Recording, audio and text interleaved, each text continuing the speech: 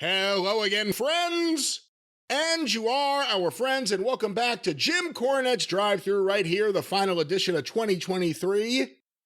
I am your host, the great Brian Last. This has been... Well, thank you very much. I guess that is the first one of the show. And of course, the dinger himself, Mr. Trendy McTrenderson once again, the leader of the cult of Cornette, either the most evil man in wrestling or the most loved man in wrestling. Take your pick, Mr. Jim Cornette. He's evil. His middle name is Misery. Oh, Brian, and by the way, once again, for the great Brian Last, I've been waiting all day to do that. They seemed to like it the other day. For those of you who know, you know. But thank you very much for that introduction, Brian, for the last glorious episode of the Drive-Thru for the calendar year of 2023, when we reconvene, unless somebody does something ignorant, or at least on a Drive-Thru episode, a full-fledged one, it'll be 2024. You'll be hearing from us tomorrow. Yeah, if we're going based on someone doing something stupid. I can barely hear right now. My ears have been assaulted by such nonsense. But nevertheless, the point is, here we are at the end of the year. Merry Christmas, everybody. And we were hoping to lead the program with, I don't know, some Christmas carols. You know, Bree, my girl over at the post office, till I quit going and got the feather bottoms involved, she always thought that the song was Walking Around the Christmas Tree. Walking around the Christmas tree. Walking around the Christmas tree. How big is that tree? Well, you know how people mishear the lyrics. Yeah. And in some case, and then, the lady that worked next to her there at the next window at the post office, she was a large woman. I would say that walking around her would lead to some extra. She was in a traffic accident one time. Car ran into her. Cop said, "Why'd you do it?" The driver said, "I didn't have enough gas to go around her." So this is what happens when you don't have to go to the post office anymore? You start making fun of all the people there that you've been encountering? Well, you remember John the Hunchback. Who could forget him? He was a famous character. But folks, can they find that on the YouTube channel, or is that in the Patreon by now? The years of the post office. Oh boy, well, it's definitely in the Patreon. Patreon.com/Cornette, $5 a month. The archive going back to 2013. And there's definitely some of that stuff on YouTube. Maybe that's the next omnibus. This is how you give Jace Nakarado a heart attack. The next omnibus, Jace, John the Hunchback. Well, the post office tale. The post office years. Yes. That can be, we'll have that out by New Year's week. Sharknado, get on it. 2026. Anyway, I was trending again, was where you were going with that, and I started, and we took a sidetrack. But I believe it was yesterday afternoon, we were we're easing into the holidays here at the castle, and Stace and Harley and myself, and trying to have a relaxing afternoon, just anticipating with bated breath the opportunity to do the last show with you of the year. And I pitched the idea. I said, well, let's get some Freddy's steak burgers delivered. And as soon as she picks her phone up, she says, "Why are you trending?" Because I've said nothing. I've done nothing. I've retweeted a few of the clips. I don't know what I may have done to inflame people. And come to find out that people were not even inflamed. They were inflamed about the concept of me. And who else might appreciate the concept of me or have things in common in their viewpoint with the concept of me? I'm trying to figure out how to describe this. I was trending on Twitter because someone else that those people apparently dislike as well put on Instagram the thumbnail picture of one of our YouTube clips. Have I gone through that goddamn procedure and laid that out as succinctly as possible? Almost succinctly, but you certainly laid it out. I guess what happened was the other day on Instagram, one of our guest artists George Livinitis, who just had a baby, and George is not going to name it John Laurinaitis. No, and that's not his last name either. And we say hello to George and his family who are listening right now in Australia.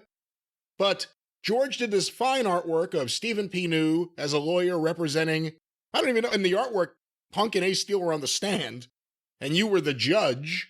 Well, you couldn't put everybody in the whole courtroom in there, so he got the important players in, me, Punk, Steele, and of course Stephen P. New in the center of the piece. And it's a very nice piece, and we put it up, and it got a good reaction on YouTube, and I guess CM Punk, maybe when he was on YouTube looking to see what's happening on that day, what's trending, he saw this video, and because he's very trendy also. He liked the image, or he took the image, and he sent it to his Instagram followers as part of his Instagram story.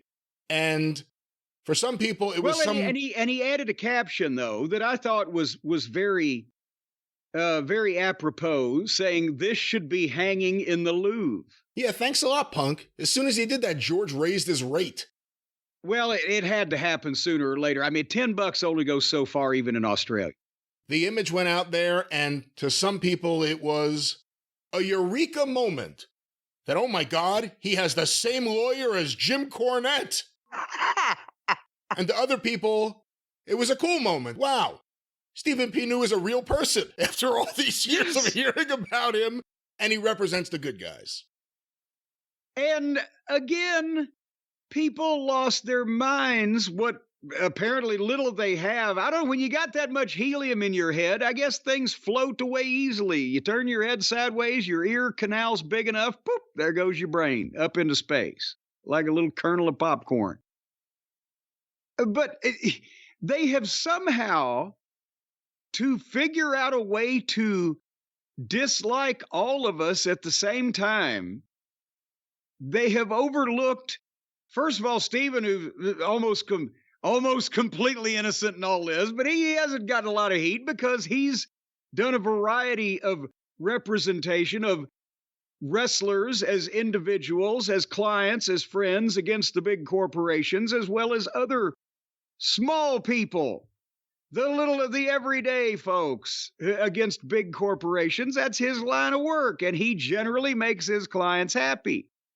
But for some reason, the idea of Jim Cornette and CM Punk sharing some idea or concept or mutual friend or fucking viewpoint inflamed people to where they completely lost track of their fucking senses and somehow equated that to both of us having somehow become right-wingers. Jim hates the Bucks, and Punk hates the Bucks. It's the apocalypse! And it's insane. Now that Punk has gone back to the WWE, has he abandoned all of his principles? What? What the fuck? And said some guy said, well, this could be a career killer for Punk. Like anybody that he goes out in front of in any of those WWE shows are going to have a fucking clue what the fuck he was referring to begin with, or even know he referred to it. They're just there to see CM Punk because he's a superstar, you fucking morons. And by the way, this is the most popular wrestling podcast ever, and AEW is losing fans. You should shut up about it. It'll kill his career. It'll help his career, if anything. Good Lord. And I mean, again, I just dismiss, I tolerate with laughter and condescension people. He's racist, he's sexist, he's homophobic, he's an asshole.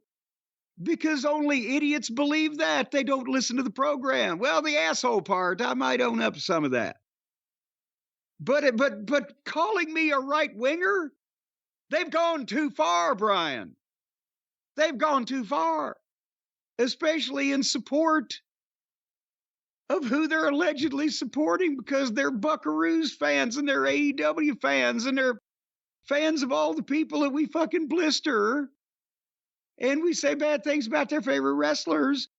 And they're the ones that are either fanatical in some right-wing way. The Buckaroos are the religious fanatics. The Khans gave money to fucking Trump.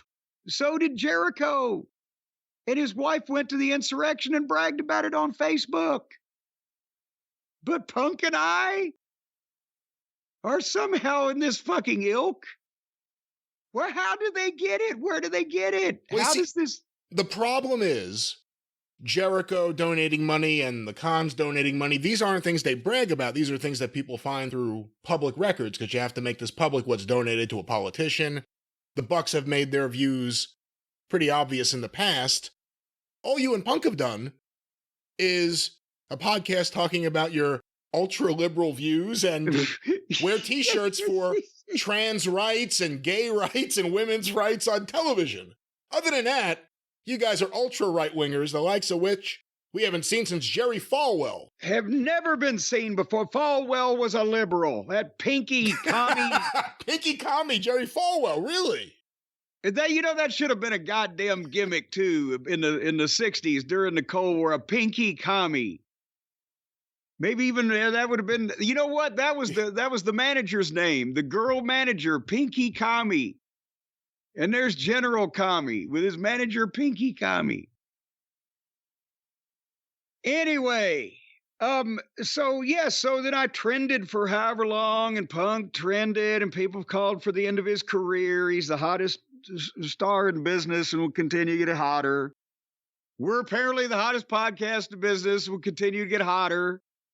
Check out the views on YouTube for Jim Cornette on smart appliances versus anybody else talking about shit that nearly claimed all their lives. I saw someone send a picture out. It was the most ridiculous thing. It was, I guess, from Punk going to NXT or the Performance Center or whatever. If they're the same thing or different, I don't even know. But he was there and he took pictures with various talent, some of the women. And it was a picture of all the women and it said, "See, no men. No men." Like he's there as a predator. I mean, this is how sick some of these people are. What's he supposed to say? "I'm sorry, Nikita, I've hit my photo quota for the day for women. I can't take any more." It's insane. Well, and again, do the people think that he was going up to them, say, "Can I have my picture taken with you, new trainee Rosie Dozy?" And maybe he did. Who knows? Maybe he did want a picture with one or two people. He probably never met these. These are brand new fucking NXT. I can understand if it's the main roster, but he probably hasn't met these people before. They were probably asking for him for a picture because when a talent on the roster of his level and or magnitude of him comes down to visit and do that, normally he doesn't go around asking the talent to take pictures with him. When he first meets them, it's the other way around. "Oh, could I have a picture taken with you, CM Punk?" So that's not his fault anyway. See, this just is another exposure of something we've kind of been on the forefront of dealing with. The ninny hysterical fan. It started before AEW when the Young Bucks and Colt Cabana and people that either you rejected or you just simply didn't want to book because it was too expensive took out their frustrations for their careers on you. And then when things started to get better for them, still, you were the boogeyman. They needed you to be the bad guy to get all their fans riled up. See, he was wrong. He was so wrong. He wanted to work with us. He wanted to go on the road and work with us. No, he didn't. You idiots. So then all these nitty fans had a problem with you because of all that. Then AEW starts and you point out the bad shit. And you still see it now. Now it's even more ridiculous. Because let's face it, no, the first few shows, they shone a bright LED fucking spotlight on the bad shit to where you couldn't really overlook it because it was so glaring. And this whole time they kept saying you're out of touch. While this audience kept growing and more people felt like Jim was representing their voice as a wrestling fan, you were out of touch. We were all out of touch. And here we are. 2023 going into 2024. We have all this audio archived. Where were we wrong? Where was this show or the experience ever wrong in telling you what was going to happen and the reality of it? And this audience keeps growing. Out of touch. Are the Young Bucks in touch right now? Are the Young Bucks hysterical fans in touch? Or are they out of touch with reality? Who's more popular right now, Jim Cornette or the Young Bucks? They're out of touch. Go look at their They're YouTube out of numbers. time. Go look at their YouTube. There's a reason they've abandoned their YouTube show. We run them off of YouTube like scalded dogs. All we saw was assholes and elbows of the buckaroos as they bonsai'd off the YouTube channel. So when people want to talk about out of touch and everything, and people can complain on Twitter about you, the audience loving you is 3 times as large on just Twitter alone. And what's more out of touch? People who are consistent and time proves them to be correct? Or 60-year-old men whose hair goes from gray to black to red, and they're trying desperately to fit in with an audience that's abandoning them? But now there's something to be said for the fellow kids out there. And we need to try to educate them. They need to learn, Brian. That's the problem, is the kids and the people with the shifting hair colors, they need to learn not to just go with the fads, not just the instant gratification or the self-gratification or whatever it is that they're going. They need to look at the overall thing for history. How is this all going to play out in the end? And that's where you and I and people of our magnitudinous ilk come out ahead, because they're just going with every little willy-nilly fad, and then the hula hoop, and there's the pet rock. Oh, it's so shiny. But you and I are like astronomers that are looking out into the future. That's where you got that time travel machine for. Hey, Jim, from what you see on Twitter, serious question. How does the hysterical smart fan, not all smart fans, obviously, just the hysterical smart fan, the hysterical Young Bucks fan compare to like the Rock and Roll Express fans, the girls in the 80s, in terms of just their reaction to things and how they behave? Well, it's different because it's now 32-year-old men acting like 14-year-old girls.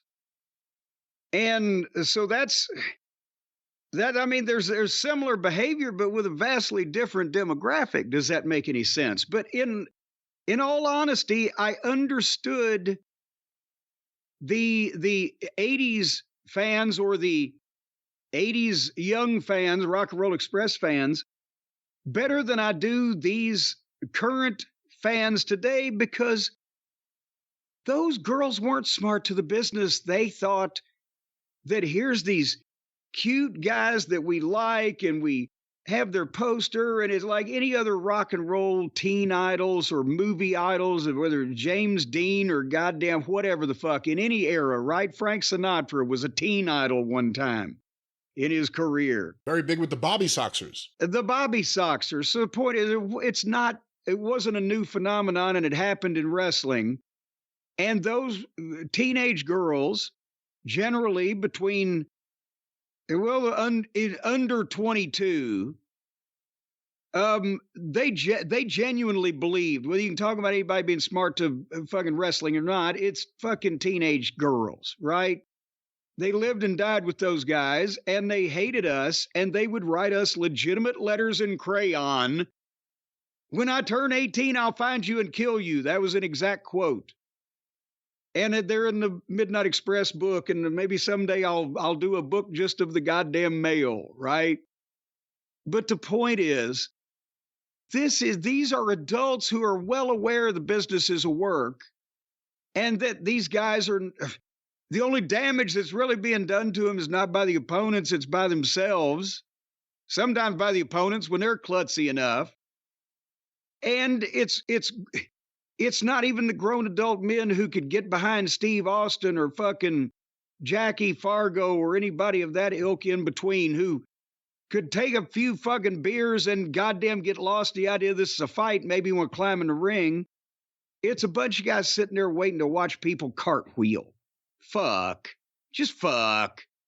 So to have this level of not only misinformation and outright delusion, and not understanding the personalities involved, and just whatever the fuck you've heard somebody else say on Twitter, and being that vehement about it, I think they're fucking mentally bankrupt and cognitively impaired. Just as a first fucking blush statement. Plus, you have to understand, it must be really hard for a lot of fans who bought into the AEW myth and the AEW dream and everything about the Bucks and the Elite and, we're doing it for everyone else. There are fans who bought into that. I've been doing this for 40 years and watching it for 50, and they just didn't want to think that I knew what I was talking about because it conflicted with their fucking delusional ideas of what wrestling's supposed to be. Is that goddamn where we've come? Well, my point is they were mad at you when you first started saying these things. Imagine how mad they are at you now when all these things are coming to fruition. That's the point. You didn't go away. They thought you would. They thought they were going to be able to kill you off. And here you are with your pictures going to the Louvre. They almost bored me to death. They almost got me to go away that way. Well, I got to ask you a question about all this because enough people have made a comment that it's worth bringing up here on the show. The idea of you showing up at Monday Night Raw or perhaps a Royal Rumble or a WrestleMania to counteract whoever CM Punk needs to counteract, to be there in his corner. He doesn't have a wise man. He has a wise guy. I don't know what you are. He doesn't have a wise man. He's got a smart ass. The people requesting, hoping, demanding for a Jim Cornette CM Punk on-air union. What do you have to say? The short answer is no, and the long answer is I'm about to tell you why. And it varies in. Again, it's all context, and it's all the audience, and it's all timing. And I'm not saying that in a perfect world, when all those things happen, that I would not want to work with CM Punk. I actually probably would. Right? But not at the age of 62 and for other... What if you get a chance to hit Heyman with the racket? No. Listen to me. If this was AEW we were talking about before all the fucking last shit happened and goddamn blah blah blah, and maybe before All Out and the press scrum and the fight and everybody fucking whatever, if I had come out there with CM Punk in AEW, it would have had an impact on their business, on the television ratings and whatever we would have been involved with on pay-per-view. There would have been I would think, noticeable impact on that because of the numbers that we are talking about and the audience that we are talking about. And I would think that with that audience, a predominant portion of the audience would have not only known who I was and remembered who I was, but probably have a strong current opinion of who I am and what I fucking do, right? Yes, there are some seats may have been set on fire in that instance. And that would have been, if you were going to do it, that may have been the place to do it, because in the WWE, with that audience that is so much larger, so much broader, there's so much more of the people that not only attend the TV tapings, but just the shows on the road, whatever, having a more current view of the business, a more casual, however you want to describe it. Yes, they probably, a significant portion of them would look at me and go, oh, shit, he managed fucking Yokozuna and the British Bulldog and Owen Hart, Vader. Or, he did the Raw commentaries. What's he been doing the past 20 fucking years? It would not have had would not have the same cachet with that audience, which is broader and more general, more mainstream. And then with my age again, yes, you could have got a pop and I'm not saying I wish they'd have done this. I'm just saying it would matter more to that smaller, more niche audience. And you could have got a pop for me just coming out and fucking farting into the goddamn microphone or whatever and doing a one-time appearance, because it's not like Tony, it doesn't goddamn just do shit once or people don't show up or whatever. The fucking guy flinging the goddamn pizza was on their TV one time. That'd be a hell of a move. Jim Cornette's going to be here tonight. What's he going to say? And instead of saying anything, you fart into the mic and then you leave? And then just, yeah. But with the WWE, here's the thing. Punk and I could probably end up in the course of, say, a year, 18 months, 2 years, making a somewhat noticeable difference in at least the entertainment value of the program, if not business in the WWE. But that would need to be something that was started, that was established, that was pushed, and that was given time and tenure to develop, as Heyman has been with Reigns, or as Heyman once was with Punk, or what. There wouldn't be this instant. I know a lot of the people that are really devoted fans, either of ours or just hardcore wrestling aficionados. Was, oh God, if Heyman and Cornette showed him hit with a racket, but a lot of those people in the building, just right and concentrated in that one place, would be dumbfounded because they wouldn't remember that we jousted with each other and I hoisted him on his own petard 30 years ago. 30 fucking 5. So that's the thing, is that, and I'm too old for that. I'm not going to go somewhere that I would need to, or be asked to, and rightfully so, establish who the fuck I was, what my interaction with was the guy I was managing, and blah, blah, blah, and commit to. The WWE does not need to just bring people in. Oh shit, it's him for one night. Unless it's one of their people that, oh shit, it's him, he's back. Not, oh shit, it's him from the internet. And they just, That's how Logan Paul got over. Well, but he's younger than I am. He's willing to put the work in, right? That's the point I'm making. If I was younger and a different situation, I would be more than happy to work with Punk, and I believe we would do some business, but there would be no reason for them to ask, nor would there be reason for me to accept to just go, oh shit, he's here. Well, he was close enough to Louisville to drive, so a big pay-per-view shock. How are they going to follow up on this? Am I going to go to Raw every fucking week? Fuck. No, I'm still debating with you how long I'm going to keep doing this fucking podcast. You can work ringside like Gary Hart. You don't have to take any bumps. You don't have to do anything. You don't have to breathe. No, the hard part is getting there and back. If I could walk across the goddamn street into the arena, I might, but no. Okay, let me present you with a different scenario. And it's not like people are beating the goddamn door down here now. And I'm explaining to you sensibly, logically, from a business standpoint, why it don't fucking work.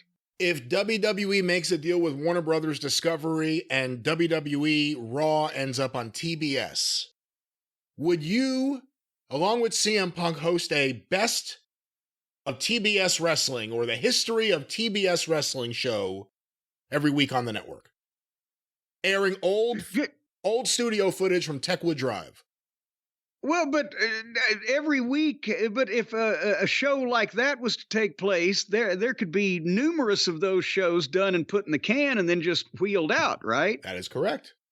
Well, then I'd do that, son of a bitch. Drive down to Atlanta in an enclosed environment, sit down and talk with Punk about watching old wrestling, and then come back home and get paid network money for it. I'll take that. There you go. And I think I contributed enough to this idea that I get executive producer credit on this project. So well, at least I like this one better than the last one you were going to be executive producer of, where you tried to kill me off and replace me.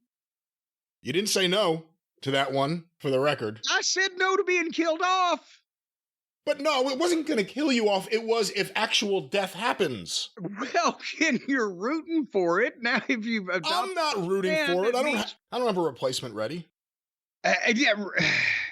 Back to this. What was this? This was managing Punk or doing something with Punk and WWE. But that's, and again, here's the point I was trying to make with that, and why I was saying there would have been a different impact in AEW and WWE for these reasons, and you would have to approach it in different ways, because the AEW audience is more specialized, more tuned into the internet, more smart overall, which is why they're so much smaller than the WWE audience.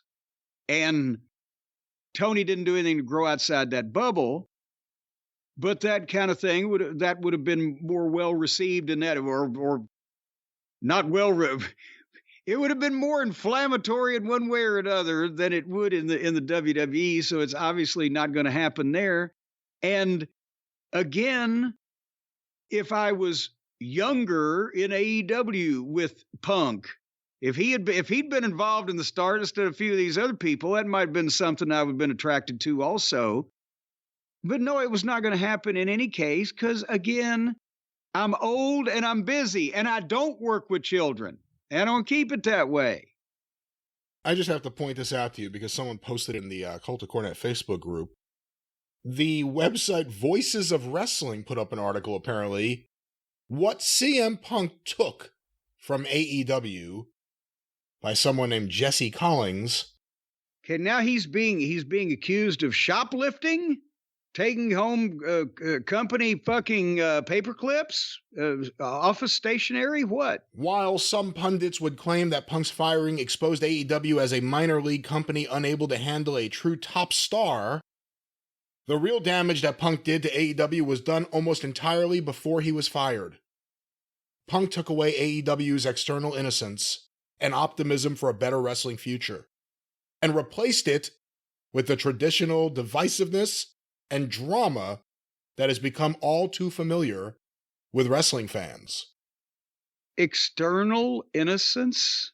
By publicly declaring himself as an enemy of the elite. Is that like wearing a virginity condom? When do you hear this? By publicly declaring himself as an enemy of the elite, he exploited a neoconservative ideology that had existed since before the company started. Punk had become a proxy in the never-ending war some pundits, most notably Jim Cornette, had against the Young Bucks for doing too many flips and for ruining the wrestling business. Punk, the company's biggest star, had become... Is this, wait a minute, is this one of those AI articles? This can't be a human being. This has got to be some kind of artificial lack of intelligence. This is an example of the ninny fan who can't grasp reality, who had the myth and dream of AEW crumble and they need someone to blame it on. And it was you, and then they found a bigger star, and it became Punk. And it was Punk. And he's not even there anymore, and they're still blaming him for killing AEW. They dreamed of wrestling with external innocence? How about the fact that not liking the Bucks is a neoconservative ideology? What is a neoconservative ideology? Because liberals would accept the Bucks and conservatives would reject all the flips and killing the wrestling business as it's... No, I would reject the assholes first, and they're assholes first. Ladies and gentlemen, the good news is this is a very, very small minority of the AEW fans even who think this crazy, who act like this on Twitter. And quite frankly, this audience is significantly larger. And you know, it's people like this that give the lefties a bad name because they're on our side, they're mentally deficient. They speak up and they call attention to themselves, and the right wingers use that to say, well, look, they're all nuts. No, you got more nuts than we got, assholes. We just have to put up with these nuts. You got them nuts. It always comes back to the same thing. The elite are just these innocent sweethearts who do nothing wrong and have never done anything wrong, and we should just all bow in their presence, give them flowers, get out of their way, and be happy that they graced us in the wrestling business with their presence. And some of us say that's completely fucking nuts. These guys are mediocre, and they may not even be that anymore. If Dave Meltzer, as their press agent, did that for him, he should have been retained by like fucking Bill Cosby. I mean, how the fuck? It just as Uncle Dave's, prose and poetry in praise of the Buckaroos and their, the rest of the Cucamonga kids led to this level of fervor. I know that the cracks have started and people are seeing through him now, but this level of commitment, I mean, even Ricky and Robert personally going from town to town and fucking a lot of these girls individually didn't inspire this much loyalty. Individually, you have to stress individually. Individually. Well, sometimes in small and casual groups, but you know what I'm saying. Each person got individual attention. Do you think if Ricky Morton did that stuff now, people would be sending around photos of him with all the girls at the merch table saying, see, no men! No men in the photos! He's a danger to the locker room! No, they'd still be sending around Polaroids of Robert Gibson, probably, if they had been involved. But anyway. Any final thoughts on just in general? Because, very often when Dave Meltzer gets attacked for something on Twitter, or just responds to someone because he's trying to get some attention for it, he'll point to you and Norm Dooley. Don't look at me. I'm not the one who started it. The first 6-star match or the first 5-star match was then, which he didn't even know about until you told him. So it's a hard defense to have for raising the star rating system. But you hear a lot of people point to you. You were there kind of at the beginning of what we call the smart fan. A very, very, very select few of you got into the wrestling business and did well. Eddie Gilbert, Paul Heyman, various people, and of course you. You see what's happened now. There are still fans who, may have evolved, obviously, as time goes by. They're not thinking exactly like you did in 1982, but it's a similar thread, a similar mindset today, and they appreciate the good stuff. And then there are fans who think that anything that's new, anything that's flashy, is best, and this is what everything should be. And if you reject that, you're the problem. If all of a sudden your favorite show changes format, accept it. If not, you're out of touch. But what does it seem like? I mean, we just talked about this Voices of Wrestling article. There were never hysterical smart fans like there are today, were there? No, the smart fans in those days, albeit, so many fewer of them, were the ones they would roll their eyes at, they knew why Bulldog Bob Brown was getting the push in Kansas City. And a lot of them rolled their eyes at Dusty because he, when you saw him for a long time and you were a smart fan, it did wear on you. And that's part of the difference in being a smart fan in those days and not being a regular fan that still holds true today. A lot of the regular fans like the guys that draw money that the smart fans are not enamored of. But nevertheless, the point is they weren't hysterical about any of this shit as far as throw Choshu out of wrestling. Yes, it's lunacy. The smart fans at that point in time had to apply themselves more, be luckier, be in the right place, learn more on how to interact, et cetera, et cetera. It was harder. And you took care of it. But the thing is, the rating system, which we've done essays on and talked about endlessly, and I'm not going to rehash all that except to say that it was a rib to begin with between me and Norman, and then Norman, a way of quantifying something for Norman to the people who got his results sheet, which was probably in the 36 people range or whatever, just so that he could kind of relay what he thought of the matches on the show. And Meltzer, who has the many similar characteristics of Tony Khan when it comes to numbers and output of words, either written on a page or spoken or whatever, many similar characteristics, took that and fucking ran with it and made something out of it to the point where people have debated about it ever since. But I've talked about the ratings as, 1 star was, glad that's over. 2 stars was kind of what we expected. 3 stars was, wow, that was really good. And 4 stars was they tore the fucking house down.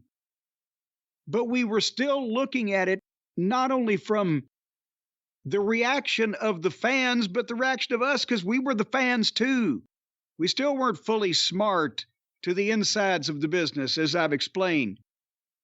And I know that if guys had been trying moves and obviously fucking either cooperating and failing, or even obviously cooperating and exhibiting them, that they would have been booed by the people and they wouldn't have been into it and they would have been tearing that house down.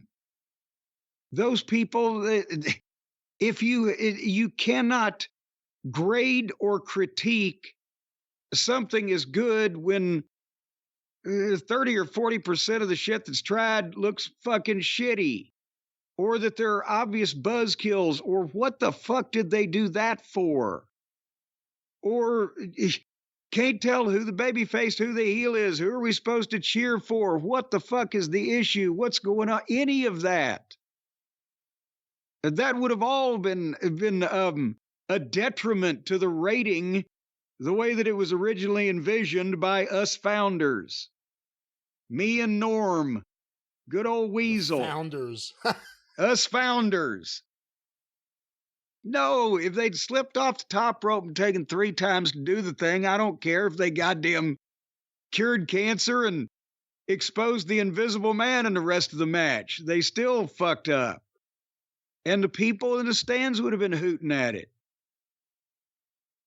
So that's that. Well, it'll be interesting to see what happens, because I think and we'll move on after this, but there's a lot of fans who grew up reading The Observer, who learned a lot about the business reading The Observer, and in a lot of ways, the way they thought about wrestling started to match Dave's. Because Dave put out a newsletter that every week everyone looked forward to getting in their mailbox. You hoped you didn't miss a day. And now we have fans who don't see The Observer the same way. You know, Dave isn't the person breaking the news anymore. Dave isn't the person he gets in the middle of the story. I can't say he's not in the middle of the story. That's part of the problem, maybe. He'll squirm in there one way or the other. But wrestling media, wrestling news, all these things have evolved.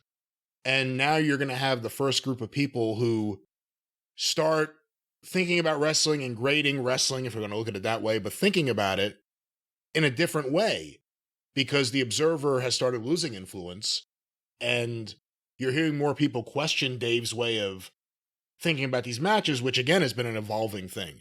Now it's, I hated it, but the room loved it, 5 stars. But I think we're going to start seeing the first group of people very soon who think about wrestling in a very different way. And again, this show is a big audience, and people will probably be surprised how many young listeners there are. I think people appreciate wrestling beyond just the way Dave does. Can we all just have something that makes a little sense? That's the question. Well, on that topic, Jim, before we get to anything else that may or may not make any sense, just a quick show announcement, and I've just been in touch with our fine advertising team here. Apparently, some listeners we heard from received programmatic ads in the show that were a bit concerning to them. They were, I guess, advertising things that would certainly not fall in the list of values that we here have at the show, individually and together as a show. And it was concerning to us to hear this. And I want to let the listeners know we've been looking into it, and all those ads are in the process of being removed. If any of them snuck in, some of them do because it's based on category, from what I understand. And we are right now in the midst of a process of review for any programmatic ads in the show. So for anyone who's been concerned about some of the ultra-political, ultra-extreme ads, if you've had any. No, hold on here a second there, cowboy. No, I wouldn't be concerned about ultra political, ultra extreme views if they're the right ones. But no, this was one of those anti-LGBTQ family council some hoo-ha that we were alerted to by one of the listeners on Twitter. And for just all the rest of us small town bird lawyers, Brian, the programmatic ads, when we put the program out, we have a service that can put advertising in, which we get money for. But even though in some cases, over several years ago, we were talking here before we went on the air, we got approved some ads from like Acme Industry. And it turned out to be like a cover name of a company for pro-gun shit. And we had to hear that and sort that out and have that taken down.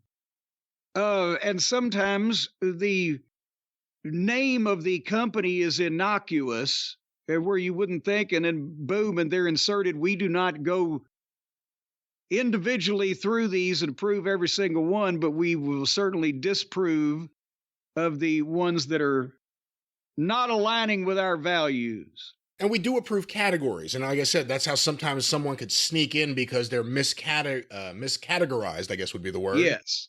And That's the way they're the categories. And then instead of categories, we got out categoried. that's right.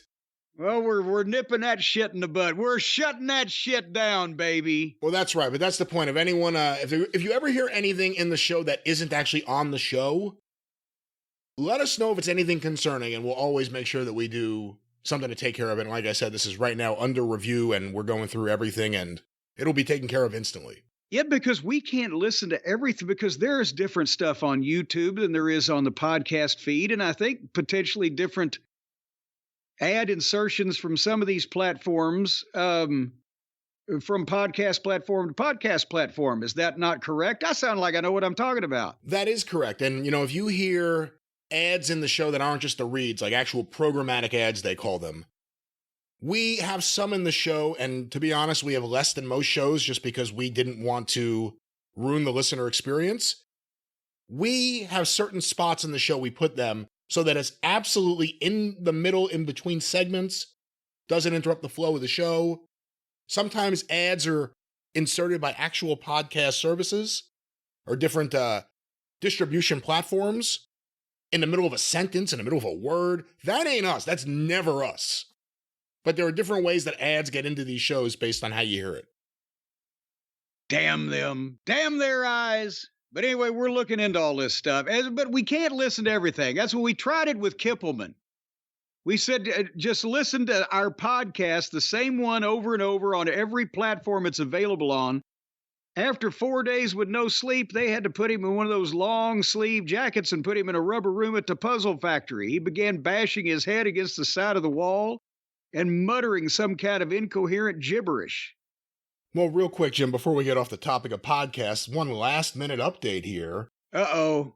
As Podcast One sits at $1.50 a share and Live One, the parent company, at $1.13 a share, Colin Thompson has changed his Twitter bio. It is now a quote, "The rumors of my death have been greatly exaggerated." So little Mr. Arrogant, who, by the way, is behind a locked Twitter account. So the rumors of his death have been greatly exaggerated, but his locked account. Colin, no. Those weren't rumors. Those were spoilers. Yeah, no, those weren't rumors. Those were prayers. Well, there it is. The piece of shit Colin Thompson update here. But, Jim, there's so much to talk about, and we've already talked about so much. So why don't we talk about something to eat? Well, here's the thing. I'll tell you what, I'm glad before we get into the wrestling portion of the program, any more than we already have, we got to get into this because I want to give an update on little Harley Quinn here at the holidays. Everybody knows she got sick this past summer and had that lepto infection and lost weight and wouldn't eat. She had to be on the IV antibiotics, and we nursed her back to health. She's still on a variety of medications, but in the last month or so, she's really, come back like 80% of her energy and most of her old personality. She just wouldn't eat right? Well, then something happened last week that's turned everything around, and now she's our little Christmas miracle puppy. And she's eating like crazy. You can't stop her. And she's gaining weight again. And she's gotten much more energy now because she has, nutrition in her. And whereas before she didn't like any of her dog food she'd ever liked and any of the treats that she'd ever liked, she had to be coaxed to eat. But now she plows right in. And Brian, it's all because of our friends at Omaha Steaks. What? And I'll tell you how this happened. Yeah, please. Because I was out there last week when the brand new package from Omaha Steaks came, and I was putting everything away in the freezer, and I wanted to make sure that I had the bacon wrapped filet mignons, the butcher's cut, right there in their usual place of honor, right on top. So I was stacking the other stuff at with the lid up, and up the drive came the UPS guy, right? And shit. And so I took the package and I exchanged pleasantries with that fella. He's my regular fella now. He's my regular fella. And when I brought the package and I carried it in and I opened the door, well, then Harley had to go out. And I didn't remember that while I'd closed the lid on the freezer, I had not put the box of the Omaha Steaks butcher's cut filet mignons, bacon wrapped, by the way, back in the freezer on top like I had meant to. I was not aware, I was uncognizant of this. And I didn't know this for I think about 3 days. Now, it has been fairly cold weather, but when I suddenly looked at them sitting on top of the shelf there, I said, oh, shit. Shit on a shingle. And I opened them and they had defrosted.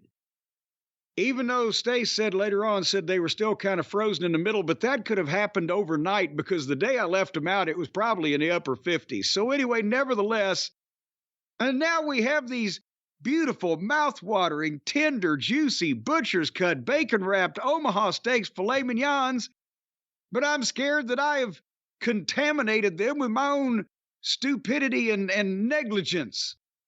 And Stace said, well, let's make them for Harley. And I say, you know what? She might like that because, you know, the dogs have the different digestification system. And so Stace took them in there and she grilled them up on the broiler in the brand new oven for Harley Quinn. And I'll have you know that as soon as we cut it up into pieces, because she doesn't have opposable thumbs. So she does need her steak cut up for her. But when we put those tender, juicy, butcher's cut, bacon wrapped Omaha steak filet mignons in front of that dog on her little food pad, she went to town. She didn't have to be coaxed. She didn't have to be hand fed. She ate every single bite of those steaks that we could put down in front of her and licked the pad that they had laid upon. And that has kick-started her appetite. And she now is eating and playing and frisky. As I said, she's our little Christmas miracle. She's bouncing off the walls with energy, and she's eating with exuberance. And it's all thanks to our friends at omahasteaks.com. And I'll tell you what, folks, I can now give you a personal endorsement that Omaha steaks, if a sick dog will eat these steaks, imagine how good they will taste to your family and friends, who are all healthy, as far as you know. Right, none of this is recommended. None of these products are recommended for animals. They're recommended for humans, where they are delicious and well, see, this is one of those This is not a selling point for the product in any way. This is one of those off-label applications because everybody knows you like to eat steak and or mouth-watering burgers and gourmet jumbo plump franks or any of the other fine Omaha steak. Everybody knows that you like to eat that, but not everybody knows that an off-label application is that if you've got a sick animal, Omaha Steaks products will cure them and rejuvenate them. No, it won't. No, it won't. Stop saying any of this stuff that's false and not true. And ladies and gentlemen, please do not give any Omaha Steak products to your animals. It's not raw. It's for human consumption. And of course, you can consume it today. The fine hot dogs, the hamburgers. You know what human consumption is? You know, they used to call tuberculosis consumption. Did you read? That's what Doc Holliday died of, the consumption. Well, he drank his ass off. Well, all I'm saying to you, Brian, is that if you want to feel better, don't you feel better when you eat the Omaha Steaks products? Oh, of course. I mean, I want some too. Well, I mean, I'm getting hungry right now. Yes. And then it's therapeutic, not just for, we're all animals, I guess, in our own way. We're mammals. Mammals are animals. You are the human animal. Yes. I am the walrus. And so if you want to feel better, go to omahasteaks.com right now and get this food and eat it, or give it to people that you want to feel better and they will eat it and feel better also. And if there are some scraps left over for your poor little sick baby puppies, then it'll make them feel better too, potentially, in my experience. But nevertheless, it's not going to cost anything. I mean, my God, Alpo is more expensive than Omaha Steaks right now with this deal. 50% off site-wide. And when you use the promo code JCE at checkout, another $30 off your order on top of that. You could afford to feed this stuff to your goldfish 7 days a week, and you wouldn't spend as much money as you spend with 2 or 3 Uber Eats dinners. Just cook it Well, that's the yourself in the truth. privacy of your own home. See, that's what I'm saying. See, you do the mathematics, it all works out. When you get 50% off and then $30 off a half, then you got a 100% chance of saving money. If you feed this to your fish, if you could throw it out in the yard and let the birds eat it, and it would still be cheaper than the Uber Eats and the Grubber Hubs and the rest, and the spoke and the wheel. And I don't know how else to explain this mathematics to you. And it won't last long because they're going to run out of steaks. The whole city of Omaha, or the state, well, Omaha is a city. I was going to the state of Omaha. The whole state of the steak business. The state of this spot. The state of the steak business out there in Nebraska will be crashed by this sale. They won't have any cows as far as the eye can see. So order right now. Have it for New Year's. Eat beef for New Year's. OmahaSteaks.com. Use the promo code JCE at checkout. 50% off side-wide, and then with that promo code, you get an extra $30 off. And make your whole family happy, even our furry friends. Well, let's focus on our human-animal friends, and of course, Omaha Steaks is delicious, and you can get some, maybe not today, but with shipping in a few days. What's that promo code one more time, It Jim? depends on what time of day are you hearing this. That might have, if it's 4 o'clock in the morning, Eastern elbow time, you might be out of luck. Promo code JCE is what that is. Once again, Omaha Steaks, fine products. We love them here in the house. I'm going to be ordering some soon because I'm starving, but Roof! Jim, was that a dog? That was me. That was you. Was you sneezing or were you being I was getting excited. Roof! Thinking about Omaha Steaks. Again, for human consumption, not specifically for your canine friends. Well, not specifically for any. I mean, you can spread these things around for a variety of applications. But speaking of spreading some things around, we don't want to spread misinformation, Brian, right? We do not want to do that here on the program. And you, a couple of weeks ago on one of these shows, said something about my Christmas poems and said, well, you ought to read those for Christmas. And I said, well, I guess I might. And then we never have. So this is the last opportunity we've got to make sure that we fulfill our word to the people out there, the cult of Cornette. Should I read my Christmas poems? I believe this should be an annual show tradition for the last show of the year. Where I just sit there, can you imagine yourself next to a roaring fire with the stockings hung with care and all kinds of candy gobbledygooks in them, and I'm sitting here in an overstuffed easy chair reading my Christmas poems. The way Darlene Love was on Letterman every year singing Christmas, Baby, Please Come Home, this will be that annual tradition here on the Drive-Thru. Baby, please come home. Baby, please come home. Was it that tune? That wasn't it. That wasn't it? Well, anyway, and now I know a lot of people are saying, why in the world does Jim Cornette have a Christmas poem? Well, the answer is these were written quite some time back, and we've covered this period in my career on various programs before. You can find it on YouTube, but suffice it to say that Christmas of 1988, Crockett Promotions had just been sold to Turner Broadcasting System, and more importantly, the Midnight Express and I individually, and a lot of the other wrestlers as a group, had found out that they were not going to get all or part of the money from Crockett Promotions that they were owed on their contracts. And I mentioned also that, my gosh, until we found out what was going to happen with TBS owning the thing, we thought about, oh, shit, we're going to go on doing what we've been doing. But now the owner of the company has network cable television and plenty of money, and we won't have to worry about, this Jimmy Crockett's plane falling out of the sky because he can't afford the maintenance or whatever, right? We were optimistic is what I'm trying to say. And because that happened on November 1st, right? That's when TBS officially took over. And I believe about that same time, we got me and the Midnight Express, Bobby Eaton and Stan Lane, we got our checks from Jimmy Crockett, the final settlement on our contracts to that point in time. And he owed us $66,000 and we got $40,000. That means he got us for $26,000, which, by the way, is somewhere in today's money close to 70 grand each, right? So we were a little cranky about that. And I was about ready to start doing my Christmas cards. Brian, you remember I used to send it. Back then, you had everybody's home address, mailing address. There was no email, thank God. And people still sent Christmas cards, and it said, I sent out probably 150 or 200 of them at this time of the year back then. And so I wrote a little Christmas poem to send along with the Christmas card to the people that were in the business, or I gave it to the boys, in Charlotte, etc. And that was the origination of this poetry here that we're about to hear. Does that kind of sum everything up for those who might be hearing about this for the very first time? I think so, and I will say I still have all my old Christmas cards from you. They were something you look forward to because it wasn't just a card, it was always something funny. It was always something to pop you.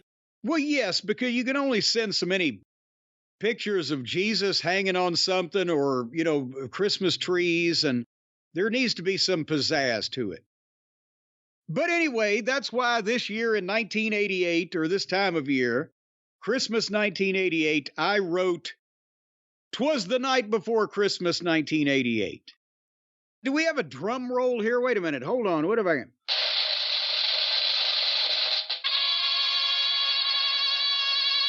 I just thought I wish I could do this sounding like Vincent Price or Boris Karloff, but maybe the material will make up for it. Are you ready?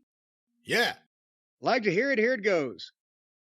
"'Twas the night before Christmas and Jim Crockett was broke. All the creditors were stirring. They couldn't find the old bloke. The lawsuits were filed by the attorneys with care, but it was all for nothing. The money just wasn't there. The wrestlers' credit ratings were dying or dead, while visions of big contracts danced in their heads. And Dusty in Texas, thinking that he was through, was plotting to kill the big pay-per-view. When then from the dressing room there arose such a clatter, they sent poor Johnny Weaver to see what was the matter. 'We want our money,' said the Warriors with a growl, 'and we're going to get it through fair means or foul.' 'Better luck than we had,' said the Express with disgust. 'The only thing left in his pocket is dust.'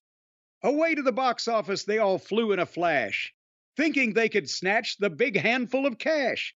But the gate had been killed by a dozen no-shows when half the talent decided to New York they should go. When what to our tear-filled eyes should appear but Jim Crockett himself, smelling strongly of beer.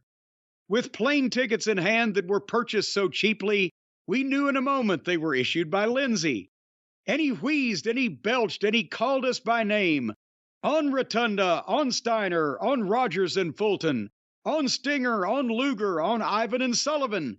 Move on to Atlanta, things will be better. The travel's out of there, didn't you get my letter? As dry leaves that before the wild hurricane fly, the sheep herders ran off before he bled them dry. But Crockett didn't care how many followed their tracks.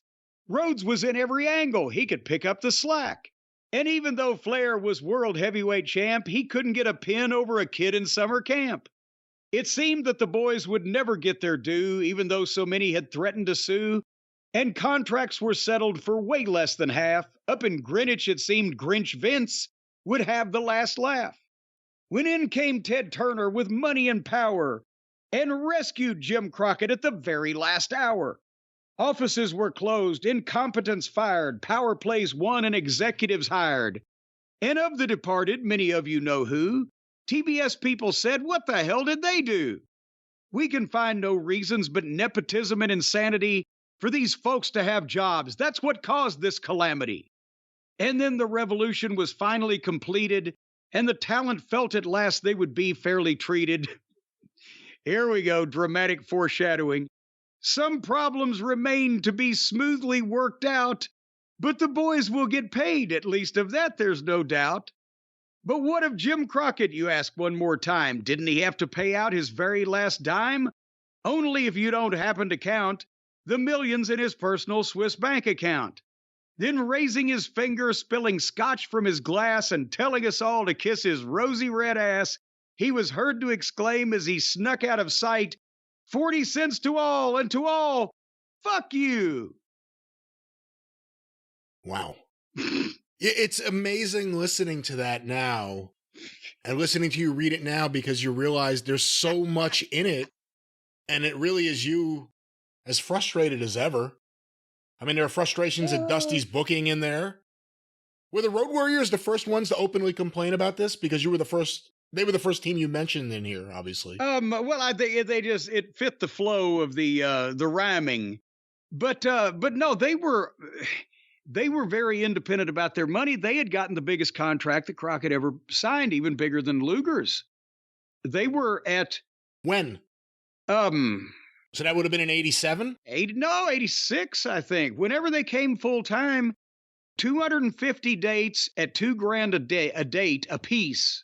So they each got $500,000 guaranteed, and Paul got $250,000. And they still got to go to Japan. And they still got to go to Japan when they had time in between those 200 because they had another 115 days. And then they started getting mad when TBS started. They booked that's, I think, one of the original things that led to their departing like Billy Martin was when they wanted them to keep the same money but work more dates, or they had ended up booking them on a bunch of dates and had to pay them more because they ran out of dates before they ran out of year or something. And then that's when Herd finally pissed them off bad enough that it ran them off. But there's other names that you sprinkle in there. Weaver, obviously Johnny Weaver, and he had a role in The Office. Lindsay. The travel agent. She later married J.J. Dillon. Oh, no shit. Bless her little heart. It unfortunately did not last to present day. But so how old were you when you wrote this? 1988. Christmas of 88, 27. So when you look back now on what you wrote when you were 27 and you were at the height of any frustrations you were going to have with a lot of these people, really, because you would kind of mellow with a lot of it as years went by. What do you think looking back? What do you remember? What do you think? What do you think you were too harsh on? What did you get right? What were you not firm enough about? Well, no, I wasn't harsh enough probably on, the whole goddamn. I was trying to pop a lot of the boys in the locker room with referencing Johnny Weaver. We all loved Johnny Weaver, and Flair loved this. Murdoch liked it so much that the year he passed away, I reprinted them and sent them out in all my Christmas cards in his honor because he fucking hooted over them. But it was just to tickle the fucking boys, right? Because what's Jimmy Crockett going to do to us now? He ain't the boss anymore, right? I'll make fun of him in my Christmas card. He got $26,000 of our money, right? That he had promised us. But what I didn't realize, we assumed, and when you assume, you make an ass out of you and me, that the only problem was that they didn't have the money, Crockett, to compete with Vince. We thought, TBS, now we're great. We didn't realize they would fucking dismantle the whole goddamn thing and make everybody so miserable they wouldn't be competitive for fucking 8 years. So that's why I had to kind of update this one a couple years later with the 1990 version.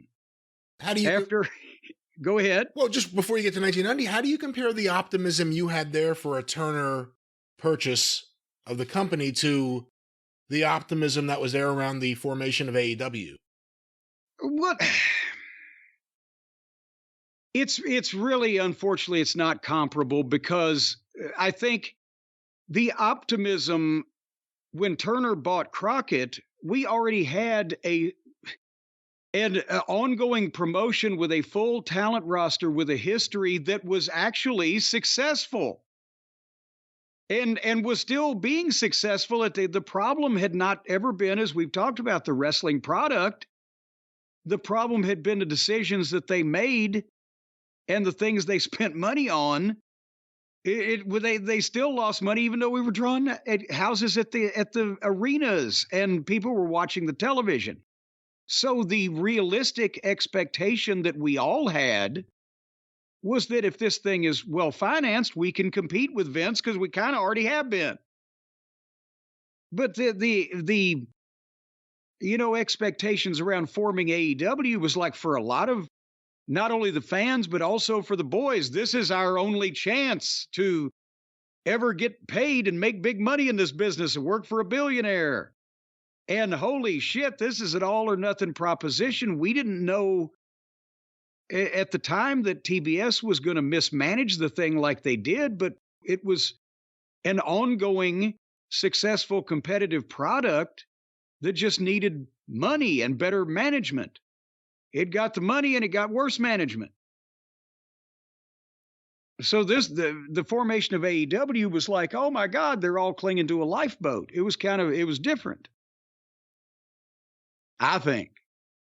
Well, that was your 1988 poem. 1989 was a year that started out not so hot. And then by the end of it, you were on the booking committee. I don't know how hot that was at the end of 1989, but you were in a better position than you had been. So 1990 is a year later. You have now Christmas 1990 is 2 months after you quit WCW. I am out of there. Not even a full 2 months. And actually, I wrote this at the beginning of December. I didn't write it. I'm sorry to interrupt you. Did you have your release yet, or you did not have your release yet at that point? I found it when I went through my files last Christmas time. When I had some time, I actually found the release. I don't know that I had it yet because we walked out, what was it, the 30th of October. I wrote this sometime around Thanksgiving time because I had to mail all my cards out. What was Jim Herd going to do? Sue me for a fucking poem and a Christmas card? I'd already told him I'm going to do what the fuck I want. And you can either send me a release or you can sue me. And I said, you can put in the release, I'm not going to the WWF because I'm not going to the WWF. Otherwise, I'm going to do what I want. Respect my authority. And he just he was glad to be out of that too. And he just sent me a release, didn't say anything about the WWF. But nevertheless, the point is this time I had a lot more time on my hands. In 1989, on the booking committee, even though I had some disgruntlements, I didn't have time to write my name down, much less anything else besides what we were doing. But now I've been off all month of fucking November, and I thought I ought to revamp this son of a bitch. And this one actually ended up a little bit longer because I went and I've tried to make it even flow more like the original poem, which, by God, 'Twas the Night Before Christmas is a long fucking poem. Have you ever read the whole goddamn thing? No, I'm Jewish.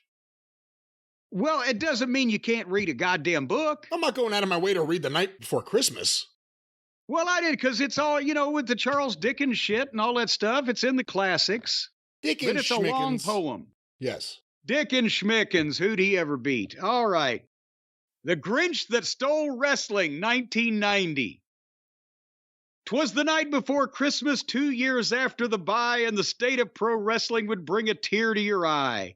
We're changing the scripts, the New York Times quote had read. All the secrets were out, and pro wrestling was dead.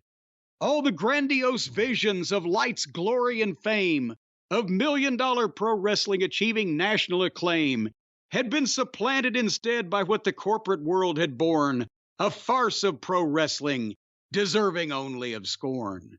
Oh, at first they had tried very hard, but they hired a VP who had little regard for the business to which so many others were committed. He knew not the first thing, but he would never admit it. When suddenly from the office there was such a big fight, they sent James E. Barnett to help out if he might. He returned with pale face and a trembling hand. Yet another of our bookers has been promptly canned. We'll depend on the champ, the few faithful did think. Ric Flair has saved many from a sea of red ink. Away to Charlotte they went with anticipation, knowing Flair could light fires under the whole wrestling nation. But the brains in Atlanta had closed the mine of gold. Who wants to see Flair? He's 10 years too old. Then what strange sight did our shocked eyes meet? But Jim Herd himself, his face red as a beet. With contract in hands given out to unknowns, we knew in a moment all our hope had just flown. And he ranted and raged, and he called out these names. On Funk, on Steamboat, on Warriors and Flair, on Midnight, on Cornette. Get the hell out of there. You must step aside for these faces that are new. We'll draw 20 million with this musclehead stew. The Clash ratings proved, believe you me, we can sell this green talent if the show is for free. As rain clouds dry up in the hot desert sky, The attendances dwindled, ratings began to die. TBS didn't sit still, no, they planned their attack. No blood, no violence, that'll get these crowds back. And even though Watts was a phone call away, they couldn't have that. Why, he'd get in the way. Because after all, as part of his deal, he'd want the fans to think wrestling matches are real. So into their skulls another notion did fly. We'll make sillier shows that all the kids will buy. Hence action the fans continued to crave. Up north it seemed Vince had dug a similar grave. When that cranky old herd found a foolproof new plan, he hired Moldy Oldie, wrestling's grumpy old man. Morale dropped lower, old cronies were brought in. Even with an old hand, it seemed no one could win. Whatever knack had been had way back when, by Oldie for booking, had left him by then. The best to be done by that sarcastic old rat was a heel who pulled rabbits out of his scorpion hat. Anybody want to draw? Chip Burnham's trademark line was reduced to, "Here's 20," and a pitiful whine. The ship sank slowly with all hands on board while Nero Herd fiddled and Petrick looked bored. The potential of the venture slipped away like sand, butchered by businessmen who couldn't find their ass with both hands. And then the murder was finished at last of this business which boomed in the not-distant past. Every fan knew the words kayfabe, mark, and more. A few blamed the sheets, but promoters told millions more. But what of Jim Herd, you ask with a shout? Couldn't Petrick or Turner force the old Grinch on out? Sad to say, the world of corporate affairs seems to guarantee that he'll always be there. So raising his fist, cursing under his breath, and condemning Dave Meltzer to a horrible death, he was heard to exclaim as he flew to St. Louis, "I should have stuck with pizza. Wrestling, phooey." Well, there you go. Did you send one to Herd? Oh, he heard about it. There are several people in that offices I know you sent it to, but did he get one? Yeah, well, there was a few people that made sure that he saw all these things. As a matter, when I sent Jim Herd the wreath of black flowers, dead roses, and with the card that said, "Our deepest sympathies on the death of your wrestling promotion," that was when I was running Smoky Mountain in Knoxville, and he ran a show in the Omni that drew less than 1,000 people, and while I was drawing better than 1,000 people in a Knoxville Civic Coliseum. And so I sent him a wreath of black dead roses, and he, with that card, and he picked it up and carried it down and put it on Jim Ross's desk. And Jim Ross came in and saw the card and saw it wasn't to him, and he picked it up and carried it back to fucking Herd's desk and set it on his desk. Anyway, that was Christmas. I was a jolly old fellow back then, or a jolly young fellow, I guess. I had jolliness in me. How much do you think the people that can't stand you hate the fact that you're clever? Oh, it probably... I heard couldn't stand you, and then it's like, God damn it, he's got another zinger. There he is again. Yeah, it's God damn it. It's even more satisfactory that I can not only belittle these people, but in ways that they must deep down appreciate. Do you ever feel the need, or have you since then, to write more poetry? I've written a few poems, but they all mention Nantucket. Ah. Yeah, I haven't. So you stole Lanny's material, I see. Well, a little bit, and also the suit of armor. I'd like to have that standing in the corner of the office here. But I may do a bit more poetry if it comes. I need more spare time to sit by Cornette Creek and reflect under the oak tree. You know, they say that Lanny Poffo wearing the suit of armor is what made it even more impressive when he blew himself. Well, that's how he hurt his ribs that time. Had to take some time off. Those things are not hinged in the middle. Jim, on the topic of blowing oneself, AEW? Why don't we talk about AEW Dynamite this past week, or last night as we are recording, the 20th of December. We're going to do it here on the Drive-Thru, this being the last show of the last new show, full show of the year.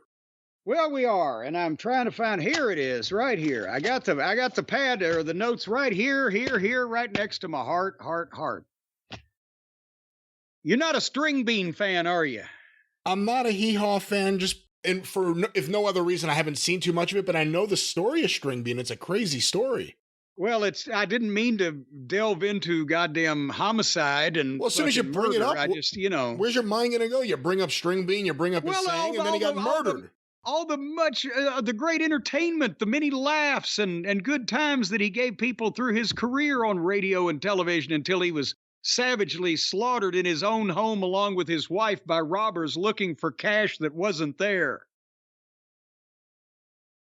But now let's talk about AEW. Jeez. On that note, let's go to Dynamite. On December the 20th, and they opened right up, boy, with another one of these tournament matches, and they hopped right into the entrances, and they got the bell rang 3 minutes into the show. You got to give them credit for that. They don't waste time. This is not the WWE. Over there, they have huge box office stars that come to the ring instead of fucking your just regular old mope face fucking fella. But it takes them 12 to 15 minutes to do it, as we know. Here, they're right in there. And it was Swerve, Strickland, and Rush. It was two more heels, but at least Swerve is so popular, he's more popular than most all the baby faces, that it had a baby face versus heel dynamic. But we ought to look at who's in this tournament. If you can get any of that information, does he have like fucking 2 baby faces and 10 heels in this whole goddamn thing? Every match is a heel versus heel match. Or a babyface versus babyface match, depending on how you see the two ambiguous wrestlers. Well, I'm not talking about their sexual preferences. There's no reason to bring ambiguousness into this. Had nothing to do with sexual preferences. Ambiguity in terms of what side they're on. If you were ambiguous, you were only in favor of the bigger organs. I don't think that's how it works. Maybe you remember the ambiguously gay duo from Saturday Night Live, and that's making you associate the word ambiguous necessarily with sexuality. I don't know. Did you like those superheroes? Well, no, I thought it was talking. Well, nevertheless. But Swerve is a heel and a face, and I think you could say the same for Roosh. No, he's not. He's a baby face because the people cheer him. He just does heel things, which confuses the issue. But you're not a heel if the people cheer you. That's the problem with the whole company. The heels are more popular than the baby faces because at least the heels get to do phony shit that looks cool. Like breaking cinder blocks over people's fucking flesh and blood skulls, or invading the little baby carriage, or whatever the fuck is going on around here that at least entertains these people because everybody's so boring and interchangeable otherwise. But nevertheless, they had another fucking match, and that's what they have. They have another fucking match. Rush is another guy who does wrestling moves well and has shitty matches that make no sense. And Swerve, as we've seen, it varies with the opponent, but at least he has personality. And they did the modern match with the dives and the flips and the moves back and forth, and they fought on the floor for quite a while. And nobody worked like a babyface, nobody worked like a heel. They just did shit, and that gets old really quick, but they kept on. Anyway, and Rush was selling his leg to the point where he would try to walk across the ring and his leg would go out on him and he'd almost collapse. And a couple seconds later, he's doing goddamn handsprings or whatever. And then Rush gave Swerve that trapped arm pile driver that, remember, a week or two ago, Moxley, he tried to give it to Moxley and Moxley said, fuck you, and kicked his legs out and sandbagged him. It did stop, drop, and roll. Well, yeah, and the reason why apparently is because Swerve went for this and Rush dropped him sideways and half lost him on the way down. And I'm not sideways, neck sideways. This guy is a complete idiot the more I see of him. And then Swerve gave Rush a 450 splash off the top and covered him, and Rush kicked out at one and bolted, bolt upright, as Mama Cornette used to say, to his feet and beat Swerve up to his feet. I'm like, Danny Spivey beat a motherfucker's ass for shit like that. And they worked it in apparently as an agreed upon part of the fucking presentation here. And suddenly, Swerve face planted him, hit a brainbuster, got a 2 count, kicked him in the head, went to the top, took about 15 seconds, where the guy had to sit there dumbfounded, then did the double stomp and covered him 1, 2, 3. So after all that, 20 minutes in, he just beat him flat. Not saying that he shouldn't have beat him, but, who does these finishes? Anyway, they just do shit till they run out of shit to do. What were your thoughts on this contest there, my fellow Brian? I'm the only Brian here. I'm not your fellow Brian. You are not a Brian. But as the lone Brian Well, you're my here, good fellow. Yes? Yes, my good fellow Brian. I put a comma in there in between here. All right, well, my good fellow Jim. As a Jim, I think this match was, it was all right. You know, I'm not into too many of the matches. I mean, shouldn't say not into it. It needs to be something more than a tournament match where I think I know who's going to win to get me into the back and forth match. I did think Roosh did a good job of selling until he jumped up, like you said, after the move. Like nothing. He hulked up in the way that fans used to hate Hulk Hogan doing it. He did it just in less time. And there was another part where he's flipping everybody the double bird. And when you talk about he was selling, 1 minute he's selling his leg like it's goddamn the end of the world, and the next minute he's normal until he needs to sell it again. Until the referee whispered, "Moxley's selling his leg tonight. Stop." But Swerve is super over. I think the bigger story here is the reaction Swerve got coming out there, the reaction Nana got coming out there. And by the end of the show, they're gonna fuck that up too. Well, he's super over, and he has I have to get the points pulled up here. I think he has 9 points. Well, that's the thing. Basically, they come down in this program. Where have I got this written down here? In unintelligible fucking. Basically, they created a situation where by the end of the show, and we'll get there, that if Moxley either beat Jay White or drew with Jay White, then we would get Swerve versus Moxley as the final match, where then that'd be great. Then Swerve could Moxley could put Swerve over, do the right thing for business. Swerve would win the fucking thing, and it might stand a chance of getting Swerve over. But if Jay White wins over Moxley later on tonight, then it's a 3-way final because they're all tied with points, which is horseshit because now you know the finish because Tony Khan is going to fuck the final up that might get Swerve over by beating Moxley to have some fakakta 3-way where nobody gets over and it's just a meaningless mark match. So we knew automatically after this first thing what the fuck was going to go on later on, didn't we? Couldn't everybody call it then? I think we knew based on them showing us and telling us that stipulation right away what it was going to happen. I think Kingston's going to win this thing. I think they're going to do something sneaky like have Kingston come back at the points. It's not possible. And the big dramatic moment where he goes over in the tournament final. How is that going to happen? It is possible. Eddie Kingston right now has 6 points with 1 match to go. Also in the Blue League with 6 points is Brody King and Claudio. With 9 points is Andrade and Danielson. Danielson's wrestling Claudio. So if Claudio beats Danielson, Danielson stays at 9, Claudio gets 9. Brody King is wrestling Garcia, who has 0 points, Daniel Garcia. So he beats him, he gets 9 points. And then if Eddie, who's he wrestling here? If Eddie beats Andrade El Idolo, he would have 9, and Andrade would stay at 9. You'd have 4 people at 9. Maybe we get a 4-way here, and a 3-way in the Golden. What a great tournament this has been, ladies and gentlemen. Look at here. Hold on. Let me put something up closer to my head. No. That's not even funny. Don't do that. Don't do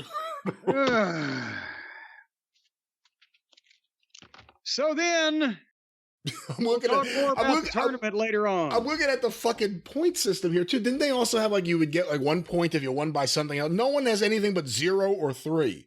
Or multiples of 3, yeah. Yeah, everything's just a 0 and a 3 everywhere.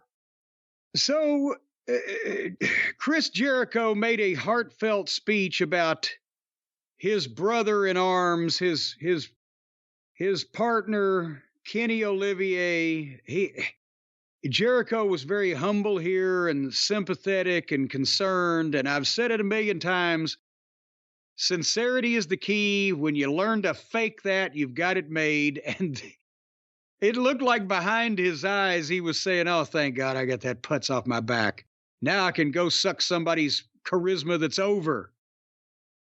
But the Golden Jets will reform someday after Kenny is finished, he says, defeating his newest opponent, diverticulitis.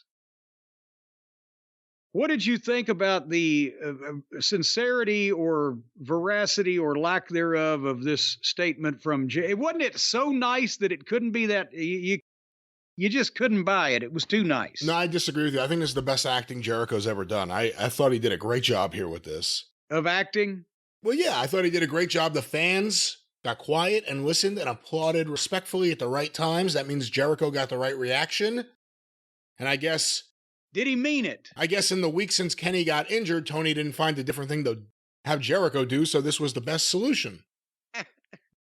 Just go out there and give us, in the back, give a speech. When did he record that? Was it that day and he just wasn't on Dynamite? Or did he record that speech? No, he was reacting to the crowd, wasn't he? It must have been there. Yes, he had to, he just, there was no need for him to go out, walk all that way out to the ring and be seen by the live crowd. And that way also, you know, he could get to the parking lot quicker. You know what the wrestlers call AEW? I'm waiting. Hey, free hotel room. Well, in his case, hopefully they get him a suite of rooms with soundproof walls. He tends to, sometimes he has issues with his neighboring surrounding. Why don't you do some of those skits you like? You can go to Kenny's bedside and sing to him. God, does he want to kill him? Lord. Anyway, then we came to another tournament match, and I watched this one, and you knew I would, because it was Mark Briscoe against Jay Lethal. Neither one of these guys have a fucking point at this point. They are completely winless. They can't mathematically win the tournament, but they're going to go out there and have a fucking match. And by the way, they had their first transmission issue, I believe, at this point. I think it was the first one that I noticed right at the start of this match. A couple or three places in the course of the program, the audio and video went to black, but the bugs were still on the screen. The TBS bug and the AEW bug, that was coming from TBS's transmission. So the problem with the program going out was between the point of origin, the live event, and their transmission to TBS. And the announcers didn't say anything about it. It wasn't part of the devil thing. They just went black and silent for 15 seconds at a time. Yeah, that's the problem. The bug still being there. My first thought was, oh, the devil's at it again. And then, oh, the House of Black's at it again. And the fans are as silent as they are every time they turn out the lights when the House of Black come out. No, the show just more weird AEW production issues. Several times. They got a crimp in the wire. The cable was, somebody stepped on the cable. But anyway, Mark Briscoe and Jay Lethal, let me just go on a soapbox for a second. I understand Jay Lethal, when we're comparing about who should win this tournament or who, you know, is featured in the tournament, Lethal is a superior worker than Swerve Strickland because he's got more experience and he's a better logical worker. And both of them can talk. But I can see using Swerve, pushing Swerve ahead because he doesn't have the baggage of being booked, rotten, and used underneath in TNA like Jay does. And he hasn't been booked as badly and as rotten in AEW as Jay Lethal has, right? So I can see that. And I'm not trying to just say, oh, Jay Lethal ought to be the winner. I personally believe Swerve has more of a star. He seems more like a star than Jay Lethal does. Well, he's newer and he's fresher, and you know, poor Jay, he never, you know, got the opportunities that he should have at the big company. But nevertheless, can you explain to me why fucking Rush is in any way being pushed ahead of a unique talent like Mark Briscoe, who is so far superior to Rush in every aspect of the business, it's not even a contest in any category.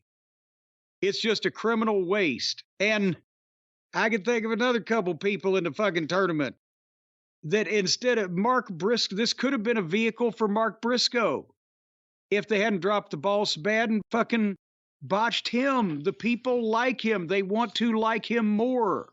They wanted to like him even more than that. And he's better at everything. He's got a personality and a gimmick, and he can work and he can talk.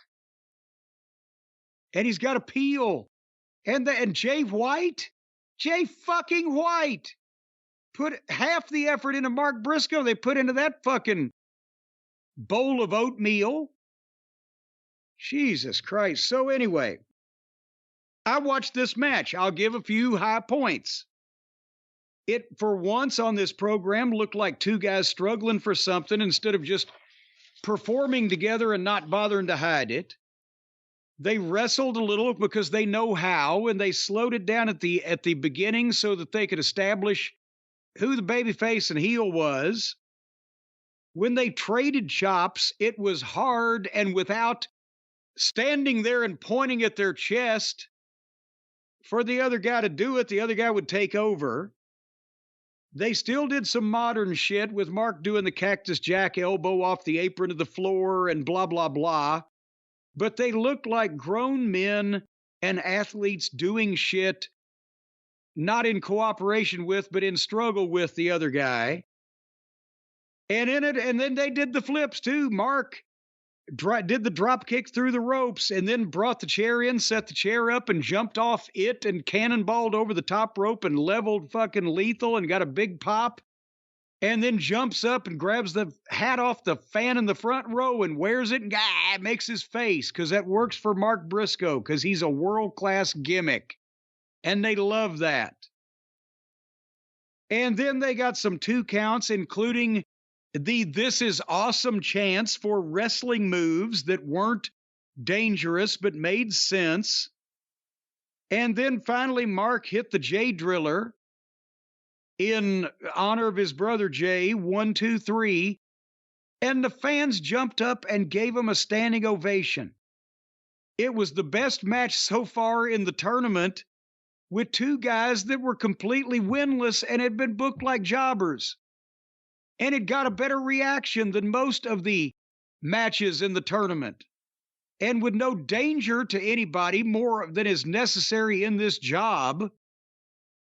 And without looking stupid, looking fake, or looking silly.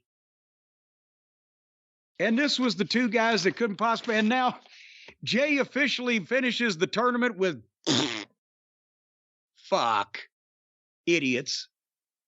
What'd you think? It was all right. I didn't pay that much attention. Well, give me time to swallow then. I mean, why should I?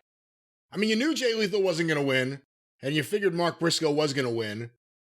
You know, they needed someone to lose every match. They picked Jay Lethal. You kind of knew it based on who was in here and who were his favorites and who gets pushed. And Jay Lethal shouldn't, based on how he's been booked. So, wasn't surprised, but you put this on the show and it's a long competitive match. I'm sure it was great. But when you treat guys like jobbers on your show, yeah, I don't want to see Battle of the Jobbers. And it's they've got so many other people on the roster that deserve to be jobbers that are being pushed ahead of these guys that could produce. Oh my God. Like the Mark Briscoe thing, unless he requested, I don't want to be pushed the way some people want me to be pushed. I don't think he asked that. I'm going to go out on a limb and bet the farm that he did not ask that. But Mark Briscoe, there's been multiple missed opportunities, and I think someone like Jay Lethal and someone like Mark Briscoe, it's happened so often now, they've now been pigeonholed into where they're going to be. And I can't see them past that point. Jay Lethal did not have Jeff Jarrett and the whole clown show out there, but the damage has been done. Damage has been done already. You can't put the toothpaste back in the tube, as they say. And all right, speaking of, something to get the bad taste out of my mouth. Can you explain more succinctly than I can how the fuck that they managed to put Samoa Joe and MJF in the ring together to do a promo, the two best promos in the company, and it was really bad and really long. You thought it was really bad.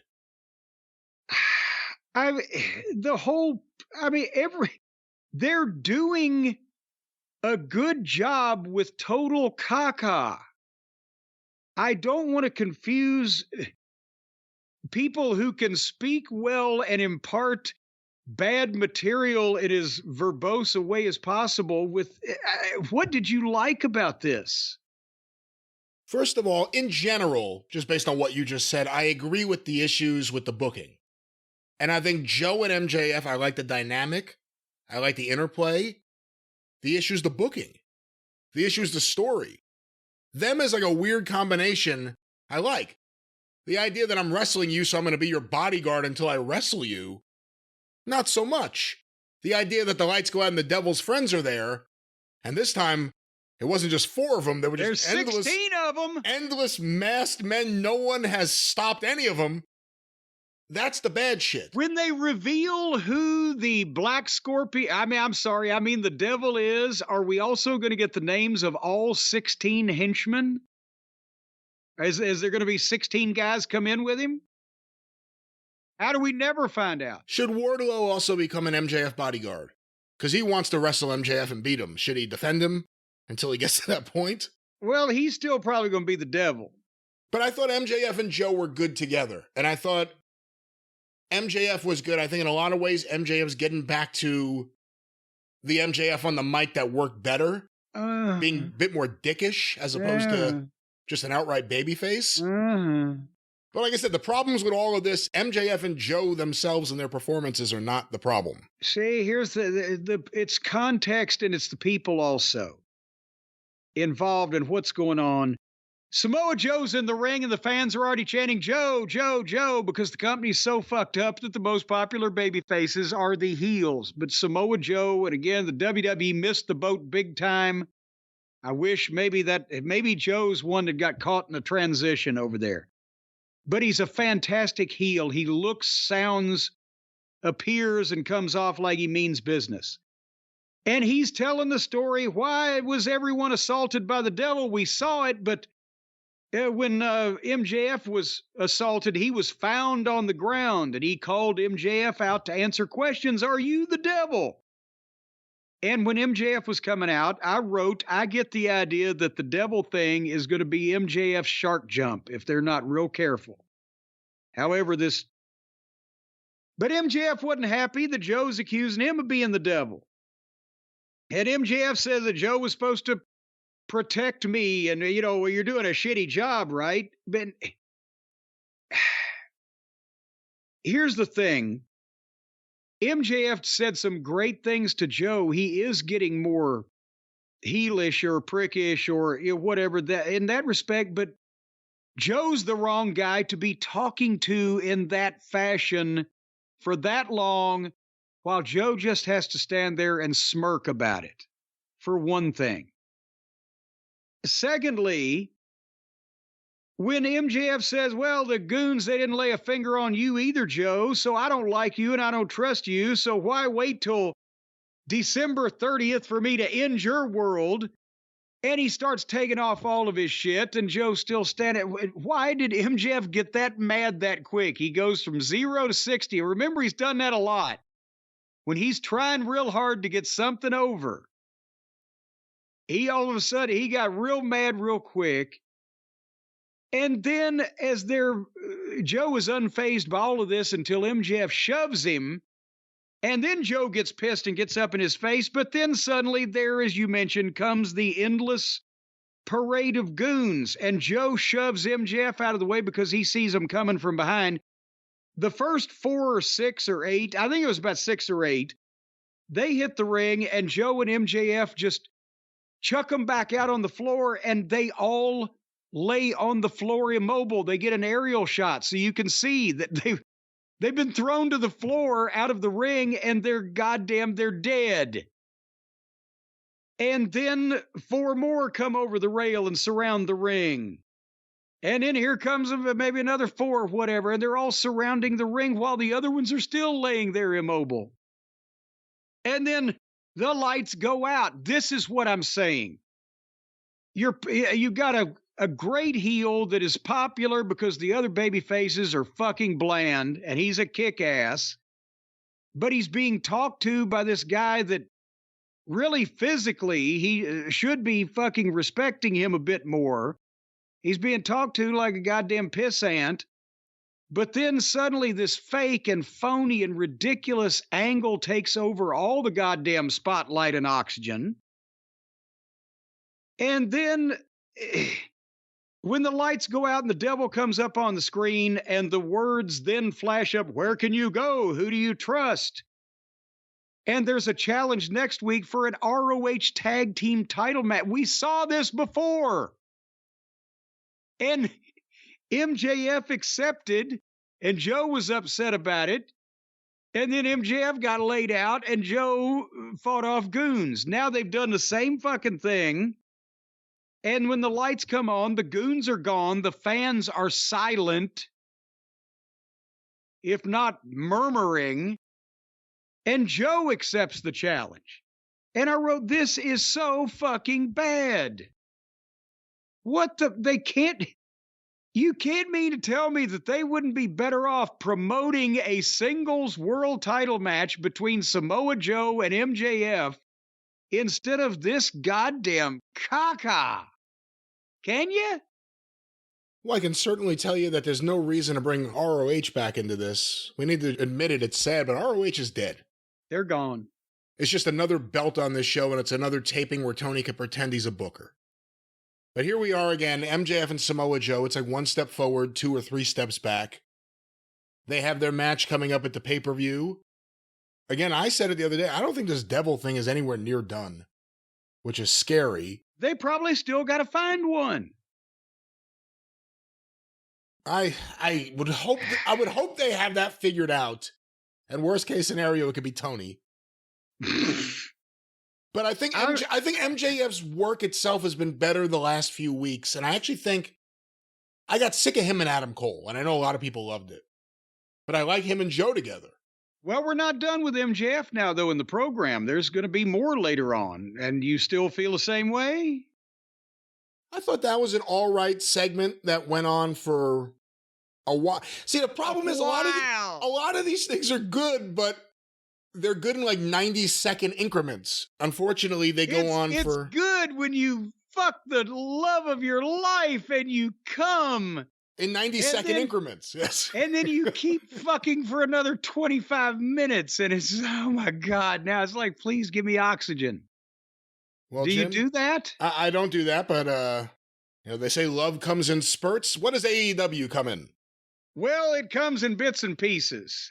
And the next match was and folks, we don't have the ratings yet. This was just last night. It's still early in the day after, and we're cranking this stuff out for the holidays. So we don't have the ratings, but we predict that right here is where a cataclysm happened of epic proportions to send the Nielsen families into a tailspin. It was a match where the winner gets a title shot against Tony Storm with Saraya versus Riho. Brian, how much did they sign the former Paige for her to be the star of the women's division, who came in with incredible fanfare, if not trumpets and drum beats and I don't know what, cowbell, whatever else. And they built a group around her, and it was a game changer. And now she's on free television putting over Riho. Tony just set fire to the money. It's quicker. Well, to be fair, Tony gave her a lot of money, but he was also negotiating against WWE, who were offering nothing. Well, speaking of offering nothing, I feel bad for Saraya, and I don't even like her. But here, this not only was ridiculous, it's a joke. It's a joke. I'm sorry, it's a joke. Riho is not a wrestler. She's a fucking special interest of Kenny's. and there's some mass hypnosis going on that everybody else in this company just tolerates this, but it's embarrassing. But now it's dangerous because what did Paige retire from the wrestling business from, and was told that she could be potentially paralyzed or lose the use of her extremities? What was that injury, Brian? Well, her name is Saraya now, but I believe that was a broken neck.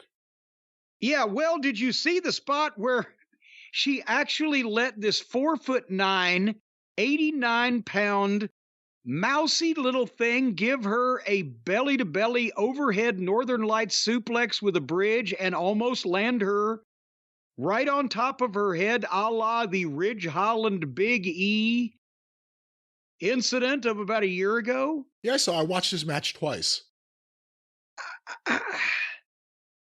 Why would you go for somebody that much smaller than you? It doesn't even mathematically make sense that she can be turned properly or taken over properly, and she almost put her right on her fucking head.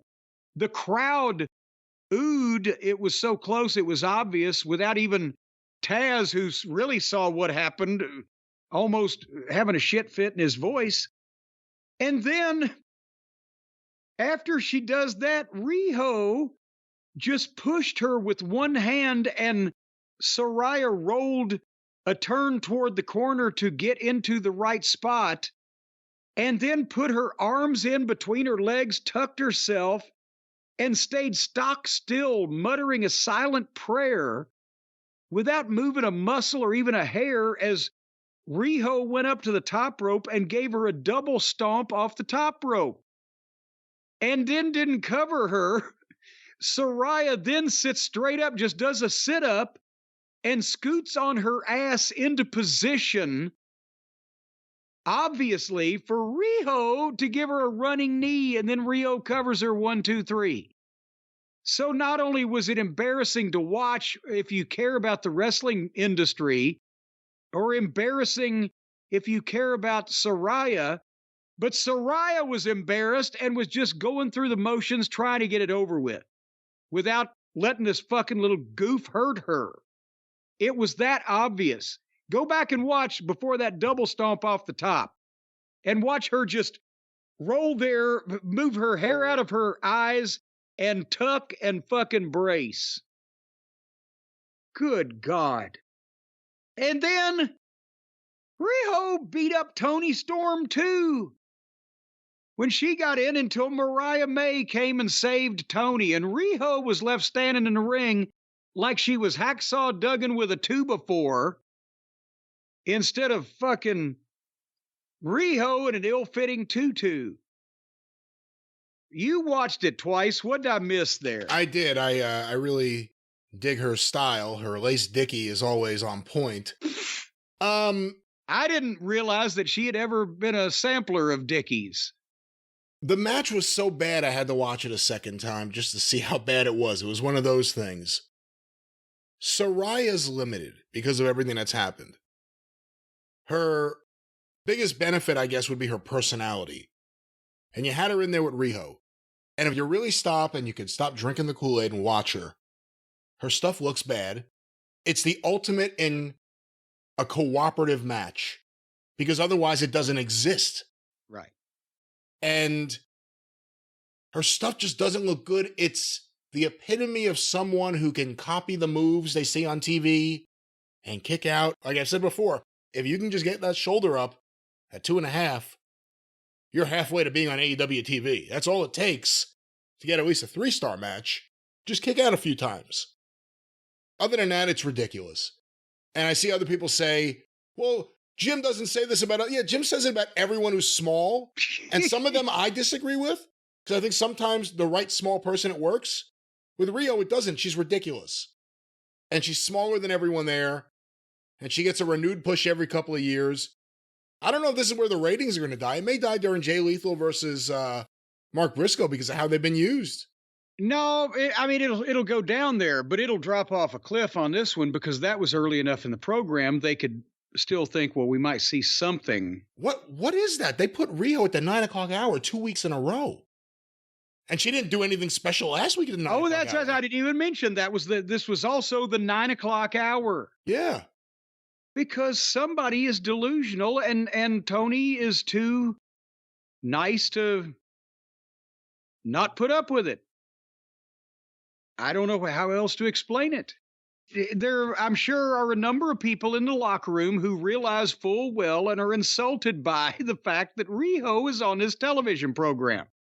But they can't say so because of whichever EVPs and Tony himself, who are convinced that this is something that's ever going to happen in this fucking country. I've been consistent going back to the beginning of AEW, so I'm going to say it again here. Other than the fact that WWE had one, which started because of the Divas, and then TNA started one, and obviously Japan's been doing their own thing. When AEW started, it was automatic. They need a women's division.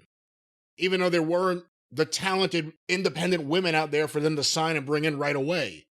And there were some fans that are just over the moon about anything at women's wrestling and are very forgiving and were really excited about this and still think the problem with the women's division is that Tony's not featuring them enough. Oh, good Lord. Tony should have never had a women's division.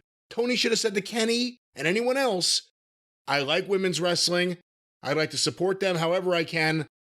It would benefit me not to have that division on my show. And it's getting worse and worse. WWE has the top flight women. Jamie Hayter's great, but we'll see if we ever see her again on this show. Yeah.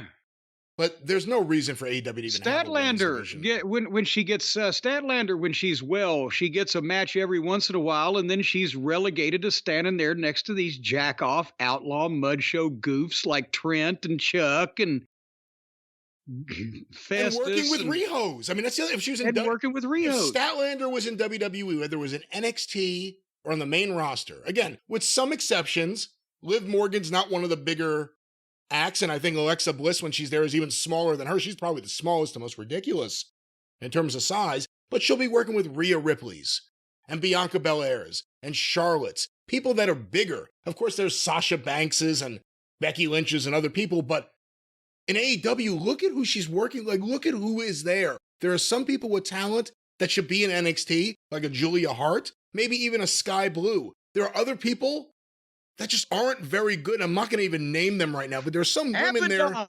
Abaddon. I'm not even thinking of Abaddon, but there are some women there that are just terrible. You know, when you're a kid and you get the Halloween candy and they put it in the pumpkin with the handle on it that everybody carried the Halloween candy in, and then you leave it set out on the porch and you live in a warmer climate, and after a couple of days you come back and you see the goddamn those fucking marshmallow treats. They ain't looking so good anymore because that sun that was beating down on them on the porch, that's Abaddon. Well, that wasn't even my example. My point is, this women's division is horrible. The answer to fix it isn't more of it. I'll just say that. Well, speaking of what we don't want to see any more of, Tony Schiavone read a statement from Christian Cage. So Cage and Edge weren't even on this program. And Tony just stood up on the stage and read a statement like I have to read this. And he started with comedy about what Christian said about his fucking Tony's yellow teeth. And I skipped the rest of it because I didn't give a shit, except we must mention that Tony is standing on the stage in front of a fucking Christmas tree with no ornaments on it. I knew it. There's no tinsel. There's no ornaments. There's no lights. It's just like a goddamn pine tree. It's like the tree was just growing there in the wild and they didn't want to disturb it when they built the stage. What the fuck was that about? Did someone bring a Christmas tree? No, we have a fern. I don't know what that was about. Can we just stand Tony in front of the cedar? The whole thing was awful. Why is Schiavone reading a statement from Christian Cage? Because he didn't want to come to work that close to Christmas. Yeah, remember Adam Copeland a few weeks ago? He's going to be on this show every week. He's going to be there every week. Yeah, a few weeks later, he's not on TV, so I don't know about that. But Schiavone's reactions to everything, this was hokey and bad, like most Christian Cage things seem to devolve into. Not good. And it followed that awful women's match. And then, I foreshadowed this earlier. MJF and Joe were arguing with each other in the back when MJF walked off on him. And he's walking down the hall and he sees one of the Devil's Goons ski masks on the floor outside a locker room door, and he looks up, and on the locker room it says the Mogul Embassy. They're still moguls, even though, what was that fat guy that said motherfucker? What was his name? Well, Rick Ross, a famous rapper. Okay, well, Rick Ross, he was the mogul. Well, he hadn't been seen since. We got Nana's Embassy, but anyway, so the mask is laying there right outside the door. So MJF knocks on the door. Nana opens the door. MJF jacks Nana up against the wall. Swerve comes out, and MJF lets Nana go. And now things are already tense, right? So then MJF and Swerve proceed to talk to each other in WWE style smartass little zingers and backhanded statements back and forth for a long, long time. And the one thing you remember MJF may have said, he said, well, the thing is, there's levels to this shit, and you're not on mine. Where did we just hear that? They're stealing, MJF is stealing now from the WWE show? They just said that last week. And here's my bottom line on this. They finally got me to fast forward an MJF promo. I couldn't take this. It wouldn't stop. And it was too insincere and phony. And this is not, MJF is always witty and sharp and quick, and he doesn't mumble his words, and he delivers the zingers, but no, this whole thing is going down the fucking toilet, in my opinion. I'm sorry. It was intriguing, the idea of them interacting. Again, we got a lot of the backstory while they spoke to each other with the camera right in front of them. Yes, about how they used to ride up and down the road when they were in the Indies together, thinking they were going to make it, and blah, blah, blah. Ah, goddamn, I've heard that before, too. I forgot his name was Shane. Shane Strickland, they kept calling him there. Because that means it's a shoot. So now we're supposed to think that this hood was just left in the hallway by a sloppy devil's associate, I guess, right in front of the Mogul Embassy room, or it was a clue or a decoy. This is such a mystery. I'm glad the camera people are on it. Are the AEW fans big on board games? Is this a game of Clue? I don't know. That's a very interesting Mr. question. Mustard in the drawing room with a candlestick? Well, I don't know about Mr. Mustard or Mean Mr. Mustard, but it went on for too long. And, you know, the problem is, I think, unfortunately, MJF's going to be there for a while. And I say unfortunate because, much like I'm going to assume he heard from John Cena when he just saw him on the red carpet, or that he hears from any of these guys that he meets, I feel the same way. He should be in WWE. Yeah. At this point, it's getting into that, like, you know, by the end, we glamorized Sting staying in WCW forever, but there was a period there where it was like, well, he should have done something. Yeah. And MJF is getting dragged down by this company right now, and he's a bigger star than anyone they have there, and they're overexposing him in the wrong ways. Yeah, trying to float all the other boats. He's putting holes in his hull. Aha! Ahoy, matey! See? I can top Tony and his pirate friend. Anyway, speaking of people who can't cut the mustard, Roderick Strong versus Commander. Seriously, Roddy finally gets to win a match. And it's not till after Commander almost killed him. Did you see the flip splash off the top where he landed on him? His legs, yeah. Jesus Christ. So Roddy beats this goof. And then Renee Moxley Good gets in the ring, and Roddy continues doing the goofy thing where he screams everybody's first name. Samoa! Renee! At his point, MJF is the devil. He's going to prove it. And I wrote, MJF is the devil, and this is the shits. Hey, Roddy, here's another, again, somebody you could have had on the card and deliver good matches and mean something in the middle, even today, even today is what I'm trying to say. And instead, it's just goofiness, and it's wasted. I think you could argue that AEW has been ruined by the devil. Can we move along to the main event? Yes, please. They brought Jim Ross back for color in Oklahoma City, and he didn't even get an entrance on television. They came back from the break, and there's JR standing there at the desk. And his voice sounded good. Remember, he had been sounding rough there with that regular traveling schedule. But the point is, they've got a pop that people will react to. I'm not saying if it had been Des Moines, give JR an entrance, but it's Oklahoma City. But they had to get this fucking off-brand outlaw tournament match in. Jay White and John Moxley, the plumber and the sling blade or the switchblade or the gay blade or whatever the fuck he is, Zorro. Old Zorro White. Did someone say blade? There you go. No wonder Moxley wanted to work with him. Did you see that Moxley actually entered the arena from the hotel lobby built into the arena? He walked right past the elevators. I did? What the? We never usually see him from that early on in his descent. Well, no, it's because whatever building they're in, the lobby of the hotel opens right into the arena, and that's, I guess, the only place they could bring him in and shoot him. But so we were at the deal after all these other matches. If Moxley either drew with White or won, then we would get Swerve versus Moxley. And as I mentioned before, okay, even if the plumber's the worst wrestler in the world, a single match where somebody might stand a chance of getting over, especially if it's Swerve and they do the right thing and put him over. But if Jay White wins, it's a three-way final. And of course, then we knew from the start, because Tony can't help himself from fucking the final up too and making it a three-way garbage match instead of doing anything that might be productive for business. So we knew the finish. And Jay White is another guy that is, as I mentioned, substandard to Mark Briscoe in every aspect of the wrestling profession. But they've pushed him to the fucking moon. And they rang the bell with 13 minutes left in the show, and they were already talking about a run over. And to be honest, I zoned out on this because it's the plumber and Jay White, and who gives a shit.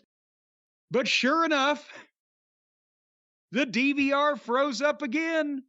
They're getting their overruns approved in advance, apparently. They're just not bothering to tell the cable systems. What happened for you on this? Oh, and by the way, spoiler, Jay White won, so we get a three-way. Right, which was the exact result you feared when they mentioned the stipulation for the first time earlier in the night. Right. I saw it live because we were recording today, so I got to see the finish. Jay White won. And my DVR also, when I went back to check, cut it off. Yeah. So... like it's going to, if the cable companies don't know this is happening. This is now 2 weeks in a row that... I'm not bothered by missing any of this. I'm just reporting the facts. I'm sorry. Go ahead. This is 2 weeks in a row that Tony has tweeted out in advance that he has 5 extra minutes for the broadcast. Do you think it's been... do you think it's beneficial to keep doing this, or should they try to just fit it into a 2-hour broadcast? Okay, well, making jokes about the overrun and nobody seeing it and the DVRs and the whole thing and Uncle Dave and nephew Brian having words about that, all that aside, it wasn't one of the arguments, well, if it's a real sport, real sports go over and we don't want to cut the matches short and they're 20-minute time. But the problem is, if the goddamn tournament match is the main event every week and every week the tournament match goes 5 minutes over, isn't that the same thing as being preposterous because it always ends on time? It's ending at the same time, just not even in time. So isn't that the same problem? Right? Yeah, and there's plenty of other stuff on the show to cut.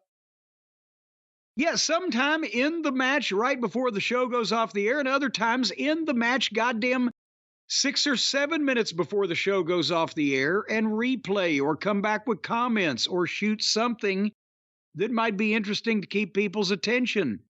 But then you've done the same thing and haven't breached your 2-hour time commitment. Just a thought. Well, that was AEW Dynamite, and as we are currently recording at this very second, the ratings are not in, but I'm sure they were spectacular. I'm sure they were great.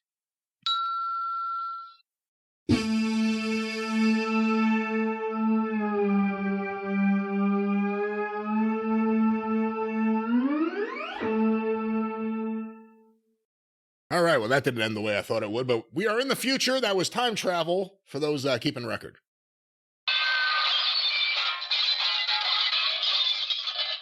As was that. Sorry, it's harder and harder for me to get out of this glass pod that we have to do the traveling in. I apologize. Well, are you going to tell the people why we traveled through time? We made it all that way, and we had to take a break because we couldn't leave the people, the cult of Cornette, our faithful listeners, all the way through the holidays. We knew they wouldn't be merry.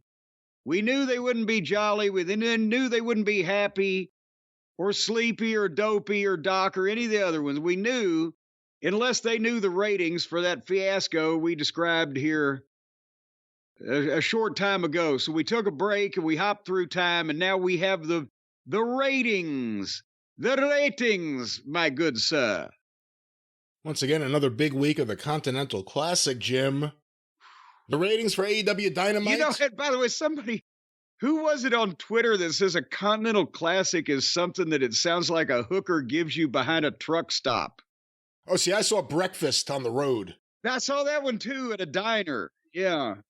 Well, does it sound like a wrestling tournament? That is the question. AEW Dynamite on TBS, December 20th, 2023, on average, watched by 782,000 viewers. Ouch, ouch, ouch. So they proved us wrong. They finally, after all this time, Brian, proved us wrong because we've been saying 800 and what thousand. They have the faithful there, the sick, the shut in, the people that are chained to a table, tied to a chair, cannot reach the remote, whatever the case.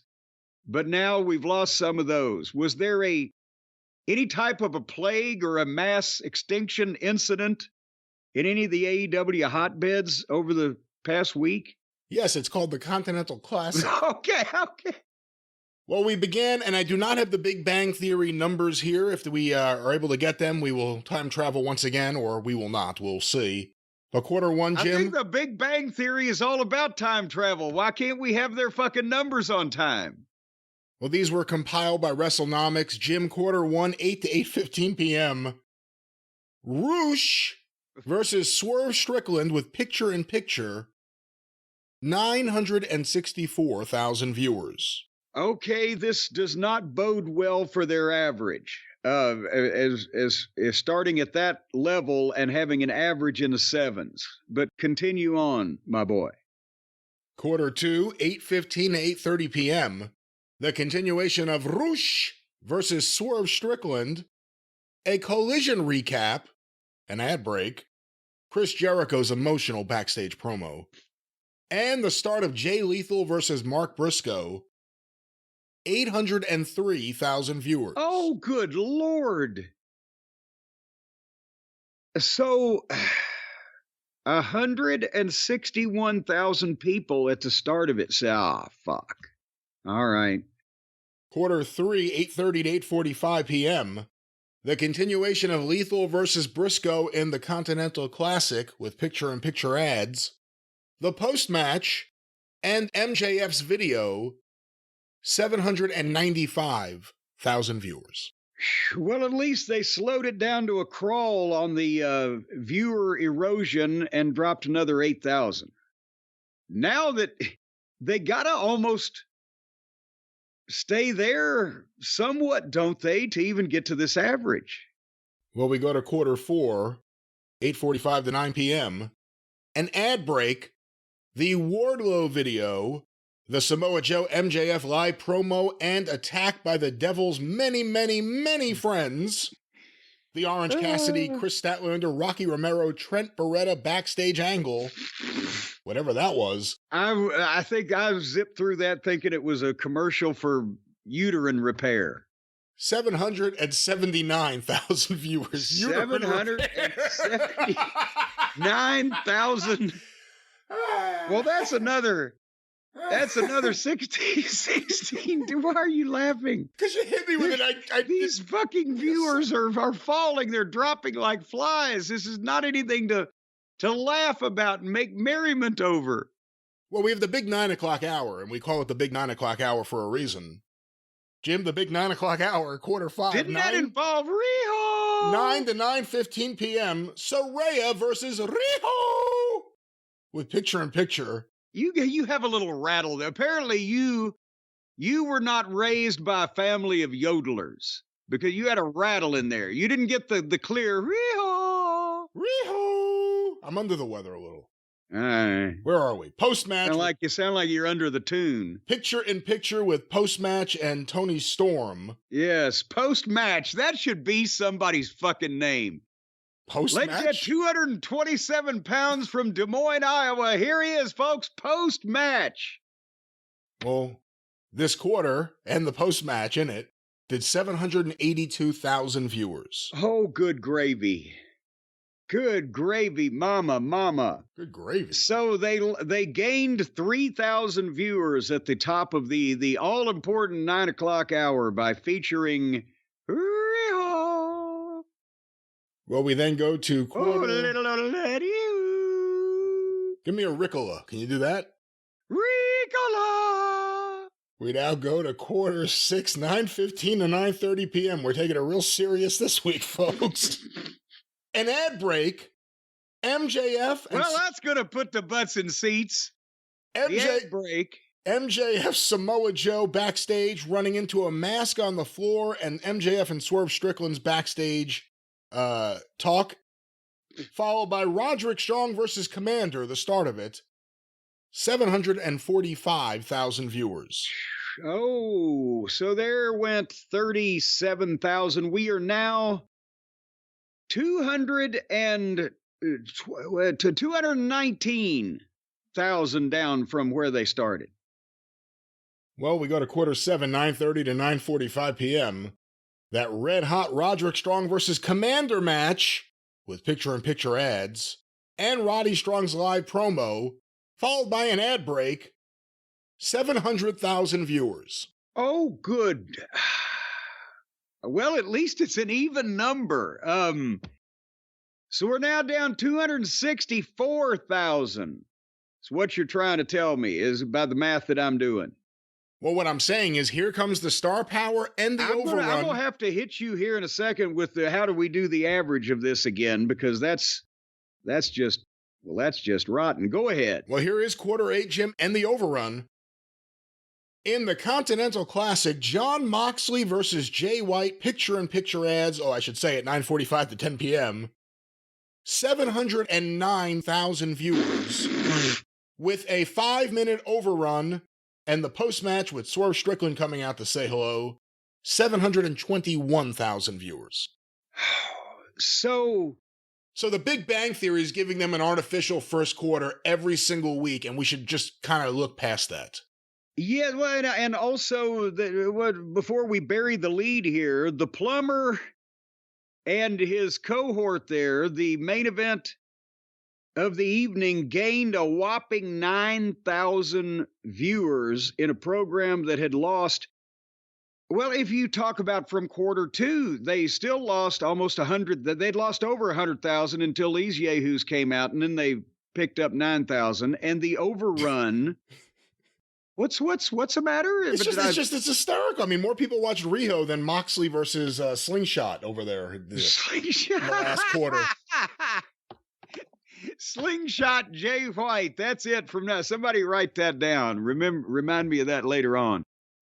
Yes, Riho beat the main event by 82,000 people and or 71,000, whatever the fuck. And again, last week, and then let's talk about the first quarter, but last week we said omit the overrun number because that's probably 10,000 people that fucking wandered in trying to find It's a Wonderful Life or whatever was airing after the goddamn program was over with.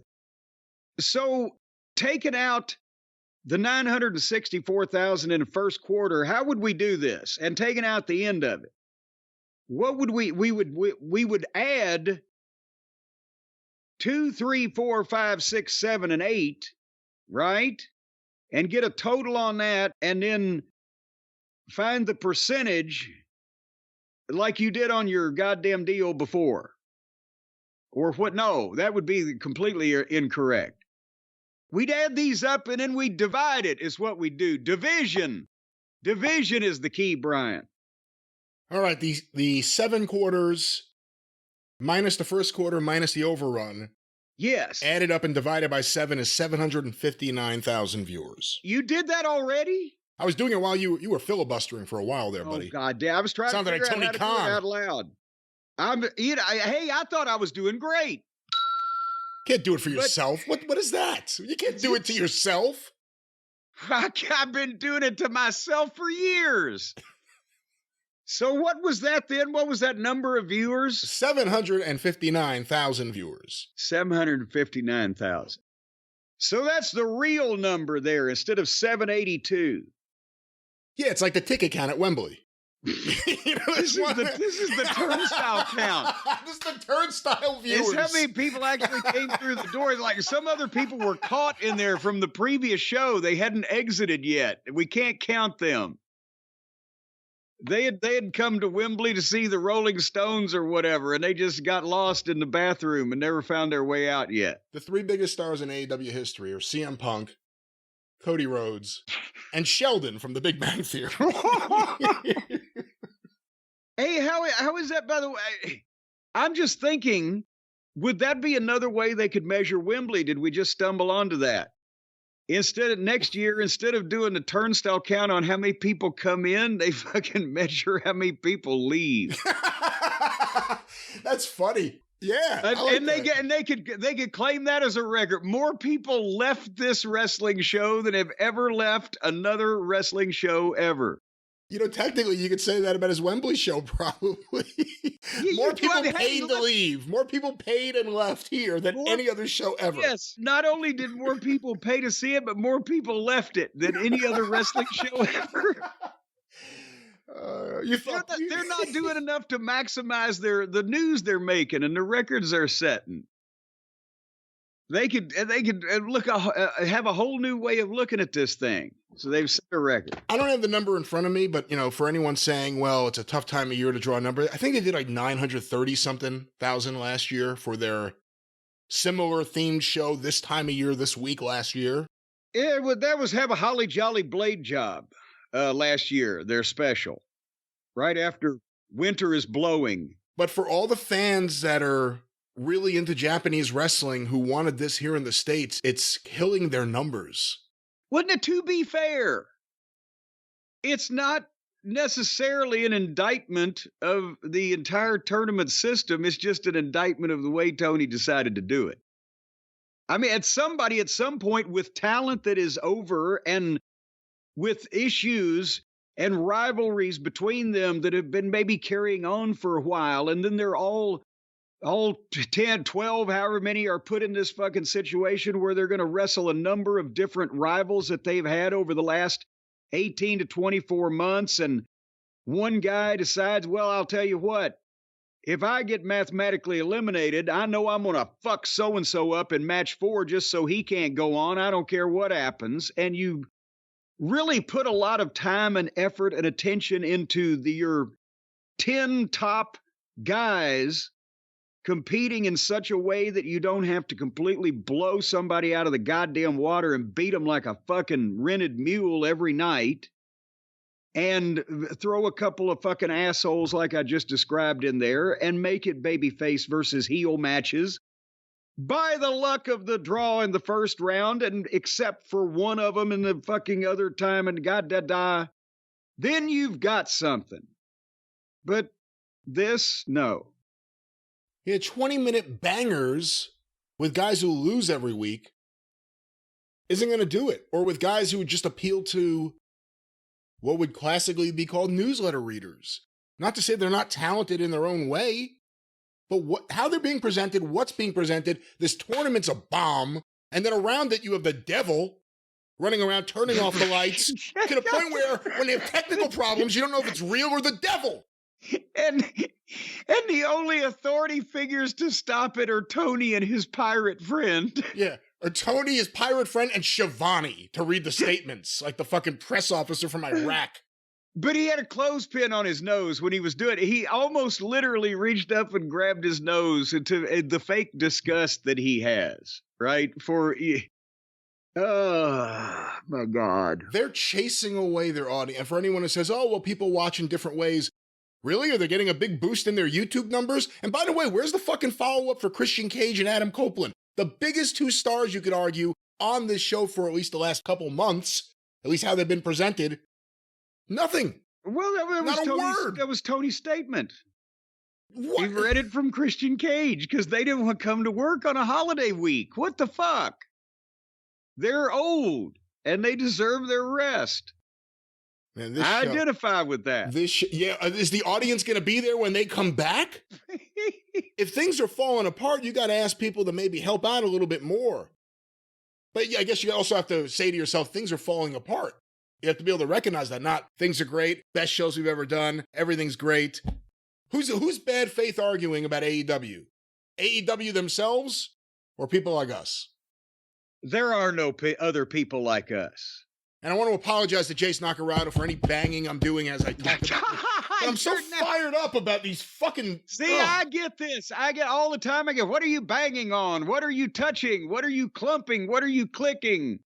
What are you spitting about? What are you doing? When I get vehement and start rattling things and whatever, and now you're the one that's doing the goddamn speechifying on the desk. But it's amazing there are still people who won't come out and just say, Tony's not good at this.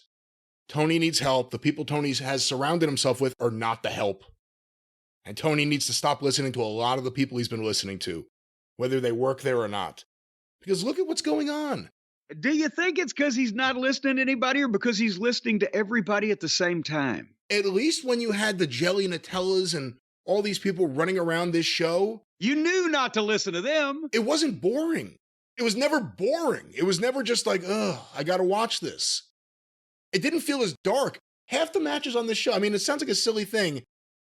The ring's dark. The buildings are dark. This was the best lit building they've had in a while because they got a crowd there. The wrestlers were all wearing dark trunks. I said it before. It feels like NXT. Remember when it was NXT versus them? I always said it felt too dark. I mean, that was a really small room and they kept it dark. Well, then they fixed that. They had the unicorn throw up on NXT. Who says they don't listen? But you got your way and they went too far. Yeah, so AEW is this quiet, dark product now. I'm telling you, they've completely lost the plot and they barely had a hold of it from the beginning. And Cody held on to half of it. So I don't even know what to say anymore. But people are going to pretend that the solution is Tony needs to do this. Tony needs to get the fuck out of the way or just say, this is my hobby. Don't treat it seriously. But if Tony gets out of the way, the problem is who he's going to hand off to because bingo. He's picked winners so far in almost every aspect of who he surrounds himself with or listens to or does business with to begin with or whatever. So, remember we always said can't get worse? Could it get worse? Yes.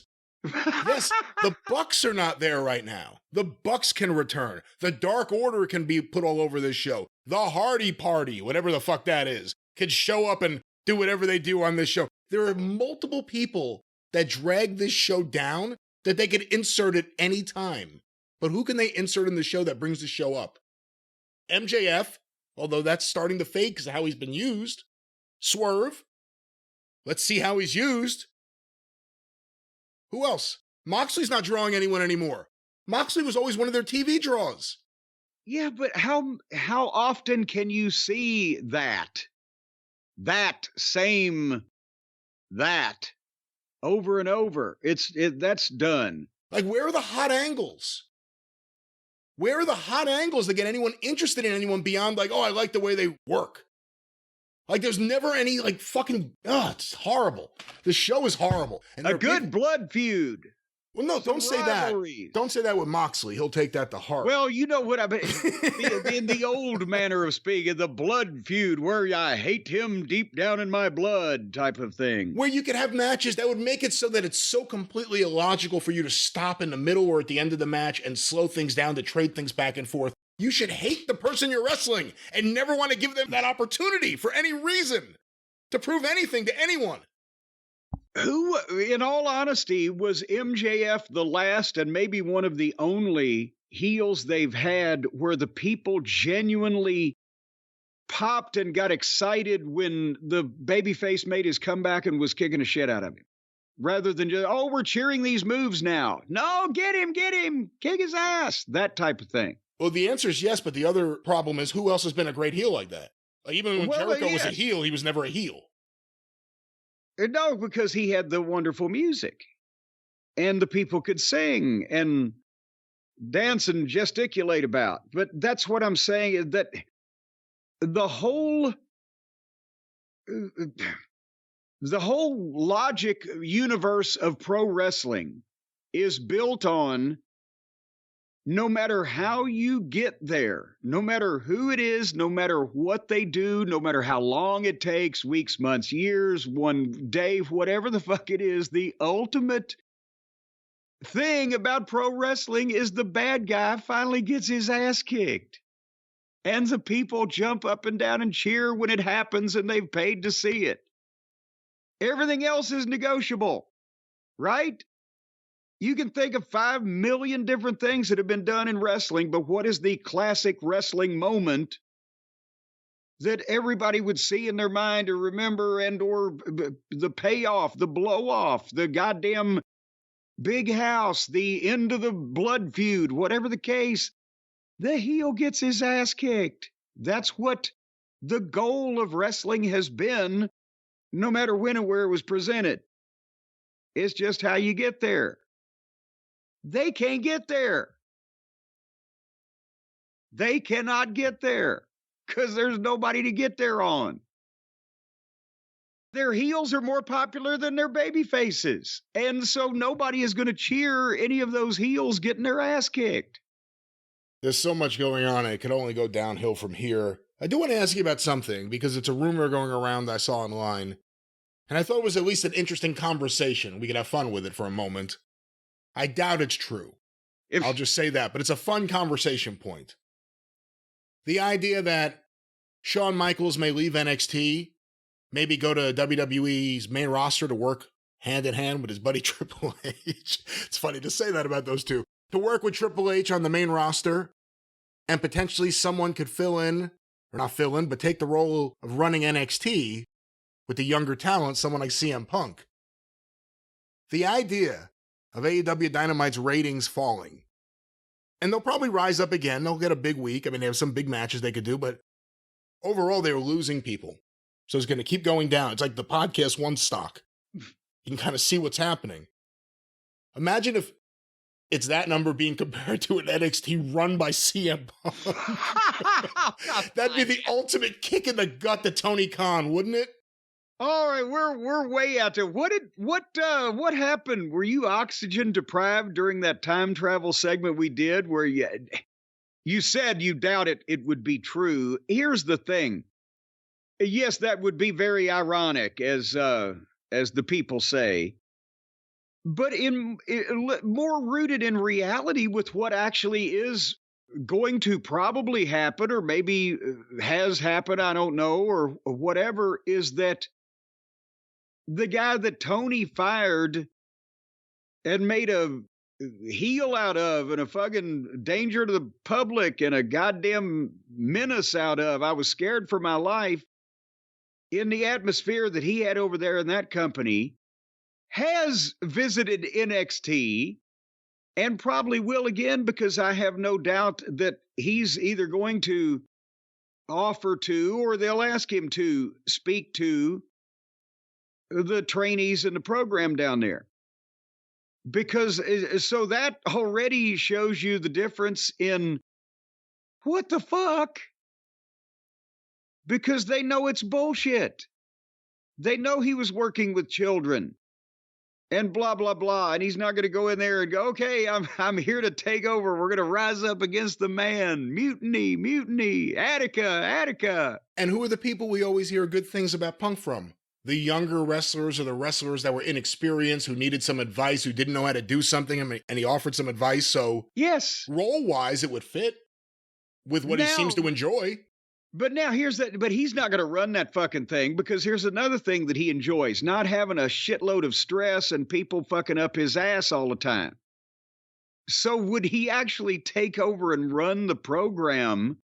I don't know what Shawn Michaels' schedule or duties are. Does he still live out in Texas and he just bops over every once in a while, or is he there all the time? Or whatever the case, I can believe and know for a fact because of what he's done that Punk likes mentoring or teaching or just advising or just shooting shit with about philosophy, about the wrestling business with younger talent. But I don't think he wants to take a goddamn job where he's in Orlando at the Performance Center 5 days a week for potentially the length of the contract or the rest of his life or whatever the case. You see what I'm saying? Right. He could help write the TV and Ace Steel could run the program. Well, Ace Steel already lives in Florida. So he would be So you're saying it makes sense? He would be local. I don't think Punk is necessarily a person that wants to write a TV program every week right now either, because did I mention pains in his various ass area? I don't think he's, and also he's going to be busy thinking about his promos and matches where he's about to be one of the biggest or the biggest star in the company on television. So this might go on the back burner. I agree with you. That's why I said I think it's a fun little rumor to talk about, but there's no way it's going to happen. But this is the kind of thing people are talking about right now. But it is ironic. Yeah. That the cancer over there, it could be, we're the biggest company in the business. Come down and speak to our students. I just saw an interview with Sonny Kiss, where Sonny Kiss was saying how Punk was so respectful and so nice and came up and said, how do I address you respectfully? I want to make sure, every single person who wasn't in a certain locker room or maybe had like old issues going back to like the Indies 12 years ago or something, everyone else had a pleasant experience with him. It's incredible. Like Powerhouse Hobbs, Ricky Starks. I mean, these are people who've gone public who have said things. So FTR seemed to like teaming up with him. Yeah. Or at least the attention it got him. Yeah. Well, but that's the point is there was only a certain, as you said, segment of the locker room from way out west and or their clingers on and school friends. Well, that is the AEW report and baseless rumor department here this week. We will now move on to the classy portion of the show. I will turn things over right now to Mr. Jim Cornette. No, wait a minute. It's still your show. No! You deny you're not the parent. You're not the father. I'm not even here. I know actually, I knew this guy one time that had a test done to make sure that his mother was really his mother. Okay. Well, he thought that, Is this going somewhere? Is there a joke? No, they may have pulled something. So this is a real story. I thought you had like a punchline you were going to hit me with. No, you never know about these things. You set it up like a joke. I expected like, it turned out his mother was a goat, something. It was a jackal. Turned out he had a very sad life. Like, yes. Very sad life. Anyway, now what we thought we'd do, since this is the end of the year, it could be the end of the whole episode, is we've been doing 40 years ago in my life that I was involved in. Of course, I was heavily involved in my life at the time.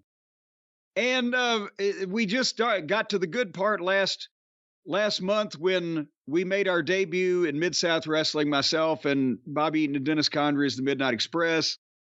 But as I mentioned, and you can find the clip on YouTube if you want to be brought up to date in detail, but we started going down to do television the day before Thanksgiving of '83. We didn't actually start until Christmas week doing the live events in Mid-South Wrestling. So I was still kind of, sort of in the Memphis territory until we went down there, right? But as you will see, kind of was more kind of than sort of. Because do you know what my all-time low in the wrestling business for a week was where I actually worked? Can you at least tell me how many times you worked? Well, once. But I'm not counting weeks that I've taken off in my life. I'm talking about if I worked in the wrestling business At least once that week. What is my lowest earning week ever? All right, so if you worked one super buttermilk show and there wasn't a big house, $25. Oh, God damn it. We had a $50 guarantee at least at that point. $75 was the least I ever made in the wrestling business for a week. And it happened in December 1983. Because remember, we talked about the B shows that they'd been running, because when Lawler had been booking over the summer, he had 40 guys in the territory. And we talked about how many people were on the cards in Memphis, and that they started running 2 shows a night on most nights besides Memphis to book the B crew where they could keep all these guys working. And then Jerry Jarrett because as summer and fall gave way to starting the winter, that wasn't going to work because you couldn't run that many shows and those spot shows in the wintertime with that frequency, blah, blah, blah, right? And Jarrett seeing what's going on, so he came in and started cutting that shit out. And that's where he started talking to Watts, and they were going to trade some talent. Watts wanted talent that he could build, and Jarrett just wanted to get rid of a lot of the talent that he had. And also Jarrett's business was down, so he was looking for something that was different, but he was looking to get rid of as many as he could because, remember, you've seen the cards. Even after we all left and went to Louisiana, there were still a number of guys there, and they kind of just filtered out to other places or disappeared from Memphis. They condensed the crew. And again, after you guys left, they started filling in with more people, not just the guys from Mid-South, but Randy Savage. Yes, and that's the one that they really wanted and that produced at that point in time in the angle with Lawler. So everybody prospered because the Memphis territory picked up, and at the same time, Louisiana took off. But in the meantime, going back to December, guess where I was December 1st of 1983, which, by the way, according to my date book that I'm looking at right here, was the first day of Hanukkah that year. Oh, there you go. So I received a wonderful gift. It was 1983. Could it have been a G.I. Joe? I don't know. What were you, 2? I was 3. You wouldn't get a G.I. Joe if you were 3. No, people did lots of inappropriate things in terms of giving out gifts to kids in the 80s. There are lots of things. But I mean, 3 years old, how would you know what G.I. Joe was? Had you been explained the fucking principle of military service yet? I didn't request one, but based on when it was introduced, I guess, in the smaller format onto the market, which was that year, and knowing some of the fools who bought me gifts when I was younger, and knowing what toys I had when I was younger, I think Hanukkah 83, I got some G.I. Joes. So were like people, giving you goddamn sex toys when you were 9? How the hell do you get from G.I. Joe to sex toys? Well, you just said inappropriate age. Well, because there are little figures with little parts, and you could break them apart in half because they're held together by a rubber band. They are. They're different parts, and you can take them on and put them off. It depends on what you get. Anyway, I was in Lexington, Kentucky at Rupp Arena. Oh, that's a big show then. On December the 1st, and I don't know why, because this is the only show that I worked that week from Sunday, November 27th until Tuesday, December 6th. That's the only show I worked. Because here's the thing. They had cut off the B shows, and Jarrett already knew that I was going to, his hands were clean now. They didn't have room for me on the cards, same as a lot of people. But now that he knows he's got me a job, and I'm going to go down there, and he's thinking, and Cornette's going to make more money there than half of my fucking roster just being the manager. His hands are clean, so he doesn't have to book me either, so they're saving the fucking money, right? So I was caught in limbo, in the twilight zone of I'm kind of still in the territory, but they don't really need me, and they know I'm about to leave. So that was my $100 week. I made $100 that night. because the house was 18 grand, which, by the way, was down for Lexington. That wasn't even 4,000 people. Is that the last Lexington show before Savage? December 83? I think it may. See, I don't have the card because I wasn't there for January, but if he didn't come in, it probably was. If he didn't come in the next one, he came in the one after that, I would think. Hold on. Wait a minute. Did we? No, we weren't there again. So I don't know is what I do about that. But he debuted it in Lexington either in January or February, off the top of my head. But guess who I managed? At the end of 1983, Dennis Condrey. You are partially correct. Norvell Austin. You are all the way correct. I meant Dennis Condrey and Norvell Austin against the fabulous ones, Stan Lane and Steve Kern. Wow.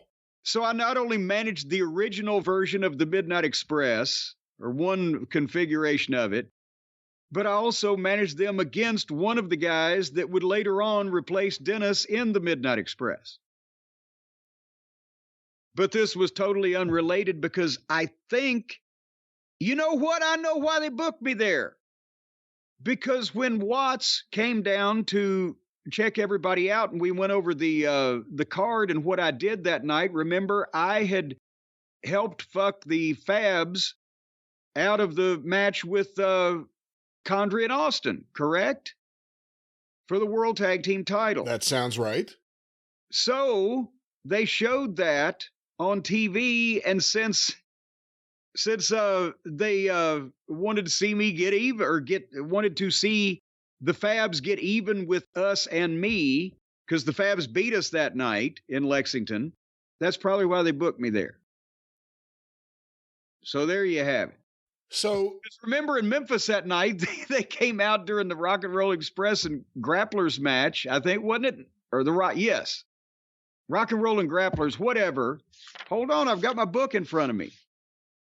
Rock and Roll and Bruise Brothers.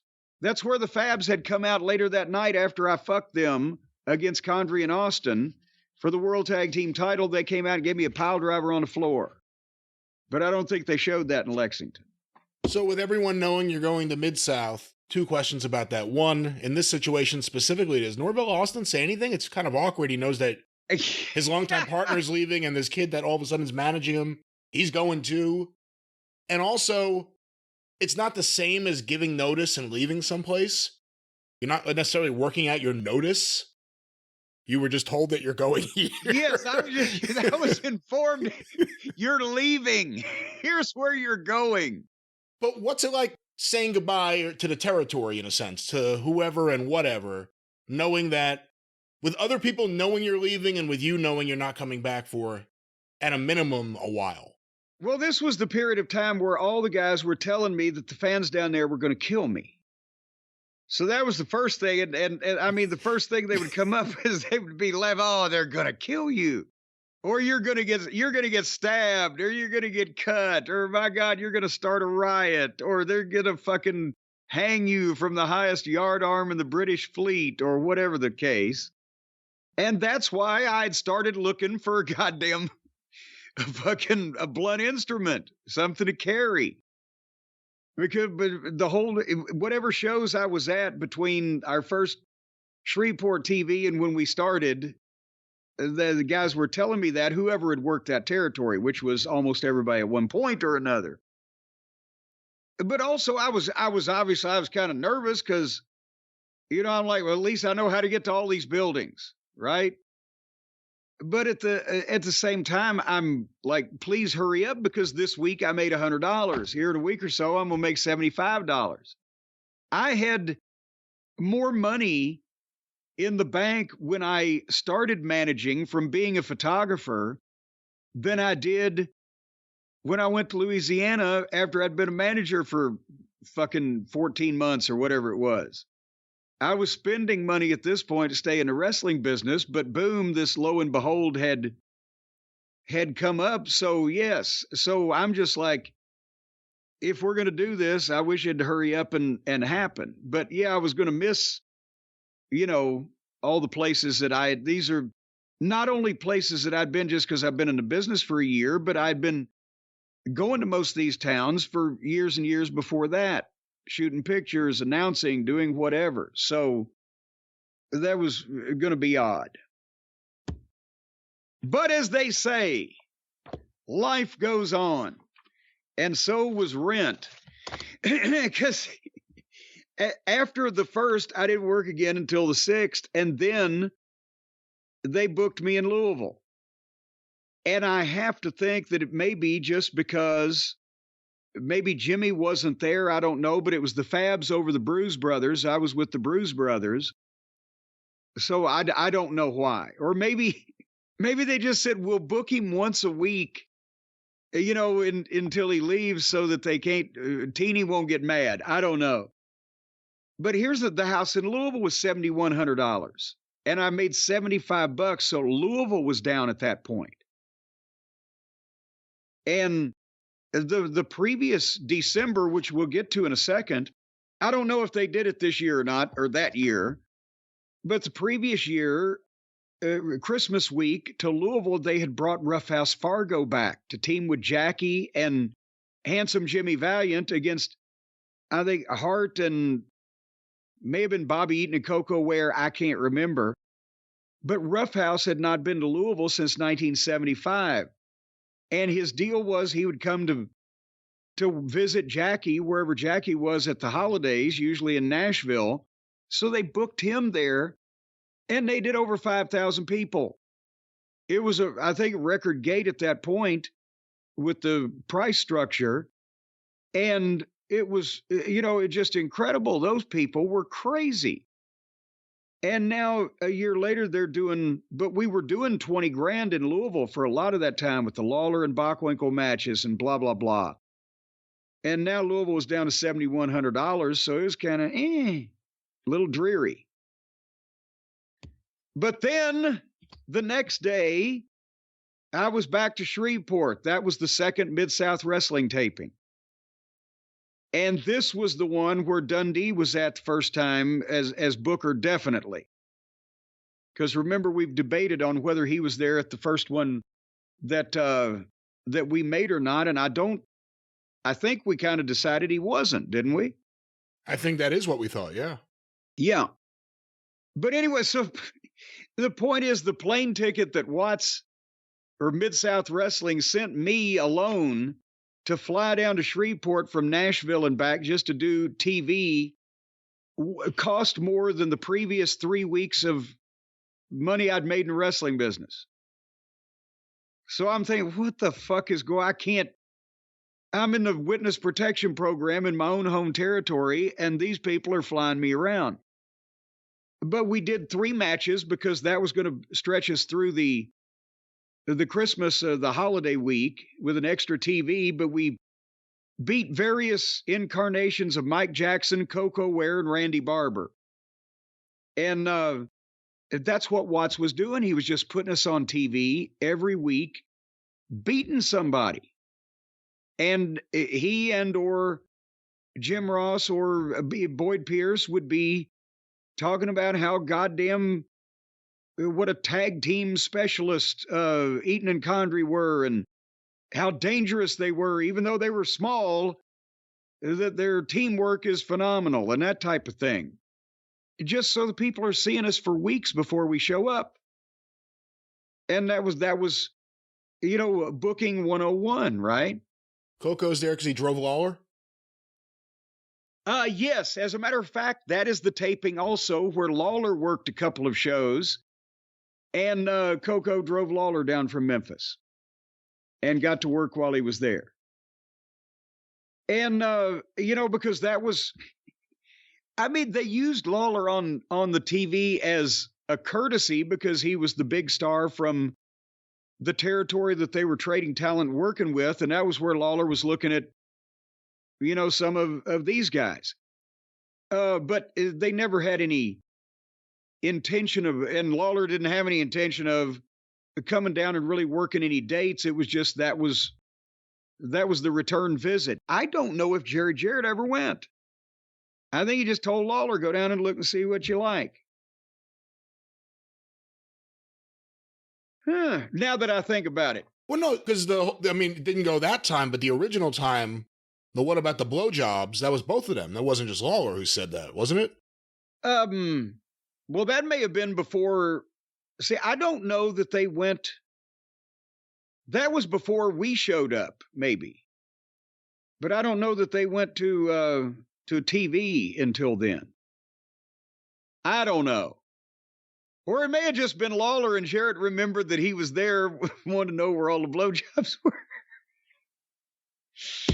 Nevertheless, we'll get there in a minute. But we had a nice time at Mid-South TV and staying again at the Alamo Plaza in Shreveport.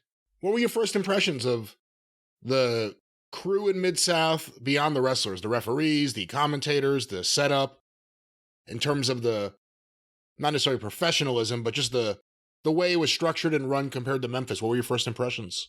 Well, just based off the TV alone. Well, I love Boyd Pierce and always did because I knew he was a gimmick and he had been there forever and people loved him. He was like the Lance Russell, so I understood the wild suits and the whole 9 yards was part of his, and what a great guy he was. And he'd always been around the periphery of the wrestling business in terms of announcing or writing, doing programs or whatever. And he had money. He was well off, but he just enjoyed the business and being around and being part of it. So I understood that, whereas some people are like, I loved Boyd Pierce and I got him. And Jim Ross was starting at that point. I think he may have been doing TV for like a year or so, but, he was good. And you could tell that he was a student of Watts because he had Watts's delivery style. And I had seen, obviously, Watts on TV from tapes I'd get from Randy Hales, who could get the Greenwood, Mississippi show from the early 80s. So I'd seen the TV and what it looked like on TV. It was not the most comfortable place to do a television taping. It wasn't made to do TV. It was a fucking, a gym and an athletic center for the boys club at the fairgrounds. So the dressing rooms that were way up those long flight of stairs, and it was awkward to get to and from without people seeing you. And the fact that it, it was just really a 2-camera shoot with an announce desk camera. It wasn't a major television production, but they had a full house every time, and the people were into everything. So that part was good. Watts, at that point, we had very little interaction unless he came up to talk to me, because it wasn't like I was going to just go up and say, Bill, what should I do here? I was sitting there waiting to do whatever the fuck everybody told me to do, right? And there were 2 locker rooms kind of at the top of those stairs, and one of them was babyface. Obviously, one of them was heel for the door in front of the people where you'd go out, but they were 2 rooms, but they both adjoined in the middle, and Watts would sit at the monitor at the edge of the babyface locker room. So I generally tried to be somewhere, whereas a lot of the guys wanted to be as far away from Cowboy as possible, so they'd go over next to the bathroom at one end of the heel locker room. I tried to be right in the corner at the other end where I could peek around a corner, watch what was going on with headset and a monitor and how this shit operated, right? What about when he was on commentary? And when he was on commentary, it was the same thing. You could hear him that little speaker a mile away. So I was trying to keep an eye. And at the same time, we had to be going over our shit. But I tried to keep an ear on what was going on live. But he set the tone for the show. And he'd have the meeting with the talent beforehand. And then whoever the booker was, whether it was Ernie Ladd when we first got there and then switched to Dundee right after. Or, some of the referees would be deputized to run some messages around or time or whatever. And the format was on the wall, the order of events, and where, you knew, God damn it, I'm working with this person, blah, blah, blah. And, it was professionally done. There wasn't post-production. They rolled live to tape. You didn't goddamn stop down for 10 minutes. Oh, I just can't get that finishing sequence. Fuck you. They're playing your music. So it was like live television in front of how many, what did the Irish McNeil, was it 5, 6, 700 people with both sides of those bleachers filled up? And when you got there in 84, I mean, the way things blew up, if you look at 1981 or 82, there was like one flat row on each side, and the bleachers were kind of sporadically filled. And then at 84, it seemed like they put a lot more seats in that room. Well, they built it because, see, here's the thing. They had just moved at that point. They had just moved to the Irish McNeil from, they used to do Channel 3, the studios. KTBS, right? Yeah. So the Channel 3 in Shreveport, that was inherited from the Leroy McGurk days, where they did studio wrestling, and it was like Memphis or any other studio show. They may have 75 people in there. But Watts wanted an arena look without paying for an arena. So he kind of made one in this gym/civic center.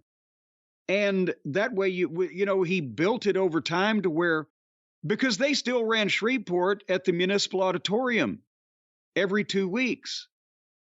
And they, it didn't draw big.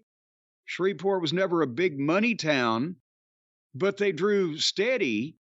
And then they also had that loyal group that would come to the boys club for the TV tapings, which they had to buy tickets to. They didn't let them in free. I don't know, was it $5, $6? I can't remember. And here's the thing, in 1983, by the way, $1 was $3 today. So any figure we give multiply by 3. So that $75 week I was talking about, it was actually $225 in today's money. Oh, whoopee ding. But that was the thing, is every 2 weeks on a Tuesday night was Shreveport at the auditorium, and every 2 weeks on a Wednesday night was the TV taping. So they were running that town 52 times a year by the time they got finished. And before they went to the Irish McNeil Boys Club, KTBS was in Shreveport. So they were taping TV in a studio in Shreveport. Yes, because that's where we still did the interviews. We did local promos every Wednesday, whether we were in Shreveport the night before or not. And we would do interviews at Channel 3 from 9 o'clock until 3:30, and then go to Greenwood, Mississippi, or whatever the fuck. So that still remained, and that's where I was going to mention Reeser Bowden.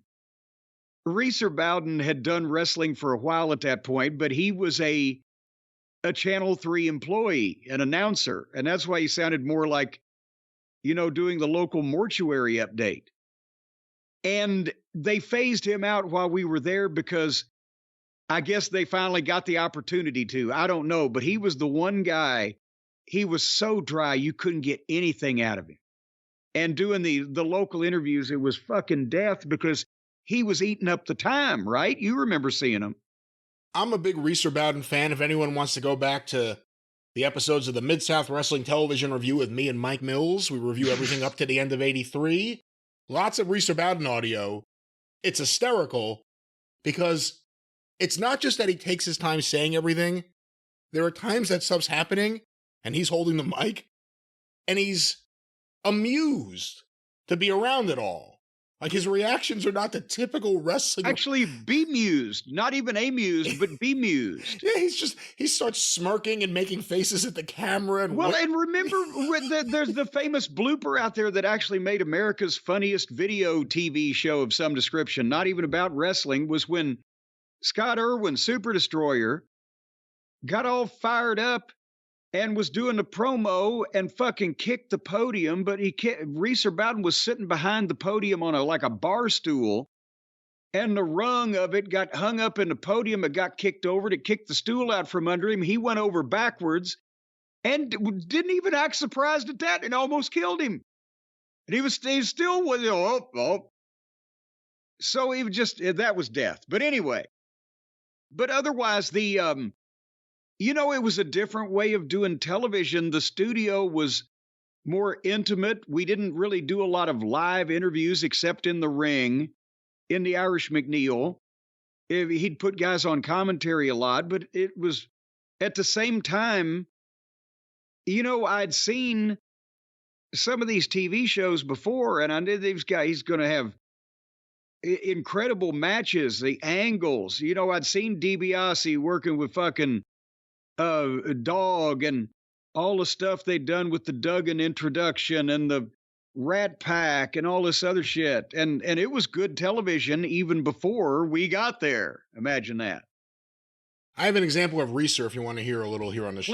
Please do. I won't play too much of this, but this is Reeser Bowden from '83 introducing a Hacksaw Jim Duggan promo.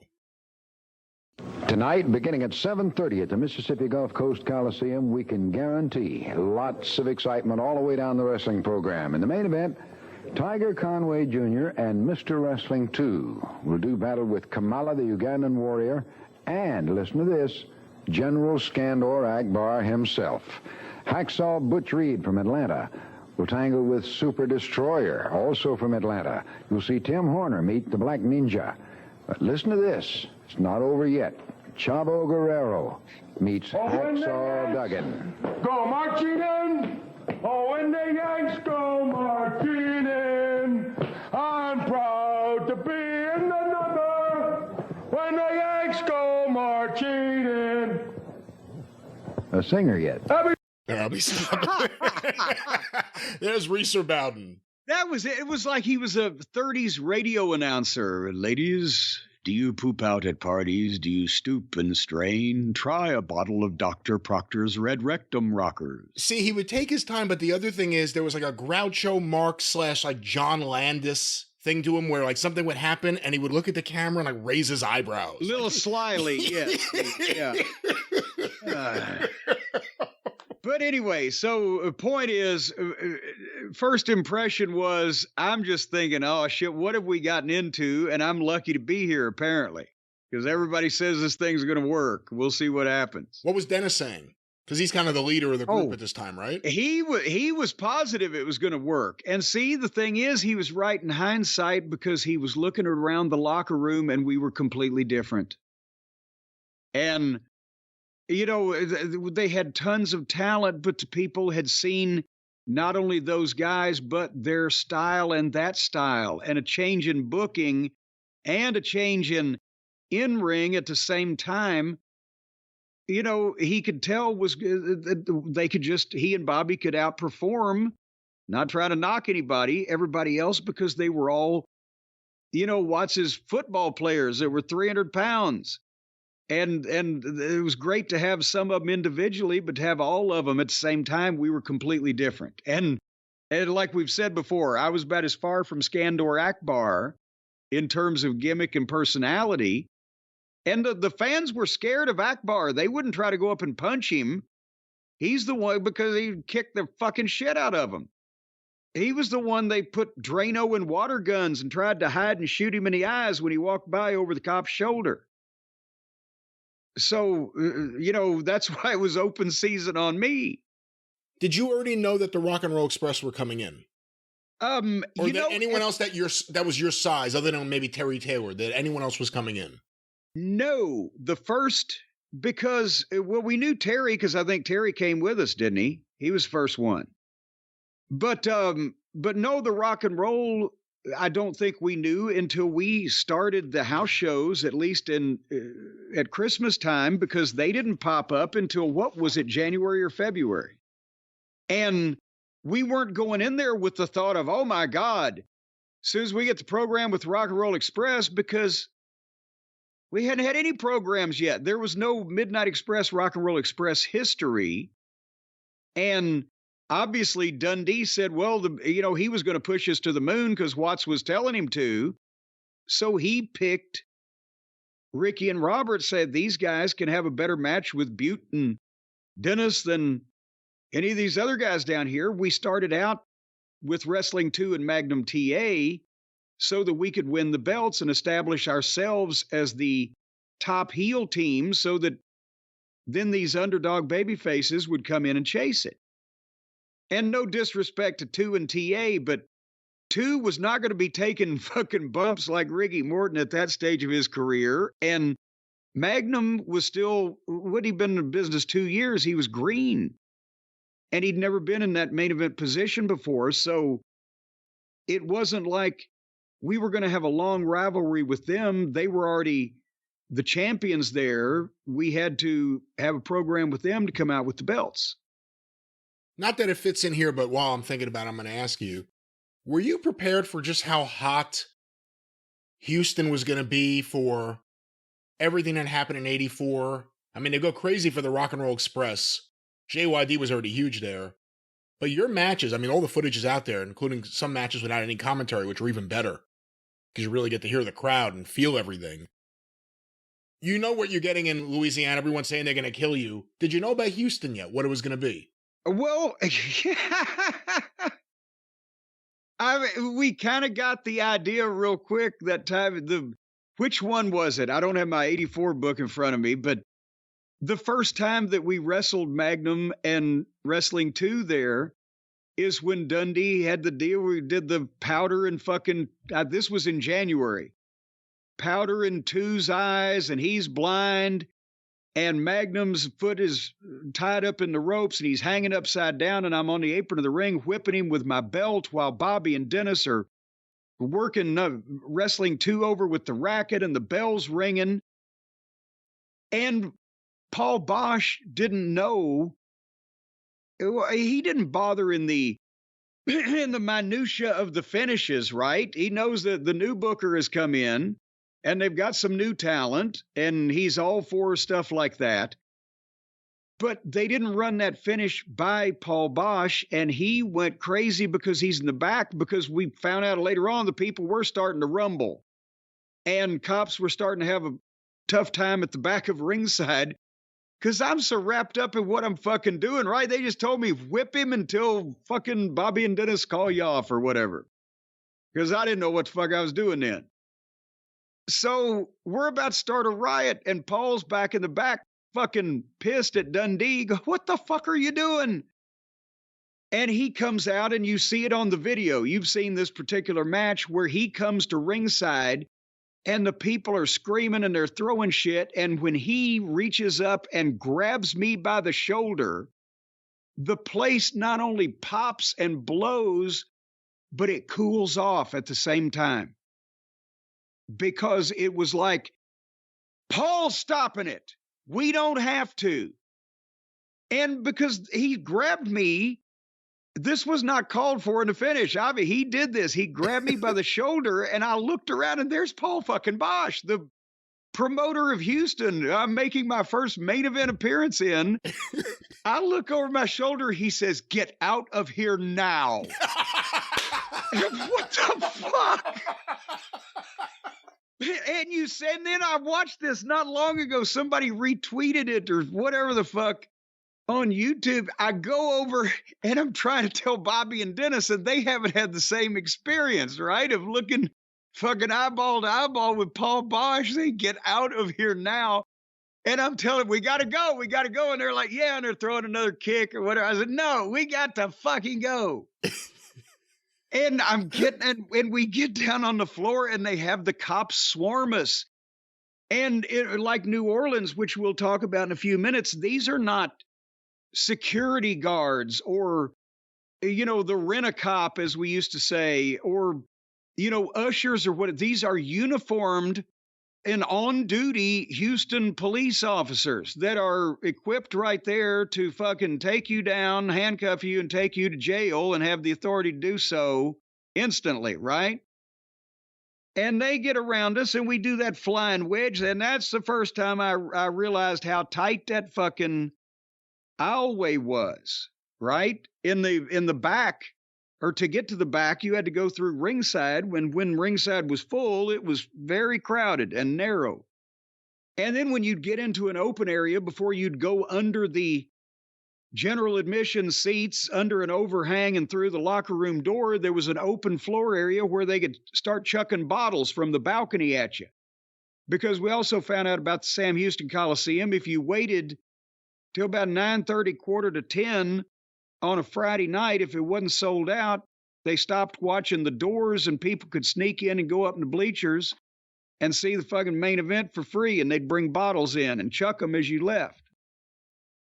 But anyway, so part of the problem is when it comes to a whipping or a strap angle or anything, you had a way of doing it so you looked like you were really violent and angry and unstoppable and not going to stop. I got a lot of complaints. Yeah, but no, and here's the thing.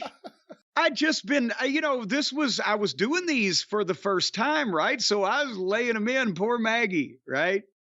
And after a while, I learned how, okay, you double the strap up so it makes a better noise. And if you swing this way with your shoulder, you don't have to put the oomph in it with your elbow. But it was still landing. And on a Clash of Champions, I apologized to Bobby Fulton ahead of time, and he knew, it was. And why is he going to complain when his partner had got knocked blind anyway in the same match? But anyway, back to where were we? Houston. Actually, we're not in Houston yet. We were talking about Houston, but we just left Shreveport. Time travel. Well, no, we're not time. It was a slow trip. I didn't have to be back for 3 days. And then on Saturday, December 10th, I was in Nashville, Tennessee. And you know why I was in Nashville? Because I lived there, and Jimmy Hart wanted to be in Jonesboro that night because he was next to Memphis. And this was my setup to my final event in the territory. I managed the grapplers, Lynn Denton and Tony Anthony, over Jeff Van Camp and Franklin Hayes, who later would become John Tatum. This is when he thought he was Michael Hayes' little brother.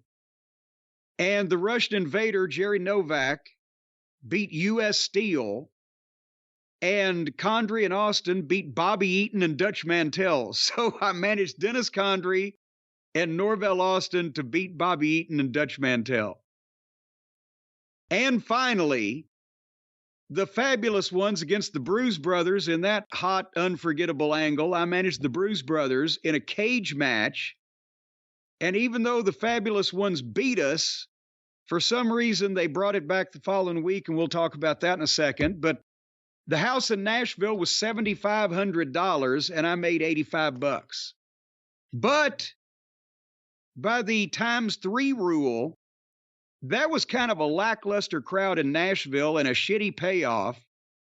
And in today's money, that would be $22,500 in a town they ran 50 times a year.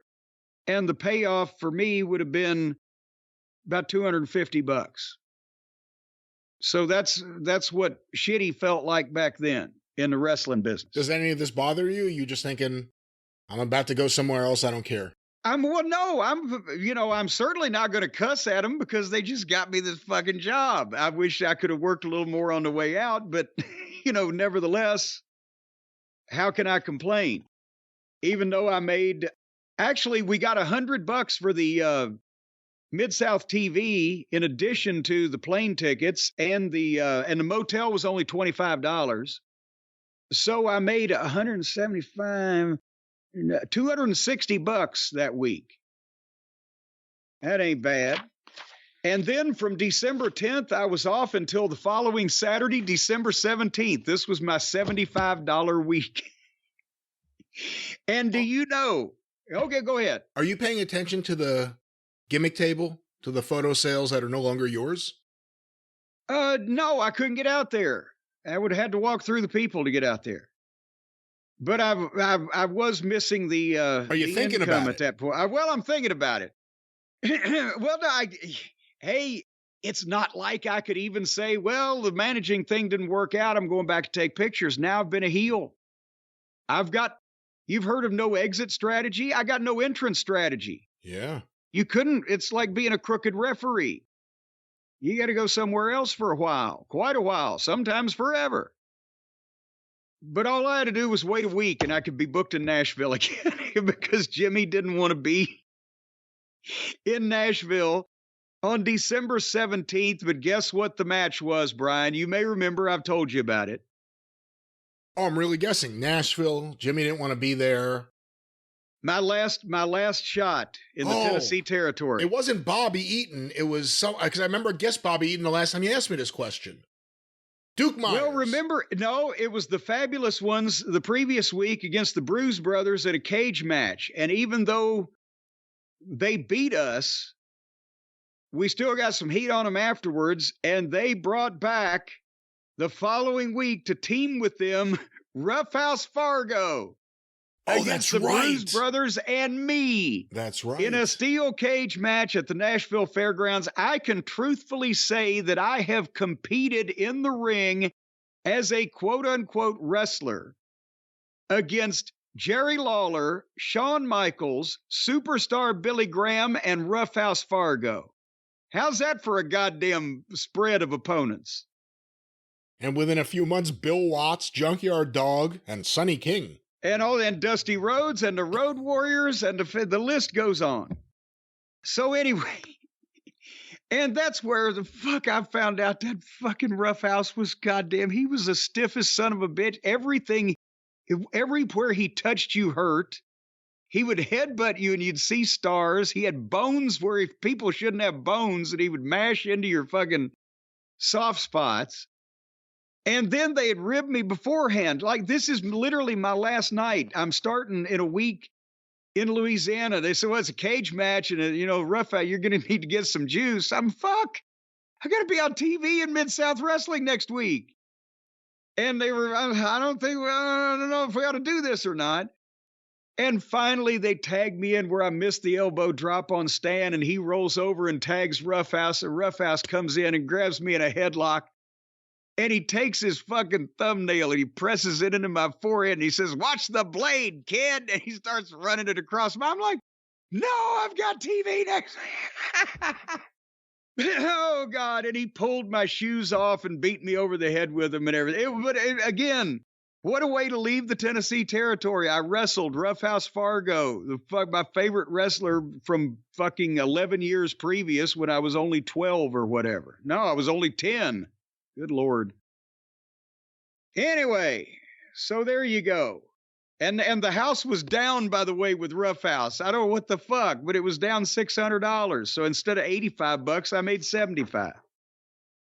Anyway, then from the 17th, I was off until Christmas Day, because on December 24th, Bobby and Dennis and I, all three, drove down to Alexandria, Louisiana. And if anybody wants to, for this part of the program, Google map or whatever you do, just a road map of the state of Louisiana, just so you see where these towns are I'm about to talk to you about. But then imagine 40 years ago, they didn't have any north-south interstates in the state of Louisiana. Interstate 10 ran from Houston through Lake Charles, Louisiana, Lafayette, Louisiana, Baton Rouge, into New Orleans, and over to Biloxi, right along the coast, right? 300 miles to the north, Interstate 20 ran from Dallas through Shreveport, Louisiana, Monroe, Louisiana, and over into Jackson, Mississippi. Anything north to south in that fucking state, you were on a 2-lane highway, sometimes driving through a swamp or a bayou. And it took for fucking ever. And Brian, you kind of know the history of the Louisiana wrestling territory, and that far back as 40s, 50s, 60s, it was maybe the Welches or the Fullers had opened up southern Louisiana as part of the original Gulf Coast territory. The Fields family had things to do with it. There was always local promoters involved in either in front of the scenes or behind the scenes in wrestling in Louisiana because of not only the commission, but you needed a local person to pay the right people off in the state of Louisiana. But it had never been a big money territory.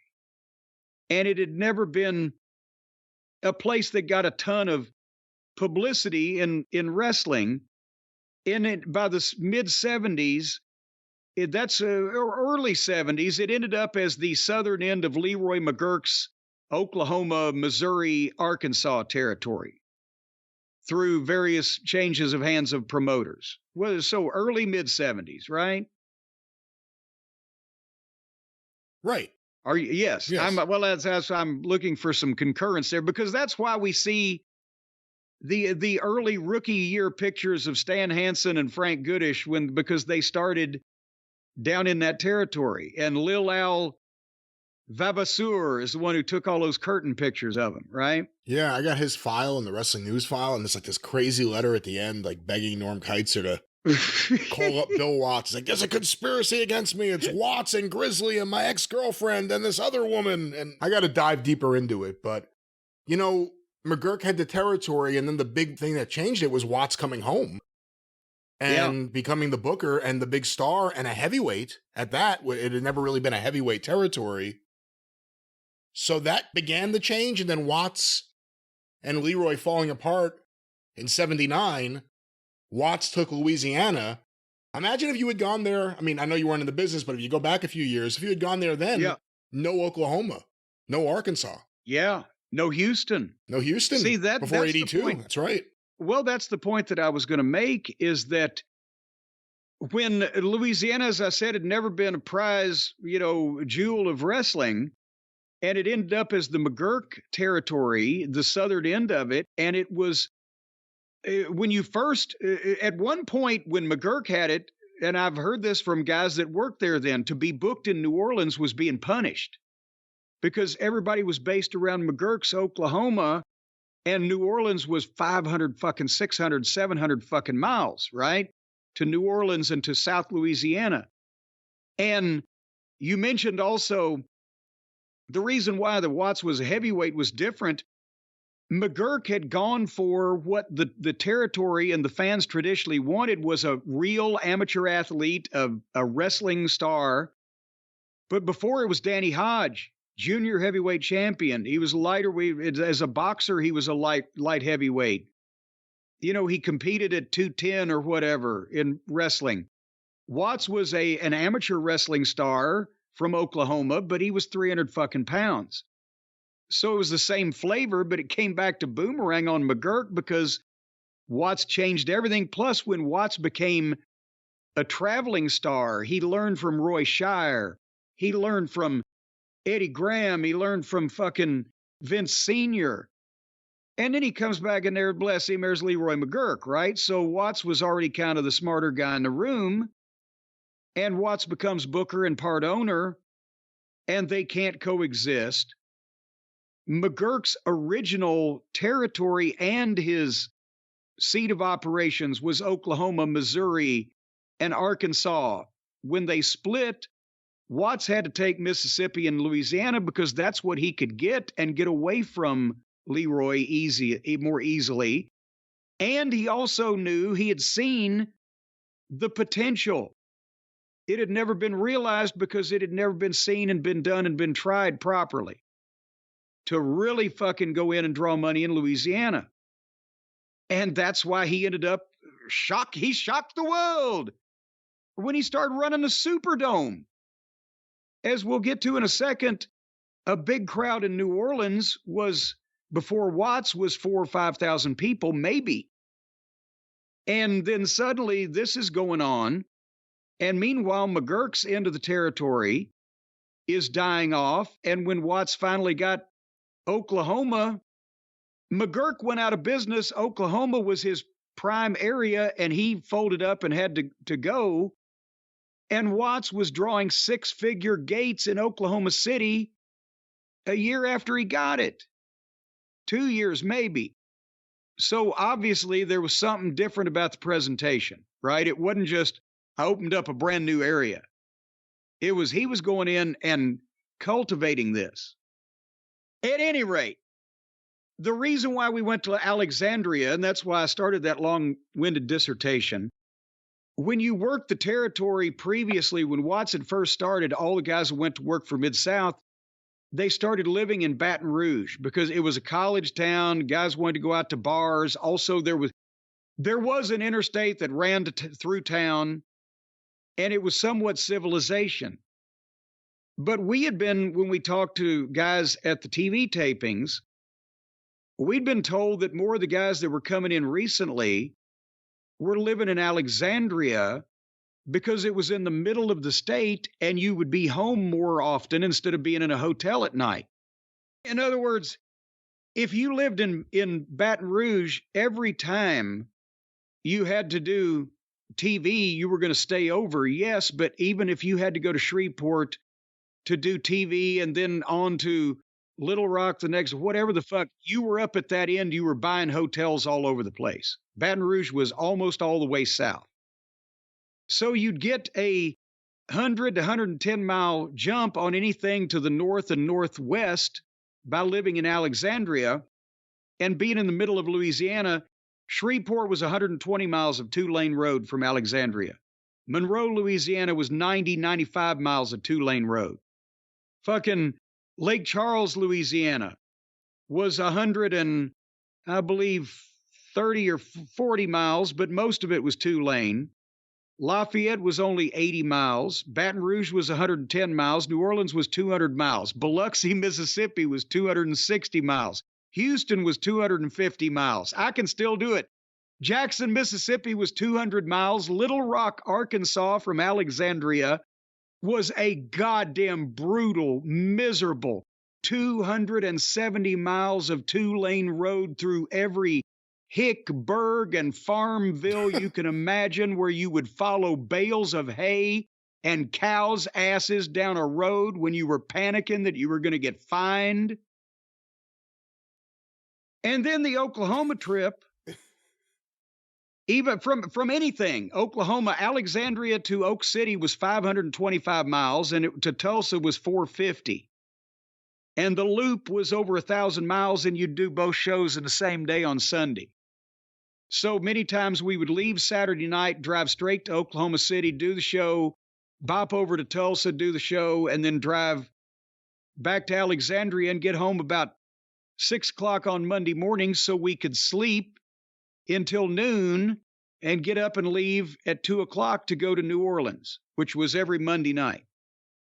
So the point is, we drove to Alexandria on Christmas Eve, and we got a hotel room. And this was before I was a seasoned traveler. I assumed when we got to the city that we would just pick from a variety of hotels and motels that we're sure they have available in an area of town that we might like to examine living in, right? We drive into the middle of Alexandria, Louisiana on Christmas Eve 40 fucking years ago, and there is not I think there was an Econo Lodge, but otherwise than that, there was not a name brand hotel chain in that town. We ended up staying at the Alexandria Motor Lodge, which was also the place where the fans tarred and feathered Bobby's Lincoln after we tarred and feathered Magnum TA on television.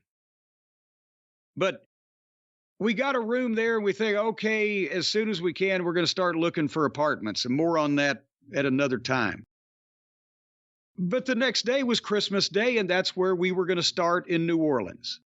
So we've driven each of our car. Dennis had the van that he bought from Stan Lane that the fucking top vent leaked.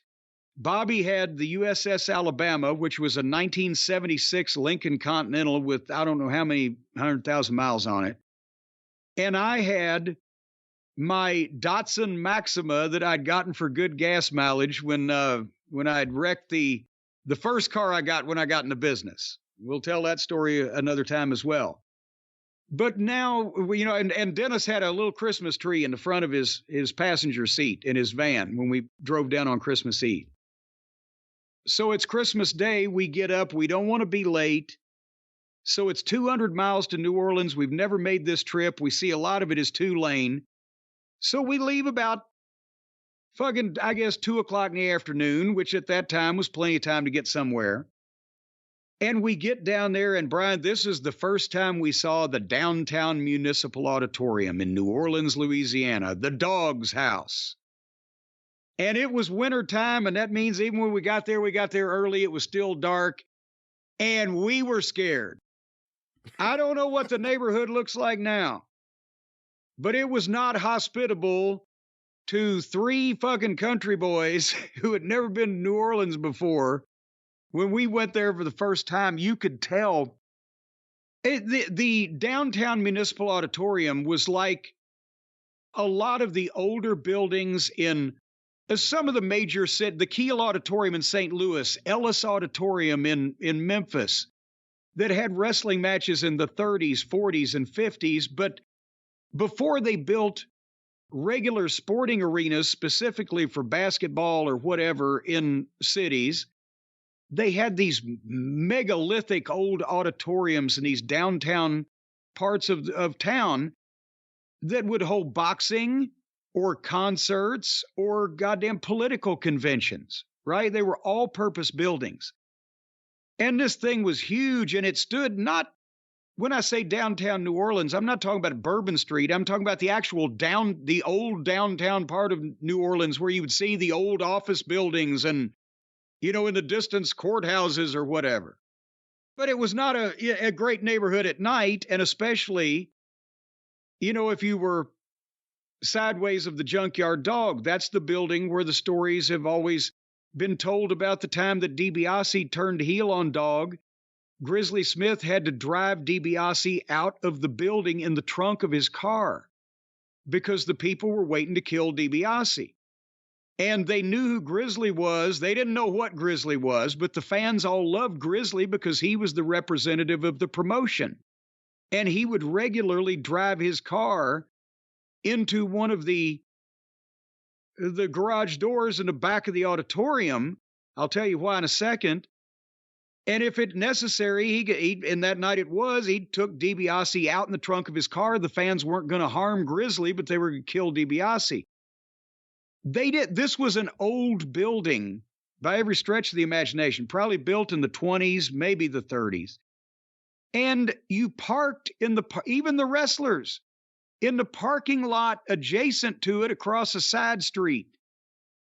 And that's why we always tried to get there early. The cops there discouraged the fans from hanging around the back door where the wrestlers came in before the show and after the show as well. But if something happened hot, as it often did with the Dog in his heyday, then they would legitimately, Brian, you've seen cops from Mardi Gras where they have the cops on horseback, crowd control, riding horses through people to herd them, right? Yeah. They would do that to get the angry fans away from trying to kill the heels that had fucked with the Dog. They'd have the cops out on horseback. And ironically, by the time that we got there, inside the building in New Orleans was probably one of the safest places in the Mid-South Territory. It was scary as fuck in the dark, especially going from your car in the parking lot into the door, and then you were fine, and then going out again. If you had any heat, but you'd get an escort going out. When I first started getting Mid-South tapes when I was much younger, I was always trying to figure out, what does it say on the barricade there? And then you realize once you get a better quality copy, oh, that's the police. New Orleans police line. That's what I was going to say. They had such trouble in the downtown auditorium in wrestling matches at that point in time from the 70s. And then when Dog got hot and they started turning people away and etc. Tony Zane was and I liked him. I'm not insulting him. He was a job guy. He was from Rome, Georgia, started out with Arn Anderson. They started together, just doing little indie shows of the time, Outlaw. And he got booked down there. I think it was summer of 82 or something like that. And he was just doing jobs in the opening matches. He ran into the ring in New Orleans to do a pull apart when the top guys, the top main event stars were fighting. And he was just a nameless guy there to pull them apart. And when the fans hit the ring and stabbed him, he showed me the fucking scar. He's like, and so I'm thinking, my God, and I've heard these things, right? And I'm like, now I'm going to New Orleans. But by the time we got there inside the building, they'd had so much trouble that they had instituted the security measures that they took. And that's what you saw in a lot of those early and mid 80s tapes was they didn't have, again, security guards or ushers. They had on-duty fucking New Orleans police that don't take any fucking bullshit whatsoever, right? And that's the building where the door, and many shoots have told about this from Duggan and DiBiase, where if the fans hit the ring, try to get the heel, the cops would drag them and throw them in the room, the door right next to the back door, and let the heel go in for 60 seconds or 120 seconds or whatever the time period was, and then throw the fucking fan out the back door in the alley. That's the door the wrestlers were coming in and out of from the parking lot I was talking about.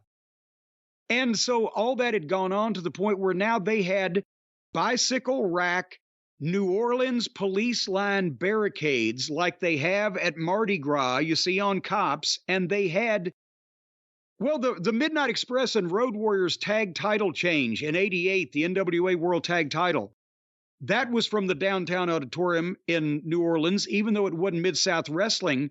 The police and the building determined that perimeter. The promoter didn't have anything to do with it because they kept getting sued.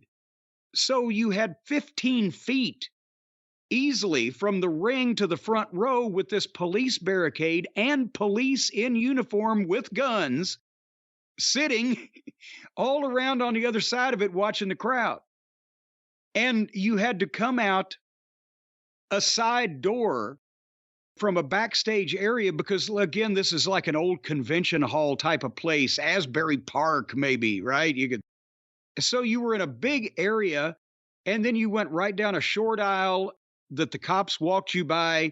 You didn't have to go through the people, and you were already at ringside because of the configuration of the building.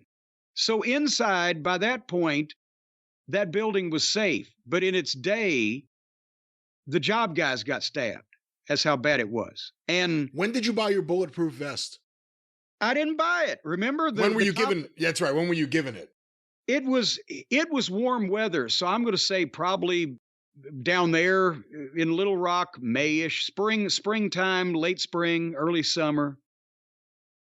Because, well, I mean, you know, some different cops in different towns took different levels of interest in what they were supposed to be doing. And I always tried to be as nice and make friends with all of them, right? And we learned that from Dick Beyer. He'd go out, that is his first thing. He'd go out and joke and shake hands with all the fucking cops. Because that was, you know, literally who was going to fucking save your life if it was going to be saved that night.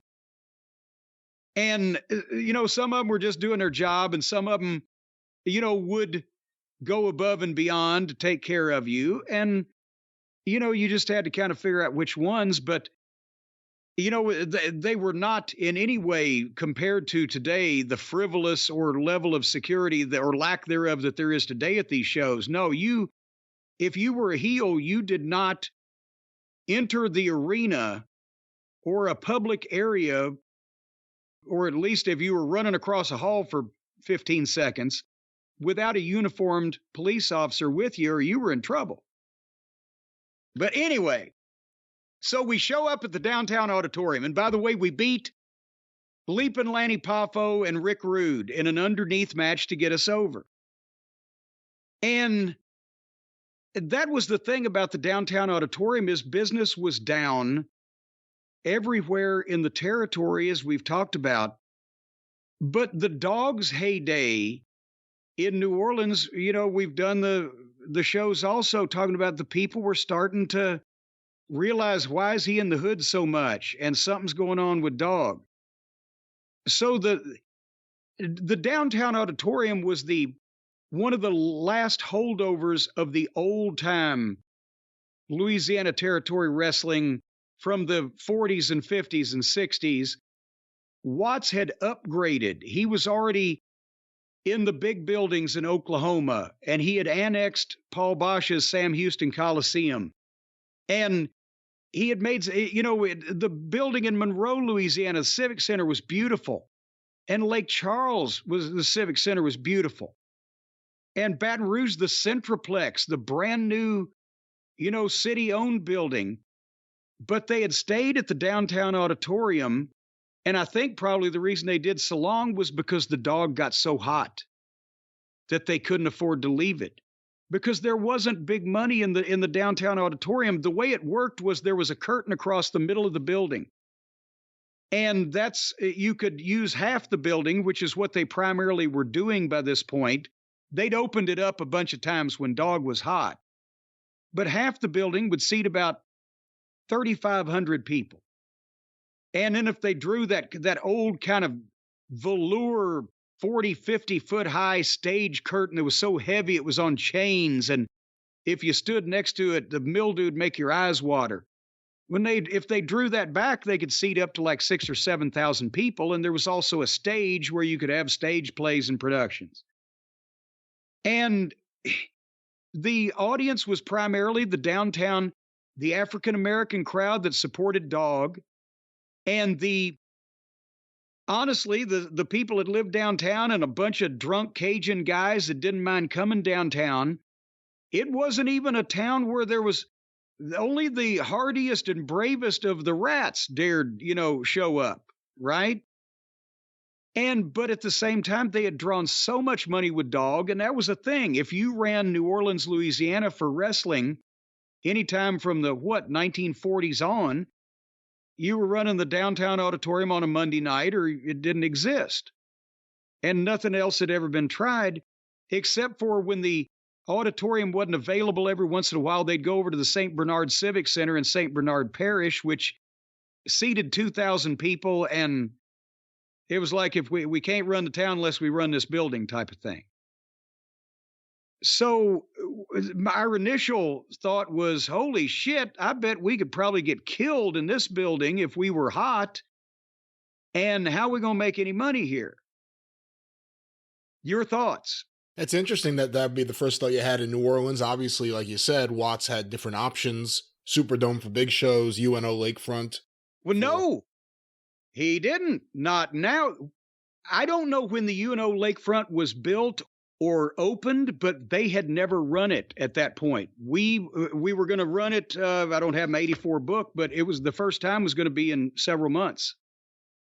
So at that point in time, and I knew about the Superdome, and that's another thing we're talking about. We're like, okay, they put 30,000 people in a Superdome, but this is their regular building. Because, I mean, this building made the Mid-South Coliseum look like goddamn the Silver Dome, right? In terms of old and wore down in the neighborhood and the whole 9 yards. I mean, you could see they could sell it out and make some fucking money, but it wasn't like, wow, the yellow brick road is paved with gold. So we saw where we could probably get killed, but we didn't think that New Orleans was maybe going to be our favorite town. However, when we got our check, we made $175. Now think about, and that's 3 times, right? So $350, $525 for a preliminary match. And the biggest payoff I've yet had in the wrestling business was $300, which was June 6th, because little known trivia, the semifinal under the Lawler-Dundee loser leave town match that drew 11,346 grand and the gate record was the Fabulous Ones against Duke Myers, Bobby Eaton, Jimmy Hart, and me. So I got $300 for that. And my biggest week in the business had been just under 900, which today would be 27. So not fucking bad. But, we hadn't gotten our check yet when we saw New Orleans, but that was the payoff. So there was a pattern developing here, which I'll get to at the end of the week. When were you paid? Well, that's the thing. You got your check on Wednesday mornings at interviews in Shreveport. When the talent would walk in, baby faces were at one table, heels were at the other table with the formats and the list of the promos we were going to do. And your check with your little name showing through the window, right? And you got a check for a week's period of time, but he held back a week. So the first check you got was 2 weeks after you started working. He held back everybody's money for a week because that way if you walked out on the territory, no-showed without notice, left hotel bills, or otherwise fucked up, he had some of your money he could pay all the shit with, so the people weren't hot at the wrestling company. And that also prevented you, in a lot of cases, from walking out without notice because you were giving up 2 weeks worth of pay instead of 1. But nevertheless, we went to the following day. So that was our experience. And really, besides for the ambiance of the thing, you could see the wrestling matches of the 40s. Wild Bill Longson wrestled here. I mean, the old building that was cool for that standpoint, but we're kind of like, What's it like being in the back when the Dogs music hits? Because you didn't hear that much music being played in the back throughout your career so far, because it was really just being introduced on a widespread basis. Well, here's another thing. You ran the music. No. I ran the music a lot, but no, I didn't hear the Dogs music, because when you went in that door in the downtown auditorium, you would turn left, you'd be in like this big open area place. Like I said, this could be a convention hall or whatever. They could have fucking exhibitions in this big open area, and you would walk all the way down and go behind this other wall, and there would be a room where you would dress in. So by the time you got down there, you couldn't hear what was going on outside. If there was a run-in, you had to plant yourself in front of the door, or elsewise you wouldn't be. You had to peek out the actual door down the aisleway to see what the fuck was going on in the ring. Or in some cases, you could stand over in a dark little corner next to that door, still behind bicycle rack railings, if you wanted to scope out the other talent that was available. And in terms of music, this is the first time you're going around with your own music for the Midnight Express. How do you handle that? Yes. Who's running the music and what do you do? Well, I was proactive at the start because being used to being the spot show ring announcer and fucking, fallback, whatever, fill-in announcer, I always had like 5 copies of our cassette tape in my bag, but we put a boom box in the trunk of the car, whatever car we were taking to the shows, until it got to be a common thing that every building had a cassette player. Because back in not every building we were working in even had a fucking cassette player. So you would stick the fucking thing in the boom box, turn it up, and hold the PA mic in front of one of the speakers. That was how you played the entrance music.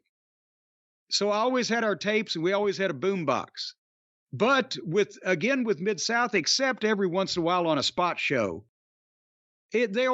Grizzly was taking care of the box office and shit, but Jack Curtis was in a lot of the towns supervising who the ring announcer was. They had either their own boom box, and then I think Pee-wee, Randy Anderson, one of the referees, because he had Dogs music.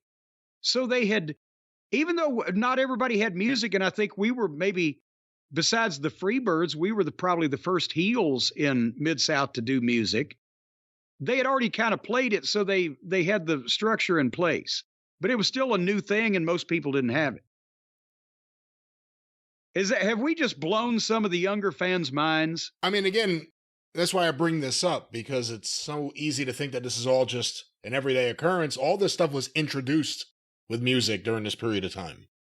Yes. And, within the previous, couple of years, it all started to come together between, Leroy Brown was in 77. That wasn't, repeated often. And then the Freebirds started in 79. So we were still in the first few years of it. But 84 is the year that Mid-South really embraced it, not just with ring entrance music for, like you said, heels like you, and tons of baby faces, and the Rock and Roll Express would come in, Fantastics would come in, PYTs would come in, but the music videos too. And that was the big thing. Even WWF, obviously Memphis really got it going with this. This was the beginning of a short period of time, the era of the music video, before people worried about rights fees or anything. Well, and that's why Jerry Jarrett sent Randy West, his son-in-law, down to Louisiana to teach Joel Watts how to edit the MTV music videos.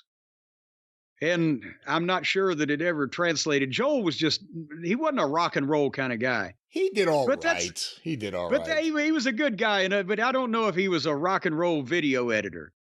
But that's the thing with Jerry Jarrett. He did, again, he was not like a rock and roll fan, but he had the mind to think of things. You can see him telling Randy with the spit cup, right? Randy, make them baby faces a video like they got on the cable on my TV that they've just started playing, because I think the girls is going to like that shit. Yeah, what cable channel was he watching? They did those Fabulous One videos in his bathtub. No, hey, I'm telling you, have you watched MTV from 1982 lately? There was a lot of provocation going on. But that's the thing, he could see that.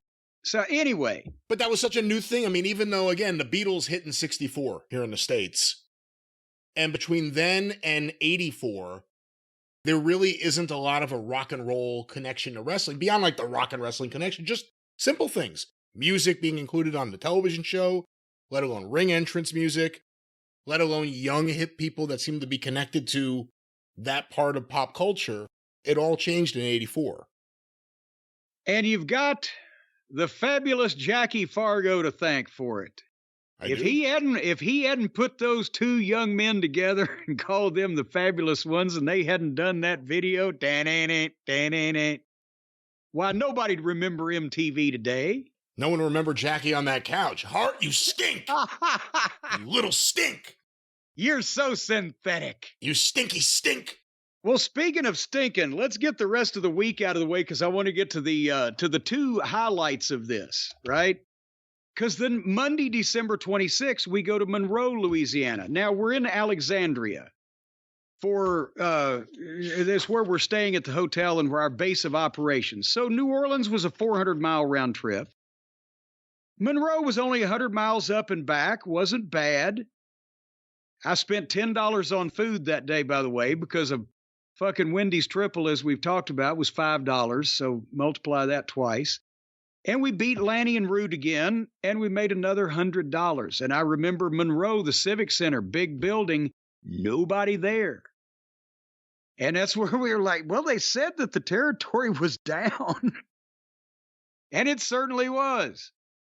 And then the next day, we went to Shreveport, the 27th.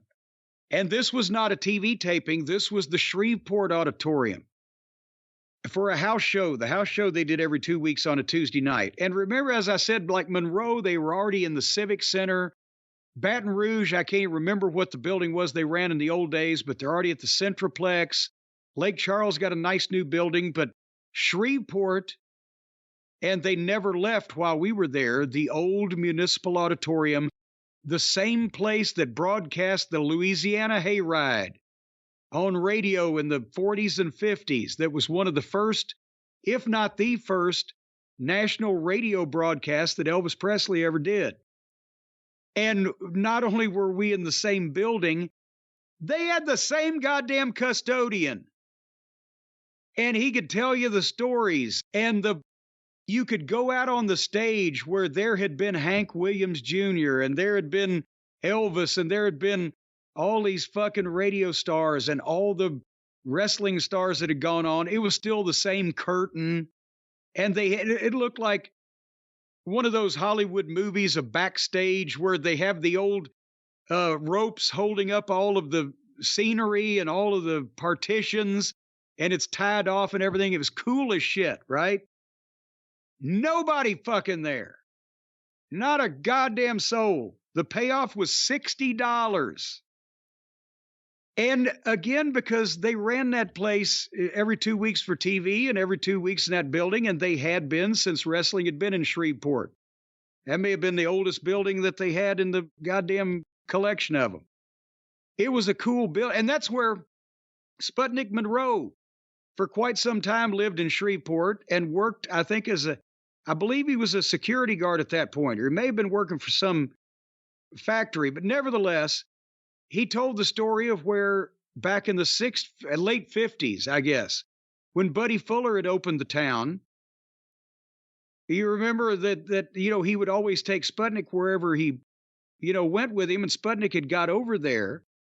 And so then he'd gone on to somewhere else, and they called him back in because they said, you got to teach these guys how to take bumps.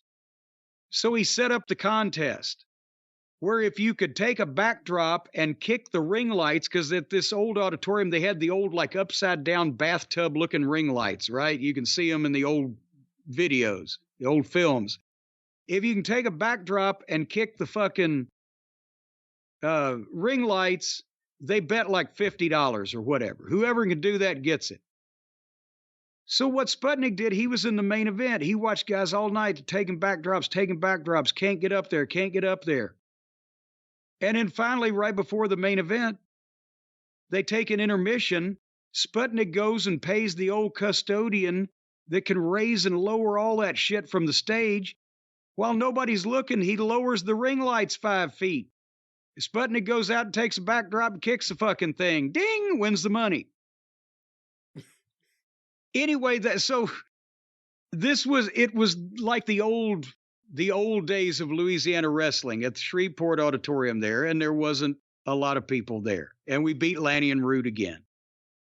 And we stayed over, and I'm going to say that on December 28th, this was either the only time or one of only 2 times that Bobby and Dennis actually went to local promos. Okay, you remember at the start of our run there, you would see them standing there in the back wearing sunglasses and glaring menacingly, or at least Dennis was menacing. Bobby was Bobby.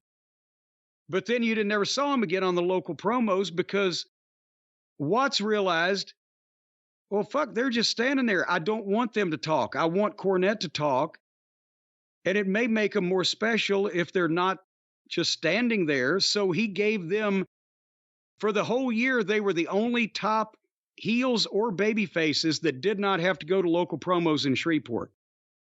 And fucking other guys were like, bullshit, right? But they had that was another thing that made them different. Even the other guys you managed when you were there, Hercules Hernandez, I remember in local promos with you.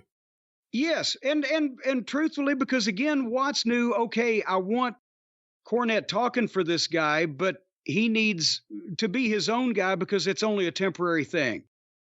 Whereas he had intended to make us, me and the Midnight, a match set. You know, with the other guys, it was just to help them out and to augment. But he still wanted to show the guy off and let the guy have a chance to say something. So he could, And then later on, I ended up selling Hercules to Akbar, as you'll recall. I do. That was the era of selling wrestlers to Arabian managers. To rich Arabians, yes. And now they just sell wrestling shows to rich Arabians. The wrestlers get to come home afterwards. But so we did interviews at KTBS, and we did them from 9 o'clock until probably 3 in the afternoon, and then we were off that night. It would not always be that way. As a matter of fact, most of the time it wouldn't be that way, but we got a chance to go back home and get home about fucking 6 in the evening.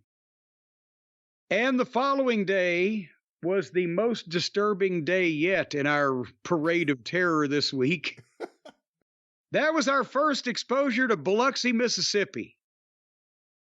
You had to go 2 lanes, 100 miles to Baton Rouge, hop on Interstate 10, go all the way through New Orleans, all the way over to Biloxi. Was 250 miles from Alexandria. That means a 500-mile round trip. And, oh, by the way, did I mention in Shreveport we made $60? I think I said that. But when we got to Biloxi, we saw that it was the Mississippi Gulf Coast Coliseum. I don't know if a lot of people have been there, but Biloxi, Mississippi, it used to be another town in fucking Mississippi until, I guess in the 70s, somebody realized it was on the beach. It's on the coast. It's the Redneck Riviera. It's not far from Mobile, Alabama and Pensacola, Florida, but it has its own beach, and they started making some resort hotels and this Gulf Coast Coliseum that seats, to my memory, somewhere around 12, 13, 14, 15,000 people, which I don't know if there'd been that many people in Biloxi until 1936. And Watts was, I don't know where they used to run wrestling in Biloxi before Watts opened. I know it wasn't here. And the house, and by the way, remember that I would say in those days, the average ticket price in Biloxi was probably about $8. The house was $8,000. There was 1,000 people in this fucking building. It looked like an AEW television taping. And again, we made $100. We beat Lanny and Rick Rude, bless them. But we're thinking, fuck, we heard that the territory was down, but now this is a building that seats more people than the Mid-South Coliseum, and there's only 1,000 people in it. And what they did was they did the curtain thing, right, where they only used part of it. But also, remember I've talked to you about a town that the arena was so dark going to and from the ring that once you left the ring light area, that you were in pitch black and chaos would often occur. The time that the big guy attacked Bobby and he front face locked the guy and the guy just wiped out half a ringside with Bobby's body shaking him like an elephant.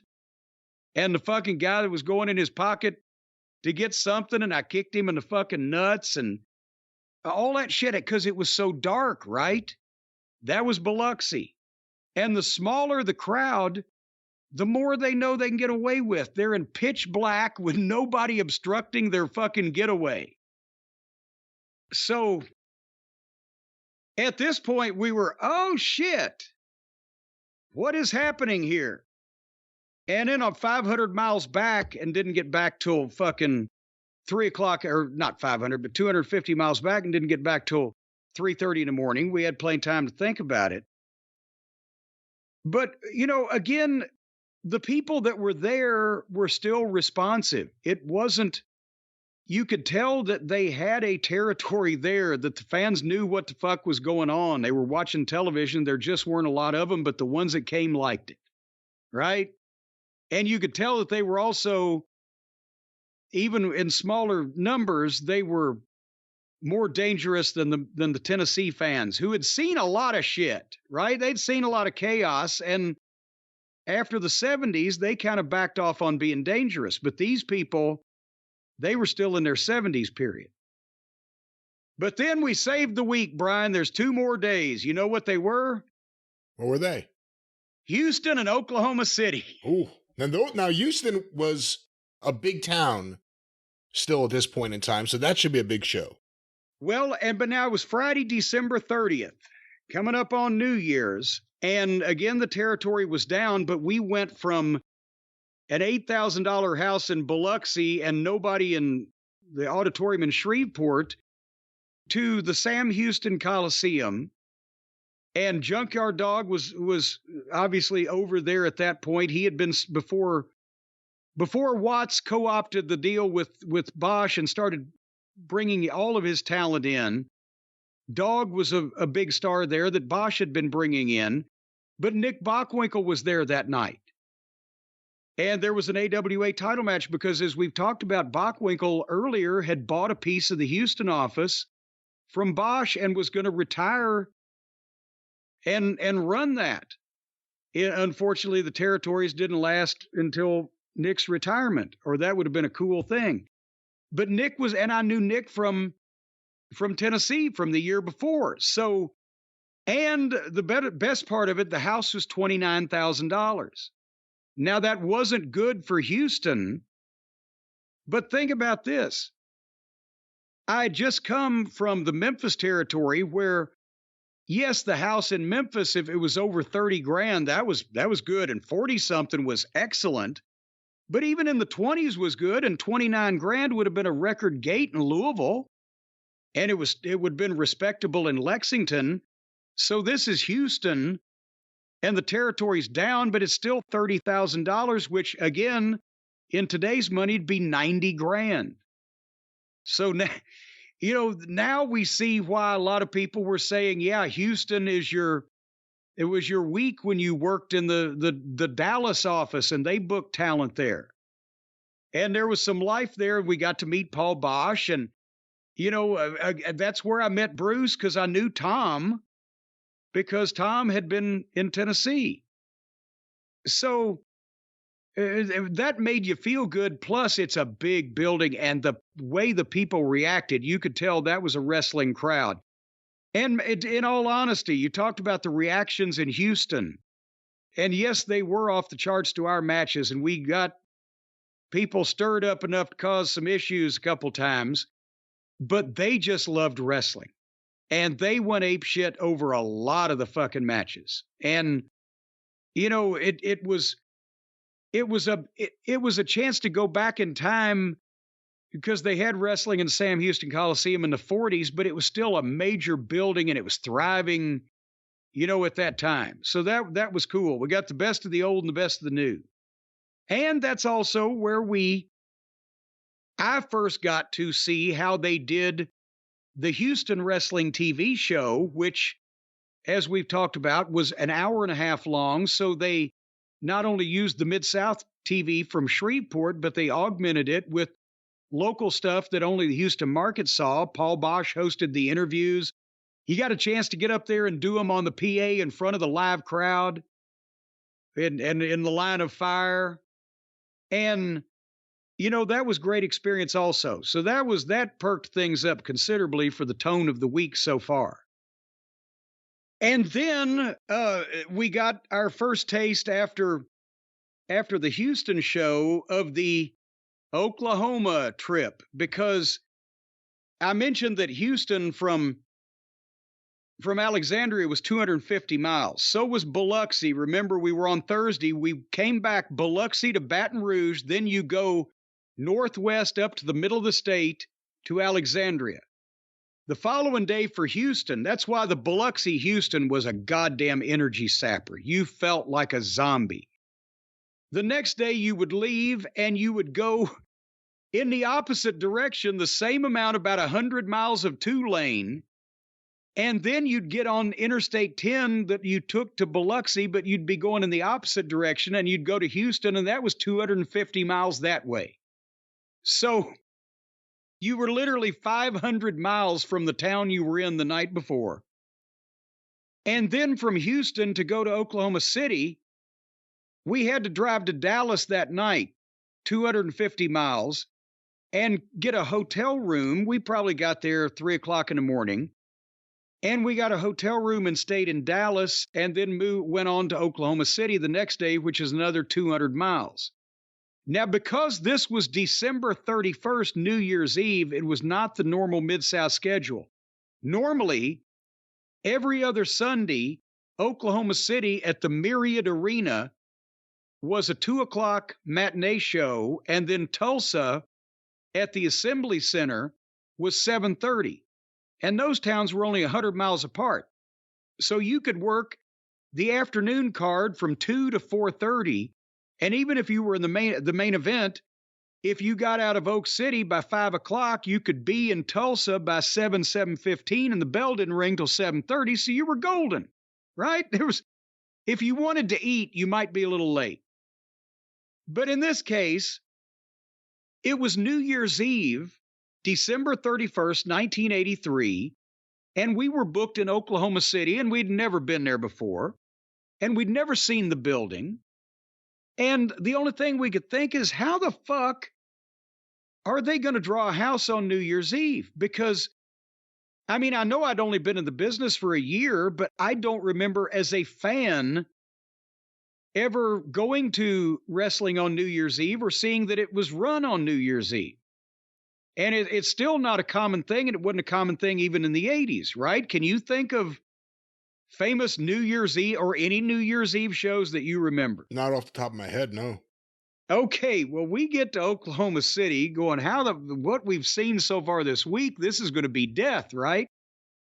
We pull up to the Myriad Arena, which was in the middle of downtown Oklahoma City, and it was, as Barney Fife would say, a showpiece.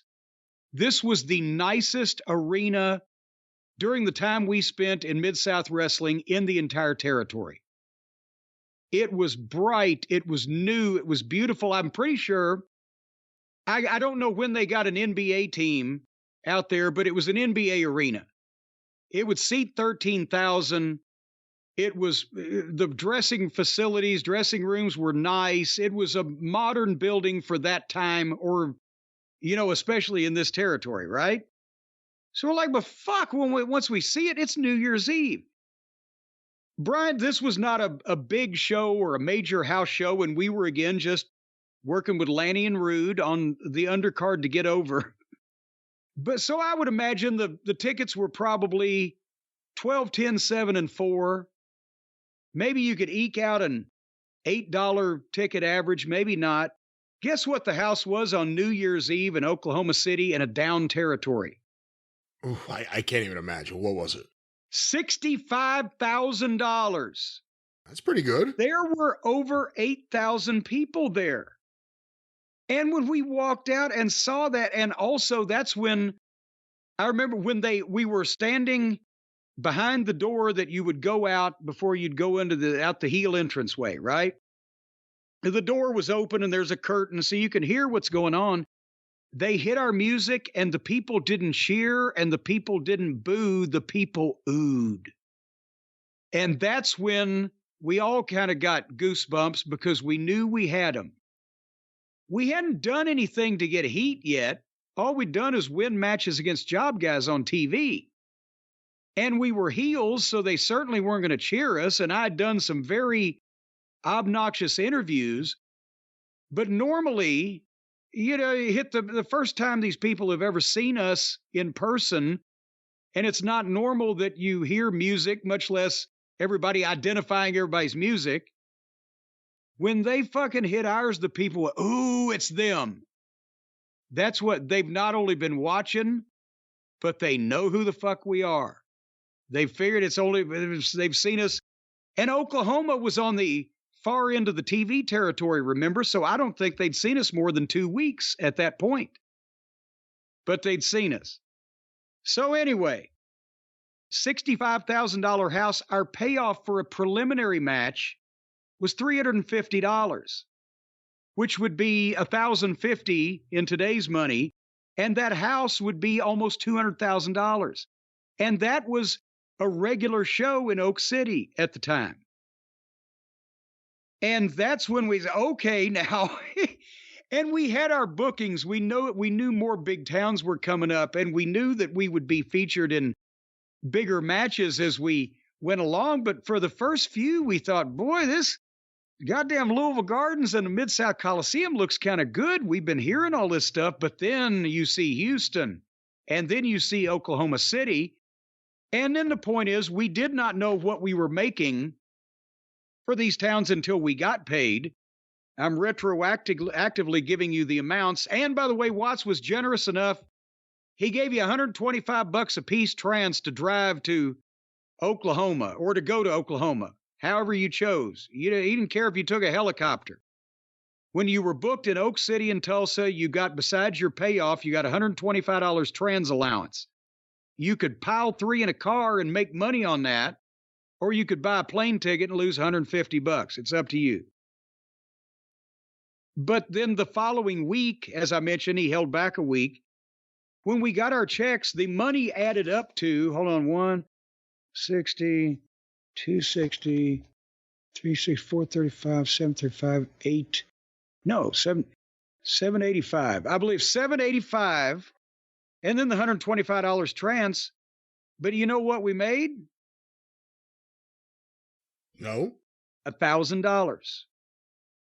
Because he had told Dennis, when he presented the idea to Dennis, remember I told you about Dennis's conversation with me, you guys will make between $50,000 and $100,000 in my territory over the course of the year. He bonused us. Remember the bonuses I've told you about? Every once in a while, he'd bonus somebody for going over and above and beyond the call of duty. Because it was a shitty week, he bonused us so we'd make $1,000. So my first week in this territory that is down, that I saw some of the houses were the shits, and we were in preliminary matches, was the biggest week I'd had so far in the wrestling business, and today it would equal $3,000 in today's money. So that's when we finished the week on a high note, and we got our check, and we kind of, okay, obviously this is going to work, it seems. But, for a while, a couple of those towns, we were like, uh-oh, but in the long run, everything he said was going to come to pass, he followed through on, and it came to pass. And in the next 6 weeks, we were starting to do record gates in some of these towns because of everybody, because of Dundee's booking, because of Watts' ability to talk us all over doing that stream of consciousness, television announcing, because of our work being different and honestly a little more heat getting than what they'd seen, and the change in the talent and the blah, blah, blah, and the philosophy and the whole 9 yards. But still, it was the potential you could see was there because he had so many bigger markets and so many more big buildings than the Memphis territory did. That if you could even do moderate business in all of those markets, you could make a fortune, which he did, and he did. And we did. But there you have it. And thankfully, Tulsa wasn't on that loop, or I may have quit the fucking business before we did all that stuff, because I mentioned Oklahoma City was the nicest building and probably the safest, along with New Orleans. And Tulsa was the goddamn most dangerous town in the whole territory. And we started 6 riots there. And I got more juice from the fans in Tulsa than in all the other towns that I've ever worked put together. So it wasn't on that week's tour. Amazing end to 83. We've looked at so many of your months, so many of the schedules that you've had. And as we get ready for 2024, we get ready to talk about 1984. One of the great years in wrestling history, one of the great years, the greatest year in Mid-South wrestling history, and the year that cemented Jim Cornette and the Midnight Express into every wrestling fan's mind. George Orwell and I were the only ones that knew that was an important year. And Vince McMahon, we heard his 1983 Christmas greeting guaranteeing big things in 84. Big things in 84, but yes, that was the 83 experience. And again, you know, it shows how these things can change. And we talked about Randy Savage's change of fortunes from being unemployed when his father's outlaw promotion sunk to going to work in Memphis and to suddenly the next year being the WWE champion or WWF champion. I went from literally making $75 a week in the wrestling business. 2 weeks later, I made $1,000, or $225 and $3,000 as we've adjusted for inflation, and went from being the absolute most dispensable person on the roster to it arguably and kind of in effect the heel that was responsible for a larger territory's record year in business in weeks. Funny how these things work out. It certainly is. And with that, Jim, it is my show. That's right. This is your my show. I'm just meandering on till you close, the son of a bitch. Well, we're about to close this thing very, very swiftly. But any final words for the listeners? We're going to be back with omnibuses and, of course, any big stories on the YouTube channel. But for the final scheduled regular episode of 2023, final words for the listeners. Merry Christmas and Happy New Year, everybody. And in all honesty and without the dramatic hyperbole that we have come to be known for, we love you guys. We couldn't do it without you. We could do without some of you, the bitchers and gripers and complainers out there. But without the loyal audience that listens to this program, we couldn't do it without you. And so with the cult of Cornette and the Arcadian Vanguardians and all of the people who support what we do and have common sense like that, we love you, and Merry Christmas and Happy New Year and all the holidays, whatever you celebrate. And the same goes for me and, of course, the staff at Arcadian Vanguard. And with that, we're not going to top that wonderful ending, the nicest thing Jim Cornette has said in 2023 here on the show. That's the nicest thing I've ever said. But stay tuned to the podcast feeds. Big omnibus is coming, several amazingly long episodes coming, as well as the official Jim Cornette YouTube channel. Go through the archive at patreon.com/Cornette. But until next time, for Jim Cornette, I'm the great Brian Last. We hope everyone had a great 2023. Here's to a great 2024. Tally-ho!